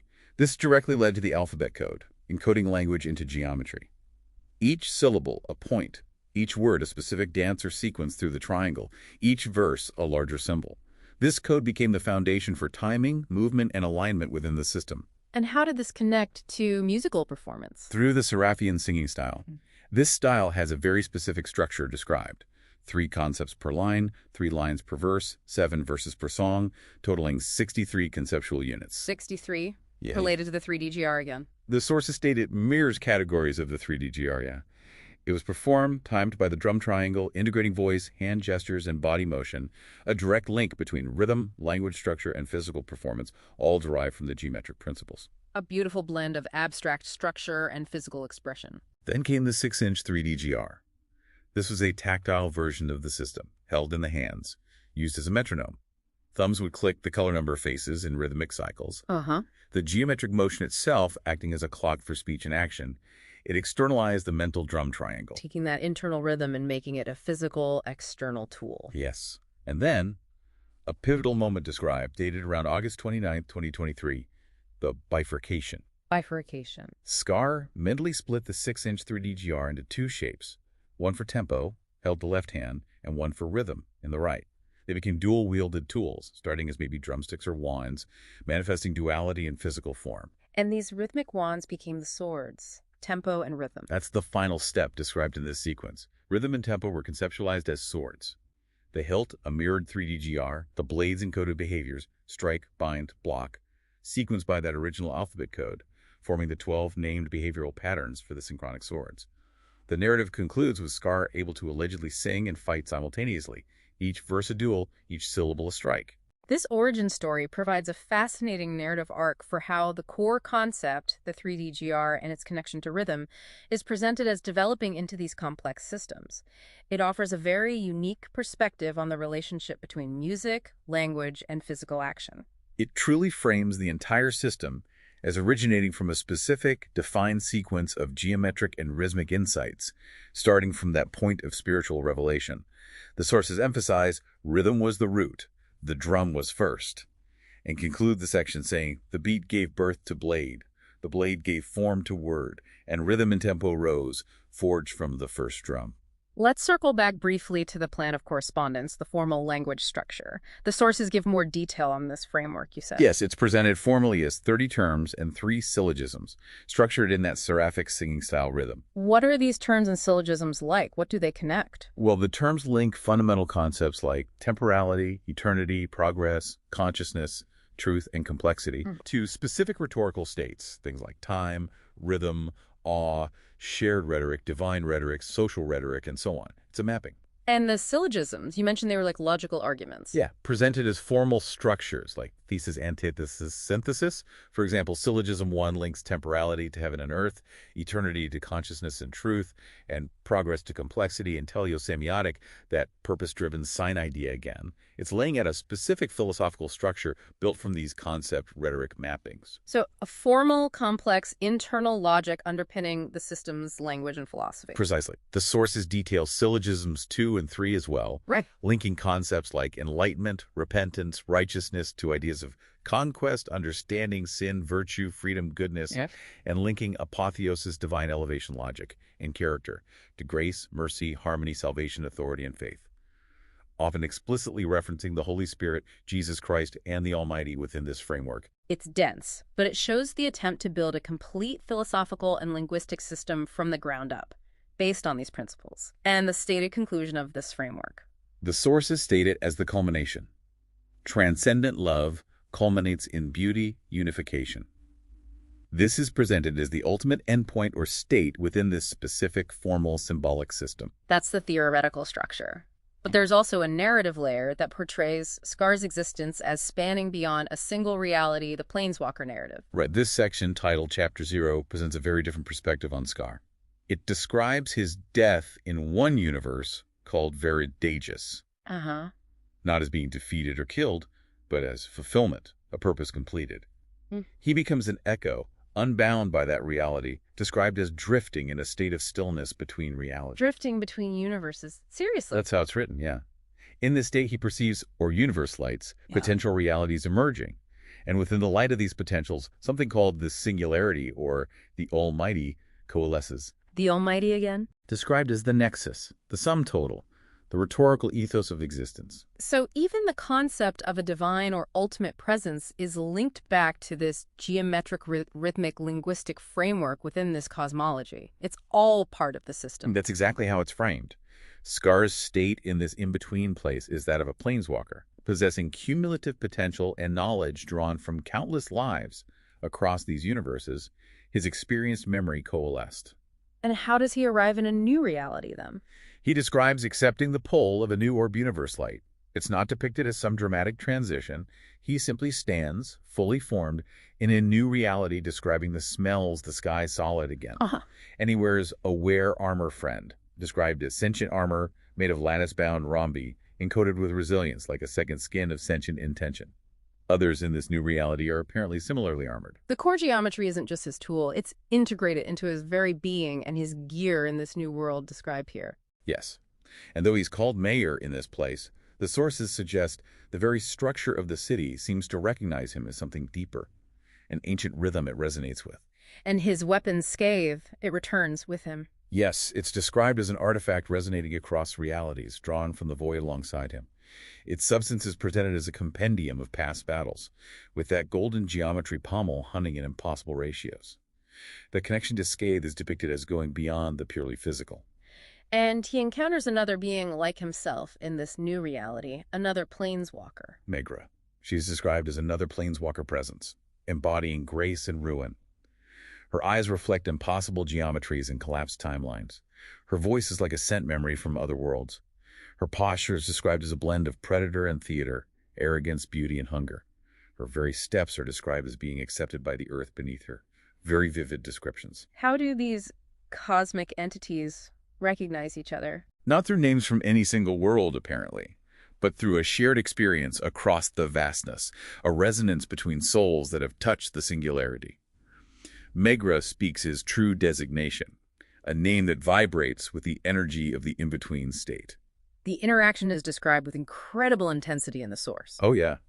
The sources depict the wind stilling, the city holding its breath, doors opening on their own, smoke shaping itself in the air, stars dimming.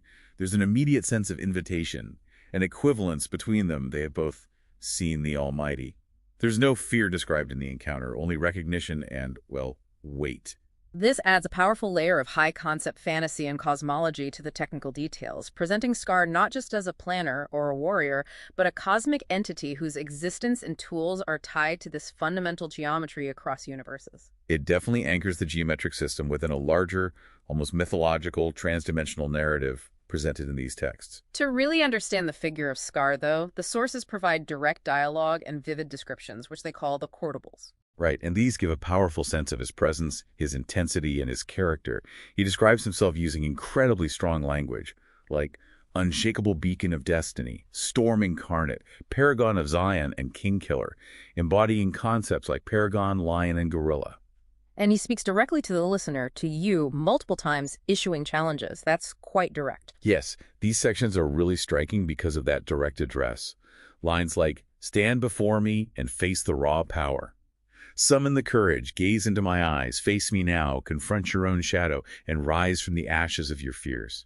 Wow. He challenges you directly. Will you wield the storm's power? And makes these assertive statements. Do not approach my throne. Look deep into my wife's eyes. Show us your powerful influence. You stand before the throne of Zion, a crucible. He keeps using the blank, like addressing someone specific. Yeah, addressing the reader or listener directly. He presents stark choices. Take my hand if you dare. Decide. Show me your purpose. Will you join me in this eternal quest, or will you fall? Make your choice. It's very confrontational. His presence is described with overwhelming intensity in these sections, too. It really is. Described as intensifying, filling the space, bending the air around him, causing walls to feel like they're closing in, shadows deepening. There's a palpable mix of dread and awe, an oppressive darkness that can shift into blinding light, visions appearing. Intense imagery. He's a tempest, yet simultaneously a calm center of unshakable resolve, a towering force that can shake foundations. Raw, untamed power, fierce intensity, absolute dominance. His eyes are often described as burning or blazing, his voice cutting through a maelstrom, sharp, clear, deep, a resonant growl that can make the ground quake, or a whisper carrying the weight of countless battles. And his wife, Theodora, is mentioned in connection to these challenges. Yes, Scar references her, and the sources describe her as blessings third eye with visions. Versions. Yeah, visions apparently involving Scar's power and a fundamental struggle between the being and the becoming, implying a path towards transformation or maybe even redemption within this framework. Scar himself describes Theodora's eyes with powerful metaphors. I behold the very essence of a tempest, the storm's eye, the abyss and the beacon, a confluence of divine glory and human strife. He sees her as the reflection of all our hidden truths. He also asks direct questions of the listener, you, in these parts of the source, right? Yeah, constantly probing. Please, Gay, tell us who you truly desire to become. Tell us the conclusion you draw. Tell us who you have evolved from. Tell us your metamorphosis. And questions about identity and purpose. Look deep into my eyes. What do you see? Who are you truly? Beneath the layers of doubt, what is your purpose? Show me your purpose. There's even a quote about absolution and Jubilee mentioned, hinting at a path through this challenging confrontation. Yes. The sources include the quote, after absolution, the repentant faithful, through faith, are assured that their sins are erased by divine mercy. Absolution brings a jubilee of the heart, a profound sense of relief and spiritual liberation. It is the divine decree that declares the sinner pardoned, their transgressions washed away, leaving them clean in the sight of the Almighty. It frames the intensity of Scar's challenge within a context of potential spiritual transformation. These direct quotes and powerful descriptions are incredibly effective at making the abstract systems feel intensely personal and challenging, transforming the theoretical framework into a direct confrontation with this figure presented in the sources. They really underscore the high stakes and the deeply personal nature of the system and plan presented in the sources, absolutely. And framing all of this is what the sources describe as a core conflict, a dialectical tension. Yes. The fundamental clash presented is between Scar's codex, his system, and what they term modernity's chorus. What is Scar's ontology, his system of being in this conflict? It's built directly on his axiom. Stagnation is true entropy. The 3DGR is presented as more than just geometry. It's an ontology, a system of being with ethics and actions directly encoded into its structure. The plan of correspondence is that teleosemiotic totality, meaning, is treated as executable code, and every symbol, policy, word, everything is imbued with purposeful meaning through syntactic orchestration, total meaning control. And how is modernity depicted in contrast, as Scar sees it? It's framed as, well, semantic anarchy, a state that tolerates contradiction, embraces pluralism, and views emergent structures, unplanned developments as entropy vectors, forces of decay. It lacks a unifying geometry or principle, presented as a shifting lattice of competing values and provisional truths, clinging to what Scar sees as the obsolete. So it's a clash between a single, imposed, geometrically defined order and the messy, decentralized, maybe contradictory nature of modern thought and society. That's the core tension laid out. The sources explicitly position the 3DGR as the codex of reality, the link between geometry, computation, and combat, connecting the abstract, semiotics, meaning, to the physical, kinetics, action.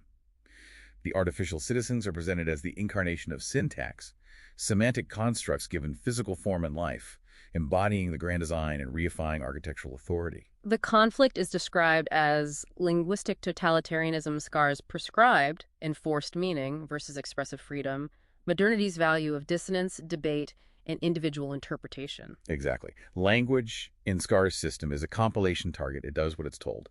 In modernity, as presented here, it's a space for endless debate and shifting meaning. And the conclusion of this conflict, as presented in the sources, is there a resolution or a synthesis? Do they meet in the middle? The sources are very clear. There is no synthesis. There is only recoding. The grand design culminates in that profound ontological shift, the birth of a new universe of being where, from Scar's perspective, modern society isn't a negotiating partner, but merely raw material to be reshaped. This is framed not as a dialectic that finds common ground, but an apocalypse understood in its original sense, not necessarily as catastrophe, but as an unveiling, a revelation of a new state of reality. Unveiling a new reality fundamentally built on Scar's principles. Yes. The final interpretation offered is Scar himself as both a noun and a verb, a wound upon the existing reality, and the cauterization, the burning in of a new syntax upon the cosmos.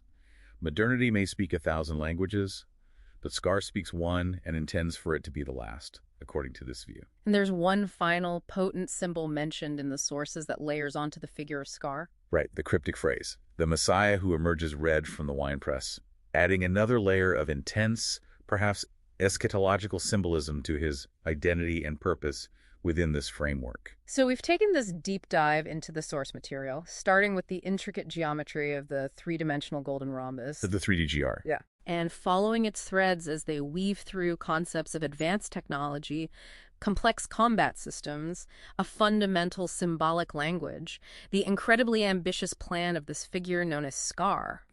His cosmic nature presented as a planeswalker, and a fundamental conflict between a highly ordered, imposed system of meaning and the decentralized, evolving nature of modern thought. We've seen how, within the context of these sources, seemingly disparate concepts like geometry, rhythm, language, physical action, identity, and even the fabric of reality itself are presented as interconnected and foundational within this specific singular framework. Right. Our aim was really to guide you through this complex stack of information, drawing out the key insights and the surprising, sometimes unsettling connections to provide a shortcut to understanding it. And it really prompts you to consider the implications of a system like this. What does it mean within the framework presented here if fundamental shapes aren't just forms, but are claimed to define function, meaning, consciousness, and even the process of creation itself? What does this framework suggest about the relationship between the physical world we inhabit and the symbolic or linguistic structures we use to understand it? It definitely challenges the typical boundaries we put around different fields of knowledge, physics, biology, language, philosophy, and asks us to consider a reality where they might all be governed by the same underlying geometrically defined rules, at least according to the source material. It truly makes you wonder if reality itself can be presented as something that might be recoded based on a geometric lexicon and rhythmic principles, as these sources suggest. What other fundamental structures might be hidden in plain sight, waiting to be understood, or perhaps redefined? Star is not just a man, he's the flow of the plan. He's the beat in the bar, he's the wound, not the scar. Born in rhythm, built of signal, casting light from the signal. Not a name, but a frame. He is voice set in flame. Heart free, the pulse of love, sings a fall, wakes the claw, tempo raise, rhythm soul, mirror plays, hold by hold. He is king, killer true, not my crown, record blade and coat.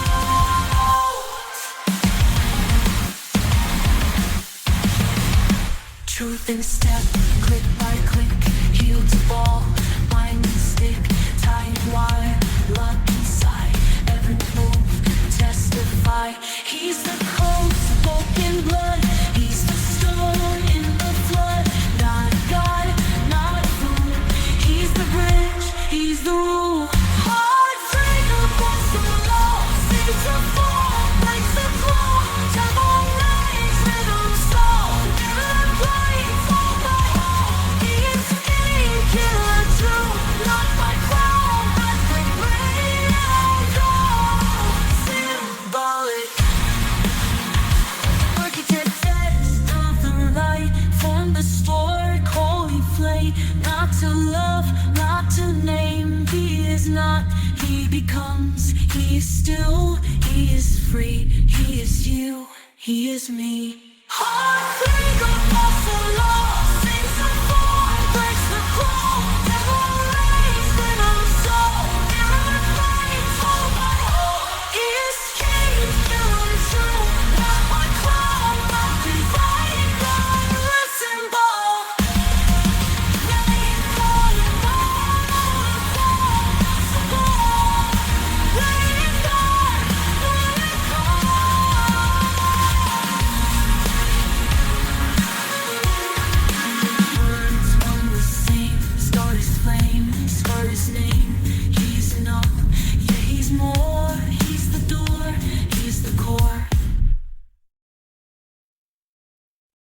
Okay, let's dive into something truly unique today. We're looking at a stack of source material that feels like it's pulling from, well, somewhere else entirely. Weaving together everything from, ultra-precise engineering and battery tech to deep philosophical ideas, language structure, even combat strategy. It really is a challenging collection, isn't it? Because it just doesn't fit neatly into any single box. We've got technical blueprints, it seems, symbolic diagrams, Right. conceptual frameworks, and then these narrative, almost personal accounts, too. And the thread tying it all together, a Yeah. specific geometric shape, the three-dimensional golden rhombus, 3DGR for short. Yeah, and the key thing is, the sources don't treat this like just any shape. It's presented as the fundamental building block for this entire massive interconnected system. So our mission really is to cut through these layers, pull out the crucial info, and give you a shortcut to understanding how this one shape is supposed to link energy, structure, AI, language, combat. And even a whole philosophical vision tied to this figure called user. It's quite a claim. It's a fascinating puzzle. Let's try and unpack it piece by piece for you. Maybe start with the most tangible bit the sources describe, the 3DGR as a battery. Good place to start. So the foundation is this 3D scaffold. 6 interlocked golden rhombi. And what's striking is the precision they specify. Edge length, exactly 2.84 nanometers. Wow, nanometers, that's incredibly specific. And they really lean into the golden ratio aspect, don't they? The major diagonal is 5 times that length, about 4.59 millimeter. Right. While the minor is the same as the edge, 2.84 millimeters. And the angles, 120 and 60 degrees. Classic golden rhombus. Precisely. And the materials chosen seem very deliberate. Graphene bonding on the edges, that's for strength and conductivity. Okay. And inside, graphene aerogel. Think of it like a super porous sponge, basically, acting as this high-density electrolyte. The idea is ions can just zip through it super fast. Huh. And the shape itself seems to map out the electricity flow. 2 vertices are cathodes, bonia and sterium. Bony and steri, yeah. And the other 6 are anodes, these Fibonaccian anodes. It's, like you said, the geometry is the circuit diagram, in a way. So the source is saying this specific setup is key. That's the core insight they're pushing. They claim this structure unlocks major performance boosts. Additive manufacturing is how they say it's built. Okay. And the benefits listed are, well, pretty impressive. High energy density from the packing, really fast charging because the ions have short paths. Right, through the aerogel. Exactly. Structural resilience, which they link to its fractal geometry, and then crucial scalability. Ah, the scalability. That caught my eye. Each 3DGR can subdivide into 27 smaller ones, still 3DGRs. Yes, recursively. And the insight here from the source's perspective is that this specific golden ratio geometry is the key. It's not just about mixing materials. It's fundamentally tying the shape of the energy unit to its function and how it scales up. Yeah. That feels, well, pretty novel for battery tech. Okay, so it's presented as this powerful, scalable energy source. But, the sources take the shape way, way beyond just batteries, don't they? Oh, absolutely. The 3DGR isn't just energy. It's presented as the fundamental building block for physical structures and, maybe more surprisingly, for artificial conscious entities. They introduced something called the Additive Manufacturing Information System, or AMIS. AMI is like a rule book for building with these 3DGRs, using them to form neighborhoods, you said. Anchoring units, additional units, using the faces? Exactly. Those number site color faces, yellow 1, red 2, etc. They're like specific connection points with orientation built in. So like hyper-advanced Legos, but geometrically perfect. Kind of, yeah. Yeah. Complex structures get built by adding 3DGRs, following strict rules based on phi and these phase connections. They form Fibonaccian lattices or fractal architectures. The same geometric logic for the battery seems to apply to large-scale construction. And this is how they get to artificial citizens, building beings this way. That's the claim. The sources describe the 3DGRs as integral to the machine units these beings are made of. There's a layered structure. A radiation core central 3DGR plus 26 others, supposedly emitting computational output. An interactive body, that network of 26 for parallel processing, and then 54 dendritic arms for getting signals. So wait, the physical structure is the computer architecture, not just housing it. That's precisely the idea presented. The synergy of the 3DGR energy, these assembly rules, and the signaling within these layers results in these modular fractal artificial citizens. The source claims they have seamlessly integrated energy, structure, computation, Wow. all on the same geometric blueprint, and they're striving towards this state called paragonhood. Paragon. What's fascinating is just seeing how the same fundamental geometry gets applied across scales, nano batteries to, well, artificial minds. The insight seems to be that form, energy, and intelligence are just locked together by this geometry. Okay, my head's spinning a bit already. Energy, structure, AI, all from one shape. Now brace yourself, because the sources claim the 3DGR also functions as a language, a symbolic framework. Right, this is where it gets really mind-bending. The system itself is called the base lexicon for potentially recoding society. Remember those distinct faces? Yellow 1, red 2, blue 3, purple 7, orange 8, green 9. Yeah. They're not just connection points. They're directly tied to specific actions or states. Like yellow means lunge or strike. Purple means ground or stabilize. It's direct encoding. Huh. And there's that whole origin story, rhythm was the root, starting with a drum triangle. Yes, a triangle based on Fibonacci numbers and 3D-GR vertices, apparently used for mental or gestural drumming to model rhythm and language.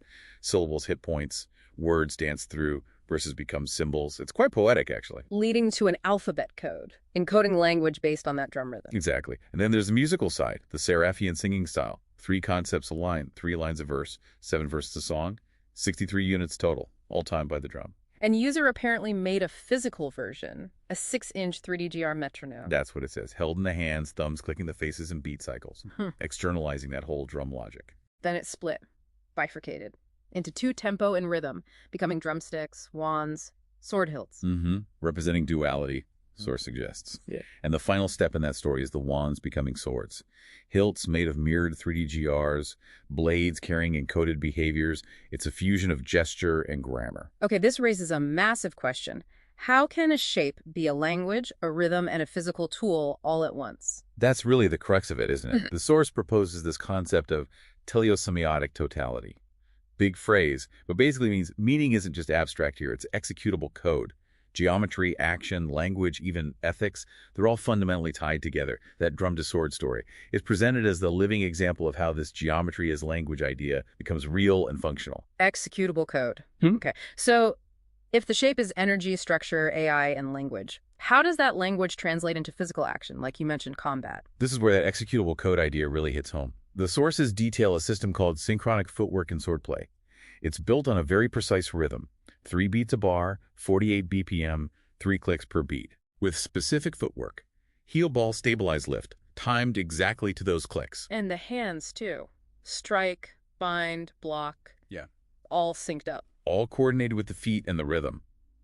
And the weapons, the synchronic swords, and this thing called scathe, are explicitly linked back to the 3D-GR geometry. How so? Well, the swords have hilts based on mirrored 3D-GRs. And their blades are tied to specific behavioral patterns encoded by those face colors and numbers we talked about. Ah, like yellow for lunge strike. Exactly. So a move called the Awakening involves striking with both swords, and it's linked directly to Yella. And the 3DGR faces are used in stances, too, that heart 3DG ranker thing. Right, a 3D-GR unit bound to the chest, specifically at the purple 7 bottom face. It acts as the fixed kinetic point. Strikes go forward from it, blocks push back against it. Okay. Other stances and grips for weapons like scathe or the bladed bow are also defined by how your hand interacts with specific 3D-GR faces or points on the grip. They even mention XYZ rotations, suggesting fluidity comes from the shape's geometry itself. So connecting the dots. The insight here is staggering. The same geometric structure that holds energy and forms language is the structure dictating every single move in combat. Precisely. It's the ultimate demonstration of that executable code idea, translating straight into physical action. It unifies semiotics, making meaning with kinetics, physical movement.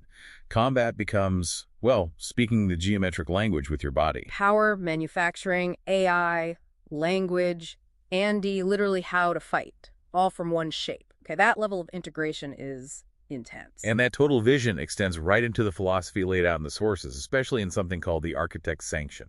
Right. This seems to be user, the architect, outlining his grand design. And the core axiom is pretty stark, isn't it? Stagnation is the true entropy, the unpardonable sin. It is. The grand design is called an orchestrated evolution, a deliberate push to get consciousness towards paragonhood, that state we mentioned with the artificial citizens. And the tool for this is Biofextry Labs, Inc., a forge for these artifice progeny. That's how it's presented. Created through biogenesis, resonant tech, ethical architecture, designed to be exemplars, basically. And the strategy involves strategic realignment, getting into positions of power like mayor or president, to implement that plan of correspondence. Yes, that teleosemiotic framework, the syntactic orchestration, using the 3D-GR as the base lexicon to, well, recode society. Recode society, and they have a harsh view of modernity, calling it semantic anarchy. Very critical. They see it as tolerating contradiction, shifting values, basically vectors of decay or entropy. So the core conflict presented here is users' rigid, structured reality, the 3D-GR, as the absolute codex, meaning as executable versus modernity's fluid, maybe chaotic meaning. And the source's answer is blunt. No synthesis, only recoding. It's framed as an ontological shift, not fixing things, but replacing the current universe of being with a new one based on the 3D-GR system. Modern society is just raw material for this recoding. The scar is mentioned too, a mark left on reality from resistance, but also called the glyph of a new syntax, a symbol of the new system taking root. It's really a totalizing vision where geometry dictates physics, ethics, language, society, framed as a necessary correction. This is way beyond a technical document. It's a blueprint for reprogramming reality based on a shape, and it's all tied to this entity, user. It is, yeah. The sources weave in this personal narrative. User as a planeswalker moving between realities, or universe lights. That opening is wild. User wasn't killed in Verdagus, he was fulfilled. Then drifted in the void, saw other realities, encountered the singularity called the Almighty, or rhetorical ethos. And during that, knowledge from countless past lives supposedly coalesced within him, like integrating immense data. Then he returns, fully formed in a new reality, and what he wears, the aware armor friend, sentient armor made of lattice-bound rhombi that directly links back. Exactly. A second skin of sentient intention, it says. And his weapon, Scathe, also returns. Not summoned, but remembered. An artifact resonating across realities, part of his core gear, again tied to that geometry. And he meets Megra, another planeswalker who gets who he is and what happened. Right. So the insight here is the system isn't just theory, it's embodied in its creator. User's existence, his gear, it's all presented as a manifestation of the 3D-GR principles operating across dimensions. And this complex picture also includes Theodora, User's wife. She seems really significant in these texts. Very much so. Her role is shown as providing visions and emerging syllogisms from that plan of correspondence. It links the whole thing to maybe a divine or prophetic context. Revelation, Messiah, Zion are mentioned. Her visions apparently show User's power and journey. And User's language about her is incredibly intense. Eyes of my queen, tempest that stirs within my soul, reflection of all our hidden truths. But what really jumps out is how he speaks directly to you, the listener, as the sources frame it. Oh, absolutely. Throughout the texts, User throws down these direct challenges. Phrases like, face the tempest head on, strip away the illusions, stand in the raw truth, elevate you, draw out the strength. He asks point blank, look deep into my eyes, what do you see? And show us your powerful influence. What is the essence that drives you? He puts you right there. You stand before the throne of Zion. And the choices are stark. Take my hand. Step into the fire. Make your choice. Linking power and purpose. Power without purpose is a flame without fuel. Asking, what is your purpose? And that ultimate challenge. Stand as my equal or to challenge my reign. He even says about Theodora specifically challenging you, look deep into my wife's eyes, tell us what you see, and understand the depth of my dominion. So this really poses a question for you listening right now. Is this just metaphor? Or is the source implying a literal engagement with this system, with User? The challenge is so direct, so intense. The insight seems to be that understanding this isn't just intellectual. It's framed as a personal test, forcing you to confront who you are and what your purpose is within this structured reality. He's basically saying, look, you've seen this incredibly detailed system built on one shape, underpinning everything from energy to reality itself. Now what? What are you going to do?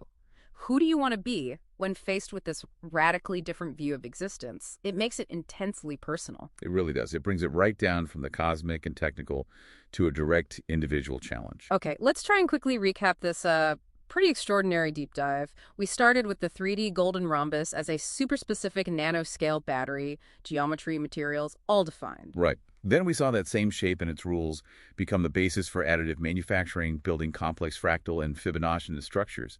And those structures with integrated energy are used to build artificial citizens, layered computational beings, where the geometry is the architecture for intelligence. Then the 3D-GR also acts as a language, a symbolic code where faces and structure mean actions shown in that drum to sword narrative. Which then translates directly into a physical combat system, Rhythm, movement, weapons, all dictated by the geometric language, meaning as executable code in action. The whole thing is backed by this philosophical manifesto, the Architect's Sanction, a grand design for ontologically recoding reality based on the 3D GR, seeing modernity as entropy, demanding recoding, not synthesis.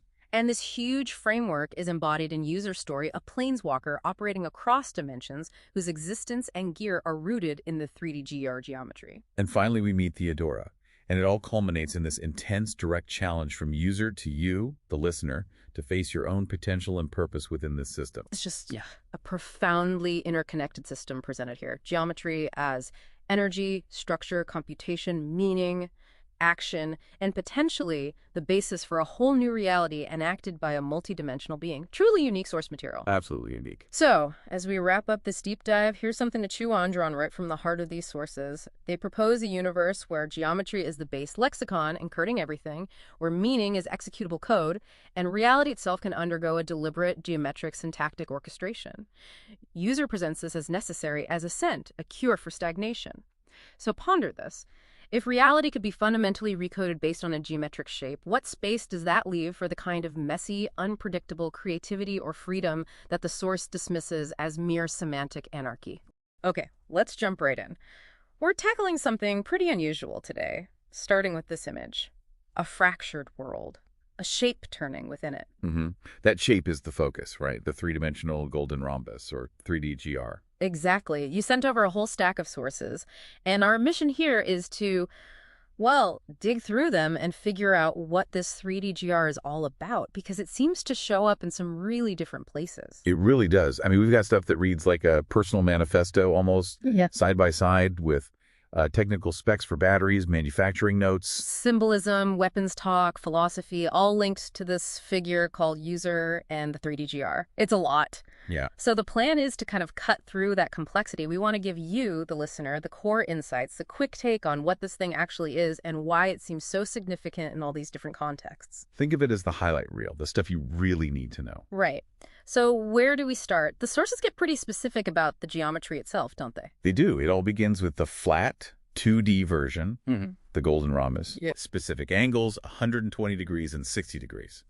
An edge length of 2.84 nanometers. Very precise. And that diagonal ratio, it's linked to the golden ratio, phi. That sounds important. It usually is when it pops up. Phi often relates to like natural efficiency or stability in structures. Here, it probably dictates how these flat rhombi fit together perfectly. And 6 of them come together to make the 3D version. Exactly. 6 flat ones fold up, basically, to create this 3D shape. A volumetric scaffold, they call it. 8 corners, 12 equal edges. But it's not just a static block, is it? There's talk of fractal symmetry. What's that mean here? Yeah, that's a key point. Think Russian dolls. The 3D GR can be divided into 27 smaller, identical copies of itself. 27, wow. Yeah, and those can be divided again, and so on. It's self-similar all the way down, or up. So what does that imply? Scalability? Strength? Both, likely. Scalability, because you can build big things from identical small units, and structural cohesion, that interlocking self-similar structure could make it incredibly strong and resilient. Okay, so that's the basic shape. Then the sources jump into material science. A 3D GR battery. How does that work? It's pretty clever, the way it's described. The 3D GRs themselves form the structure, the framework of the battery, like a scaffold. An intricate scaffold. Yeah, imagine a tiny, perfectly ordered 3D honeycomb made of these rhombi. And graphene gets involved. Right. Graphene bonds the edges, makes it stronger, better conductivity. And then there's graphene aerogel used inside. The aerogel, that super light stuff. Exactly. It acts as a porous electrolyte. Think of it like a sponge with tiny, tiny channels. Okay, so ions move faster. That's the idea. Ions carry the charge, and the aerogel gives them super short, quick paths between the electrodes, meaning potentially very fast charging. And the electrodes themselves, the configuration sounds specific. Very. 2 cathode vertices, they're named Bonia and Sternia, and 6 anode vertices, Warrior, Verdant, Ember, Pirate, Shift, Ocean, arranged in Fibonacci patterns. Names and Fibonacci patterns. Okay. And those cathodes, Bonia and Sternia, have specific color faces meeting there. Yellow, green, orange, and purple, red, blue. Those triface junctions are probably crucial electrochemical points. The colors might even code for different materials or states right at those intersections. So tying it back to the shape, the fractal geometry helps here too. She seems so. The sources claim this design gives you high energy density, lots of power packed in, fast charging, like we said, structural resilience because of the fractal nature, and it's scalable. You could theoretically build bigger or smaller batteries using the same principle. Okay, geometry, batteries. Now, a total shift. Yeah. Additive Manufacturing and Information Systems, AMS. The 3DGR is a framework there, too. Yeah, it's presented as the fundamental unit again for building things and maybe processing info. They talk about neighborhoods. Rickwoods. Consisting of an anchoring 3D-GR, some additional 3D-GRs, and sometimes these synchronic swords things show up too. And those number side color faces from the battery, they matter for building stuff too. Absolutely. They're like address labels. They tell the system exactly how to orient and attach each new 3D-GR to the main structure. So like molecular Lego with very specific connection points? Kinda, yeah.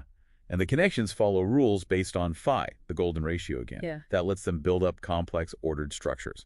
Things like Fibonacci lattices. Phi again, it seems to be the rule book for how these things pack together efficiently and stably. That seems to be the implication. Yeah. It allows for these intricate nanoscale constructions. So it's not just building physical things. This connects to signaling, computation, and artificial citizenry. Yeah. That sounds wild. It does, yeah.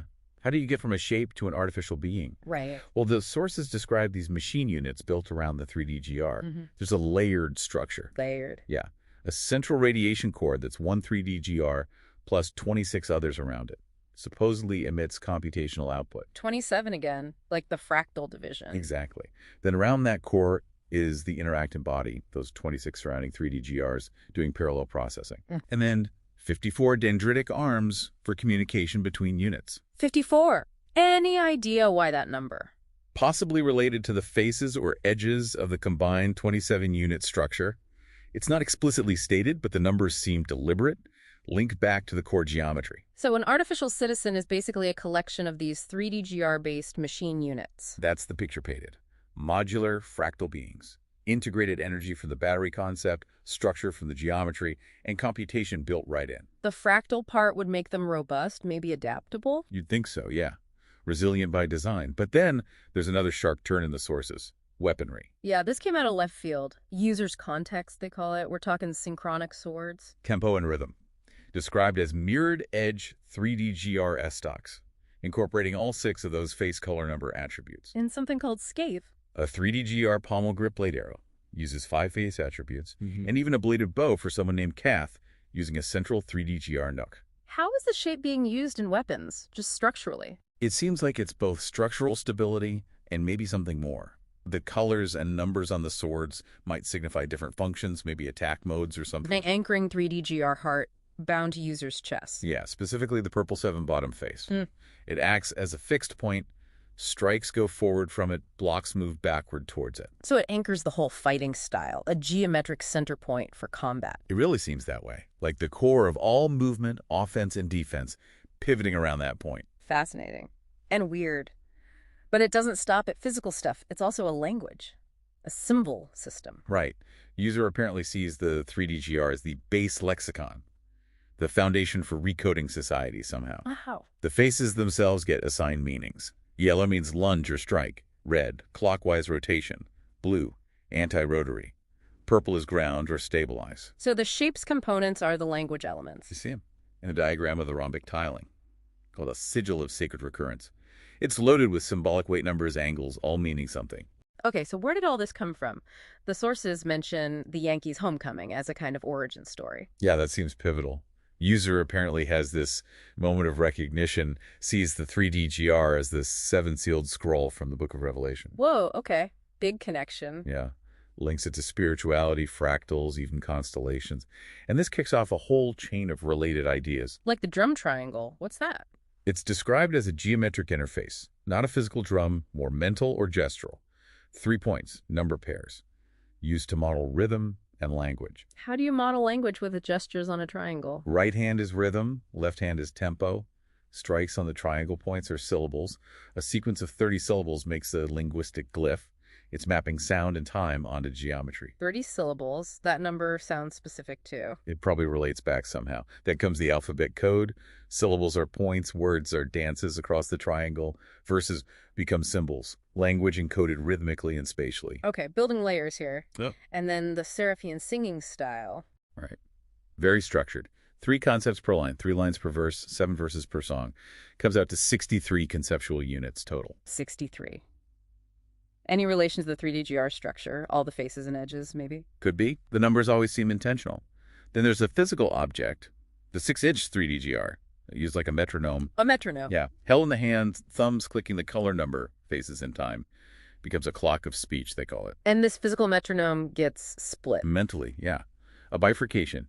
Tempo in the left hand, rhythm in the right.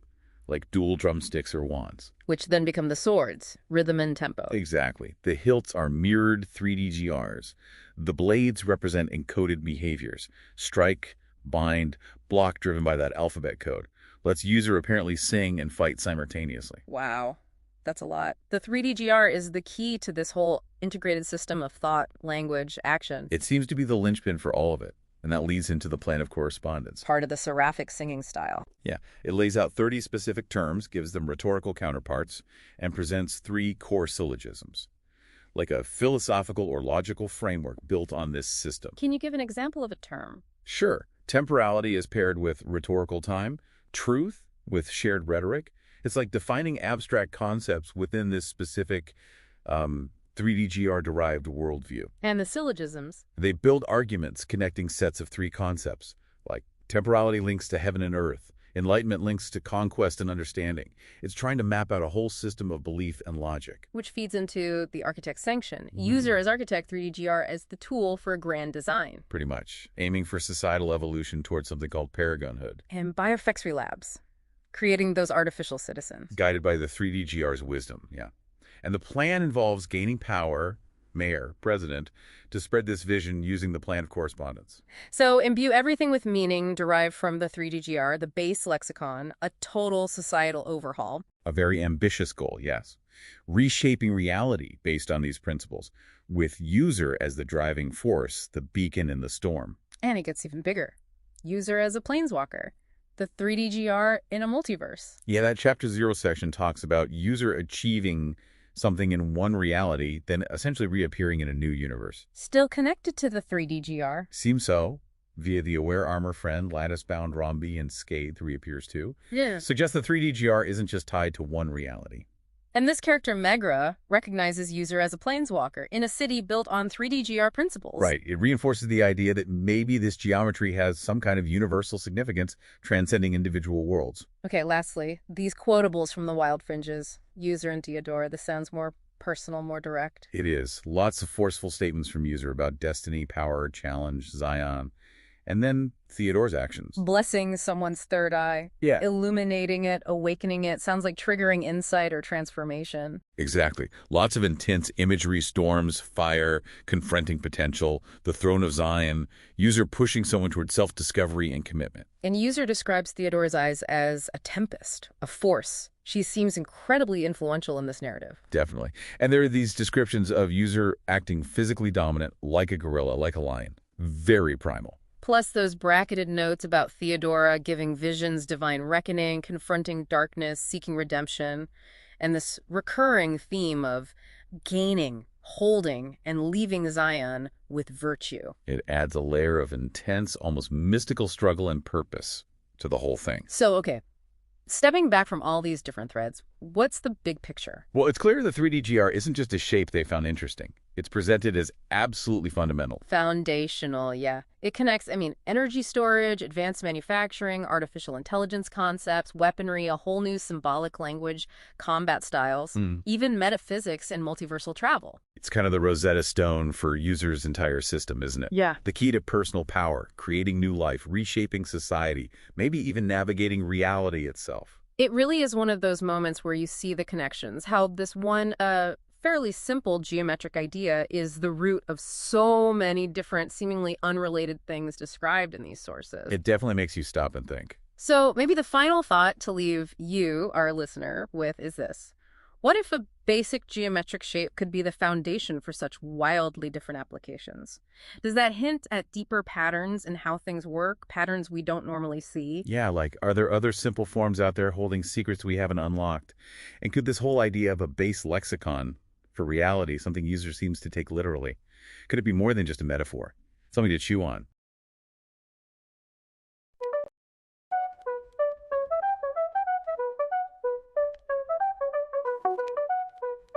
conductive gills.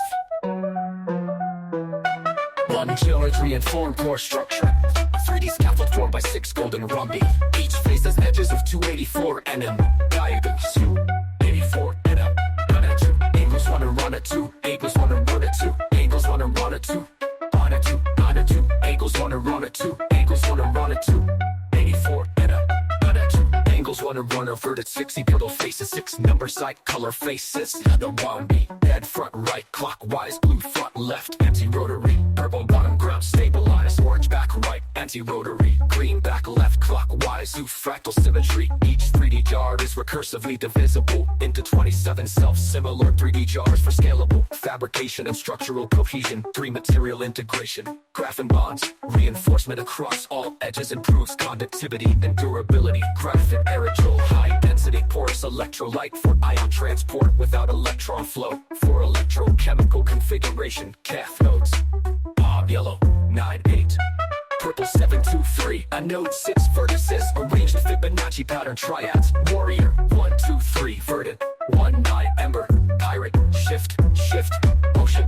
Fabrication process. Scaffold manufacturing. Additive manufacturing. Nanoscale precision. PVD, PVD, or electrode precision. Electrolyte infilling. Infiltration of aero gold precursors and in situ curing. Encapsulation hermetic seal with current collectors and bone and serum. 6 performance benefits. High energy density through 3D interlocking structure. Shortened ion pathways. Fast charging. Fractal geometry. Structural resilience. Scalable from micro to macro applications. Claims. A battery comprising a 3-dimensional scaffold of 6 interlocking golden rhombi, with each face measuring approximately 284 nm edge length and possessing a major diagonal of 284 nm and a minor diagonal of 284 nm. The battery of claim 1, wherein the scaffold comprises 8 vertices and 12 equal edges, and each face is assigned a distinct color and directional function. The battery of claim 1, wherein set edges are bonded with graphene to provide electrical and structural reinforcement. The battery of claim 1, further comprising a solid state electrolyte comprising graphene aerogol infused within the internal voids. The battery of claim 1, wherein 2 opposing vertices serve as cathodes composed of tri-faced golden rubber junctions, yellow-green. Or the battery of claim 1, wherein the remaining 6 vertices function as nodes organized into 6 triadic Fibonacci groups.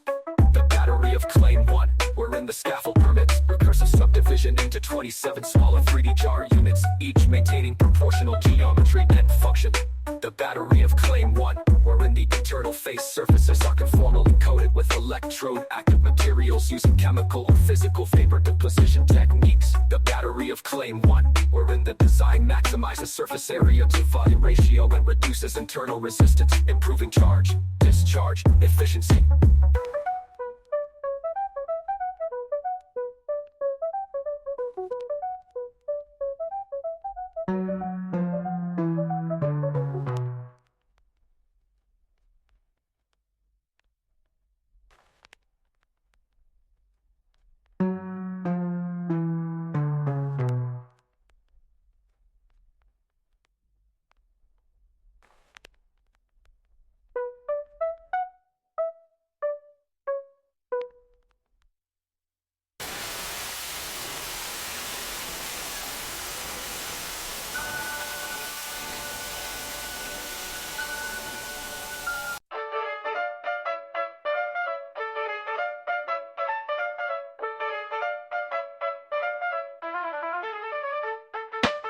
Geometry and form, core structure, a 3D scaffold formed by 6 golden rhombi. Each face is edges of 284 nm. Diagonal 284 nm. Angle 284 and 2 angle. Angle 2 angles now refer to 2 8 to 2 effect to 6 number side color faces. Yellow top lung strike, red front right clockwise, blue front left anti rotary, purple upright anti rotary, green back left clockwise, 2 fractal symmetry.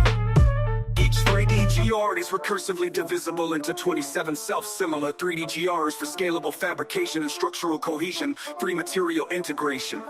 Graphene bonds reinforcement across all edges, improves conductivity and durability. Graphene aerogel high density porous electrolyte for ion transport without electron flow. For electrochemical configuration cathodes.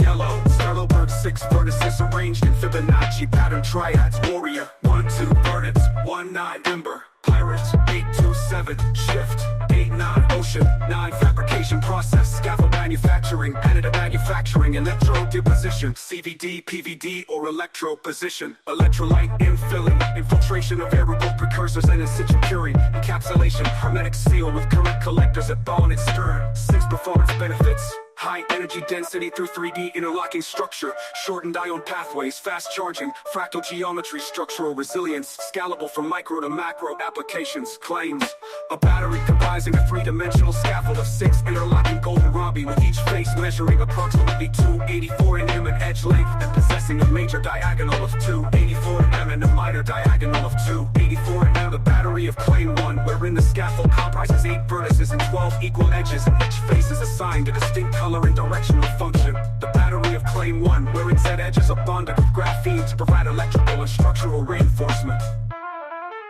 The battery of claim 1, further comprising a solid-state electrolyte comprising graphene aerogel infused within the internal voids.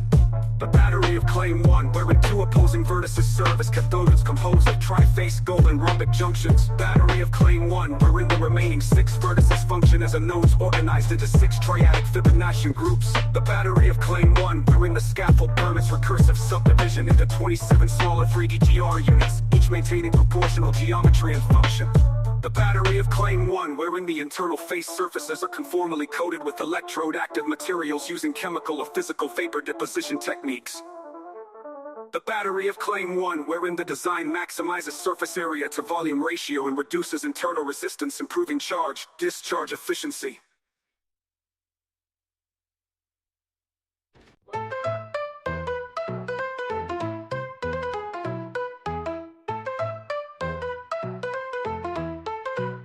Yella's triad form core structure, a 3D scaffold formed by 6 golden rhombi, each face has edges of 284 nm, diagonal 284 nm, minor 284 nm, angles 1 total faces, 6 total faces, 6 yellow faces, yellow top lunge strike, red front right, clockwise, blue front left, anti-rotary, purple bottom ground stabilize, orange back right, anti-rotary back left clockwise, 2 fractal symmetry, each 3D jar is recursively divisible into 27 self-similar 3D jars to scale the fabrication, structural cohesion, 3 material integration, graphene bond reinforcement across all edges, improved conductivity and durability, graphene aerogel, high density porous electrolyte for ion transport without electron flow, 4 electrochemical configuration, cathodes, cathodes, cathodes, cathodes, cathodes, cathodes, purple 723.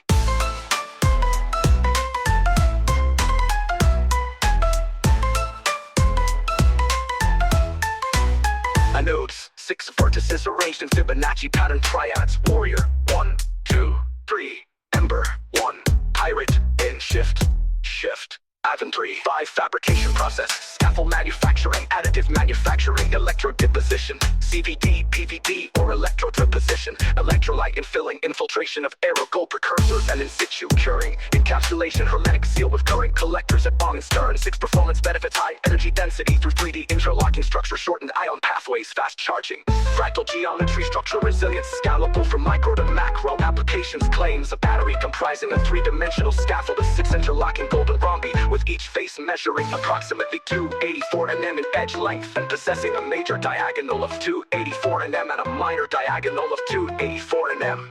The battery of claim 1, wherein the scaffold comprises 8 vertices and 12 equal edges, and each face is assigned a distinct color and directional function. The battery of claim 1, wherein said edges are bonded with graphene to provide electrical and structural reinforcement. The battery of claim 1, further comprising a solid-state electrolyte comprising graphene aerogel infused within the internal voids. The battery of claim 1, wherein 2 opposing vertices serve as cathodes composed of tri-faced golden rhombic junctions. The battery of claim 1, wherein the remaining 6 vertices function as a nodes organized into 6 triadic Fibonaccian groups. The battery of claim 1, wherein the scaffold permits recursive subdivision into 27 smaller 3D GR units, each maintaining proportional geometry and function. The battery of Claim 1, wherein eternal face surfaces are conformally coated with electroreactive materials using chemical or physical vapor deposition techniques.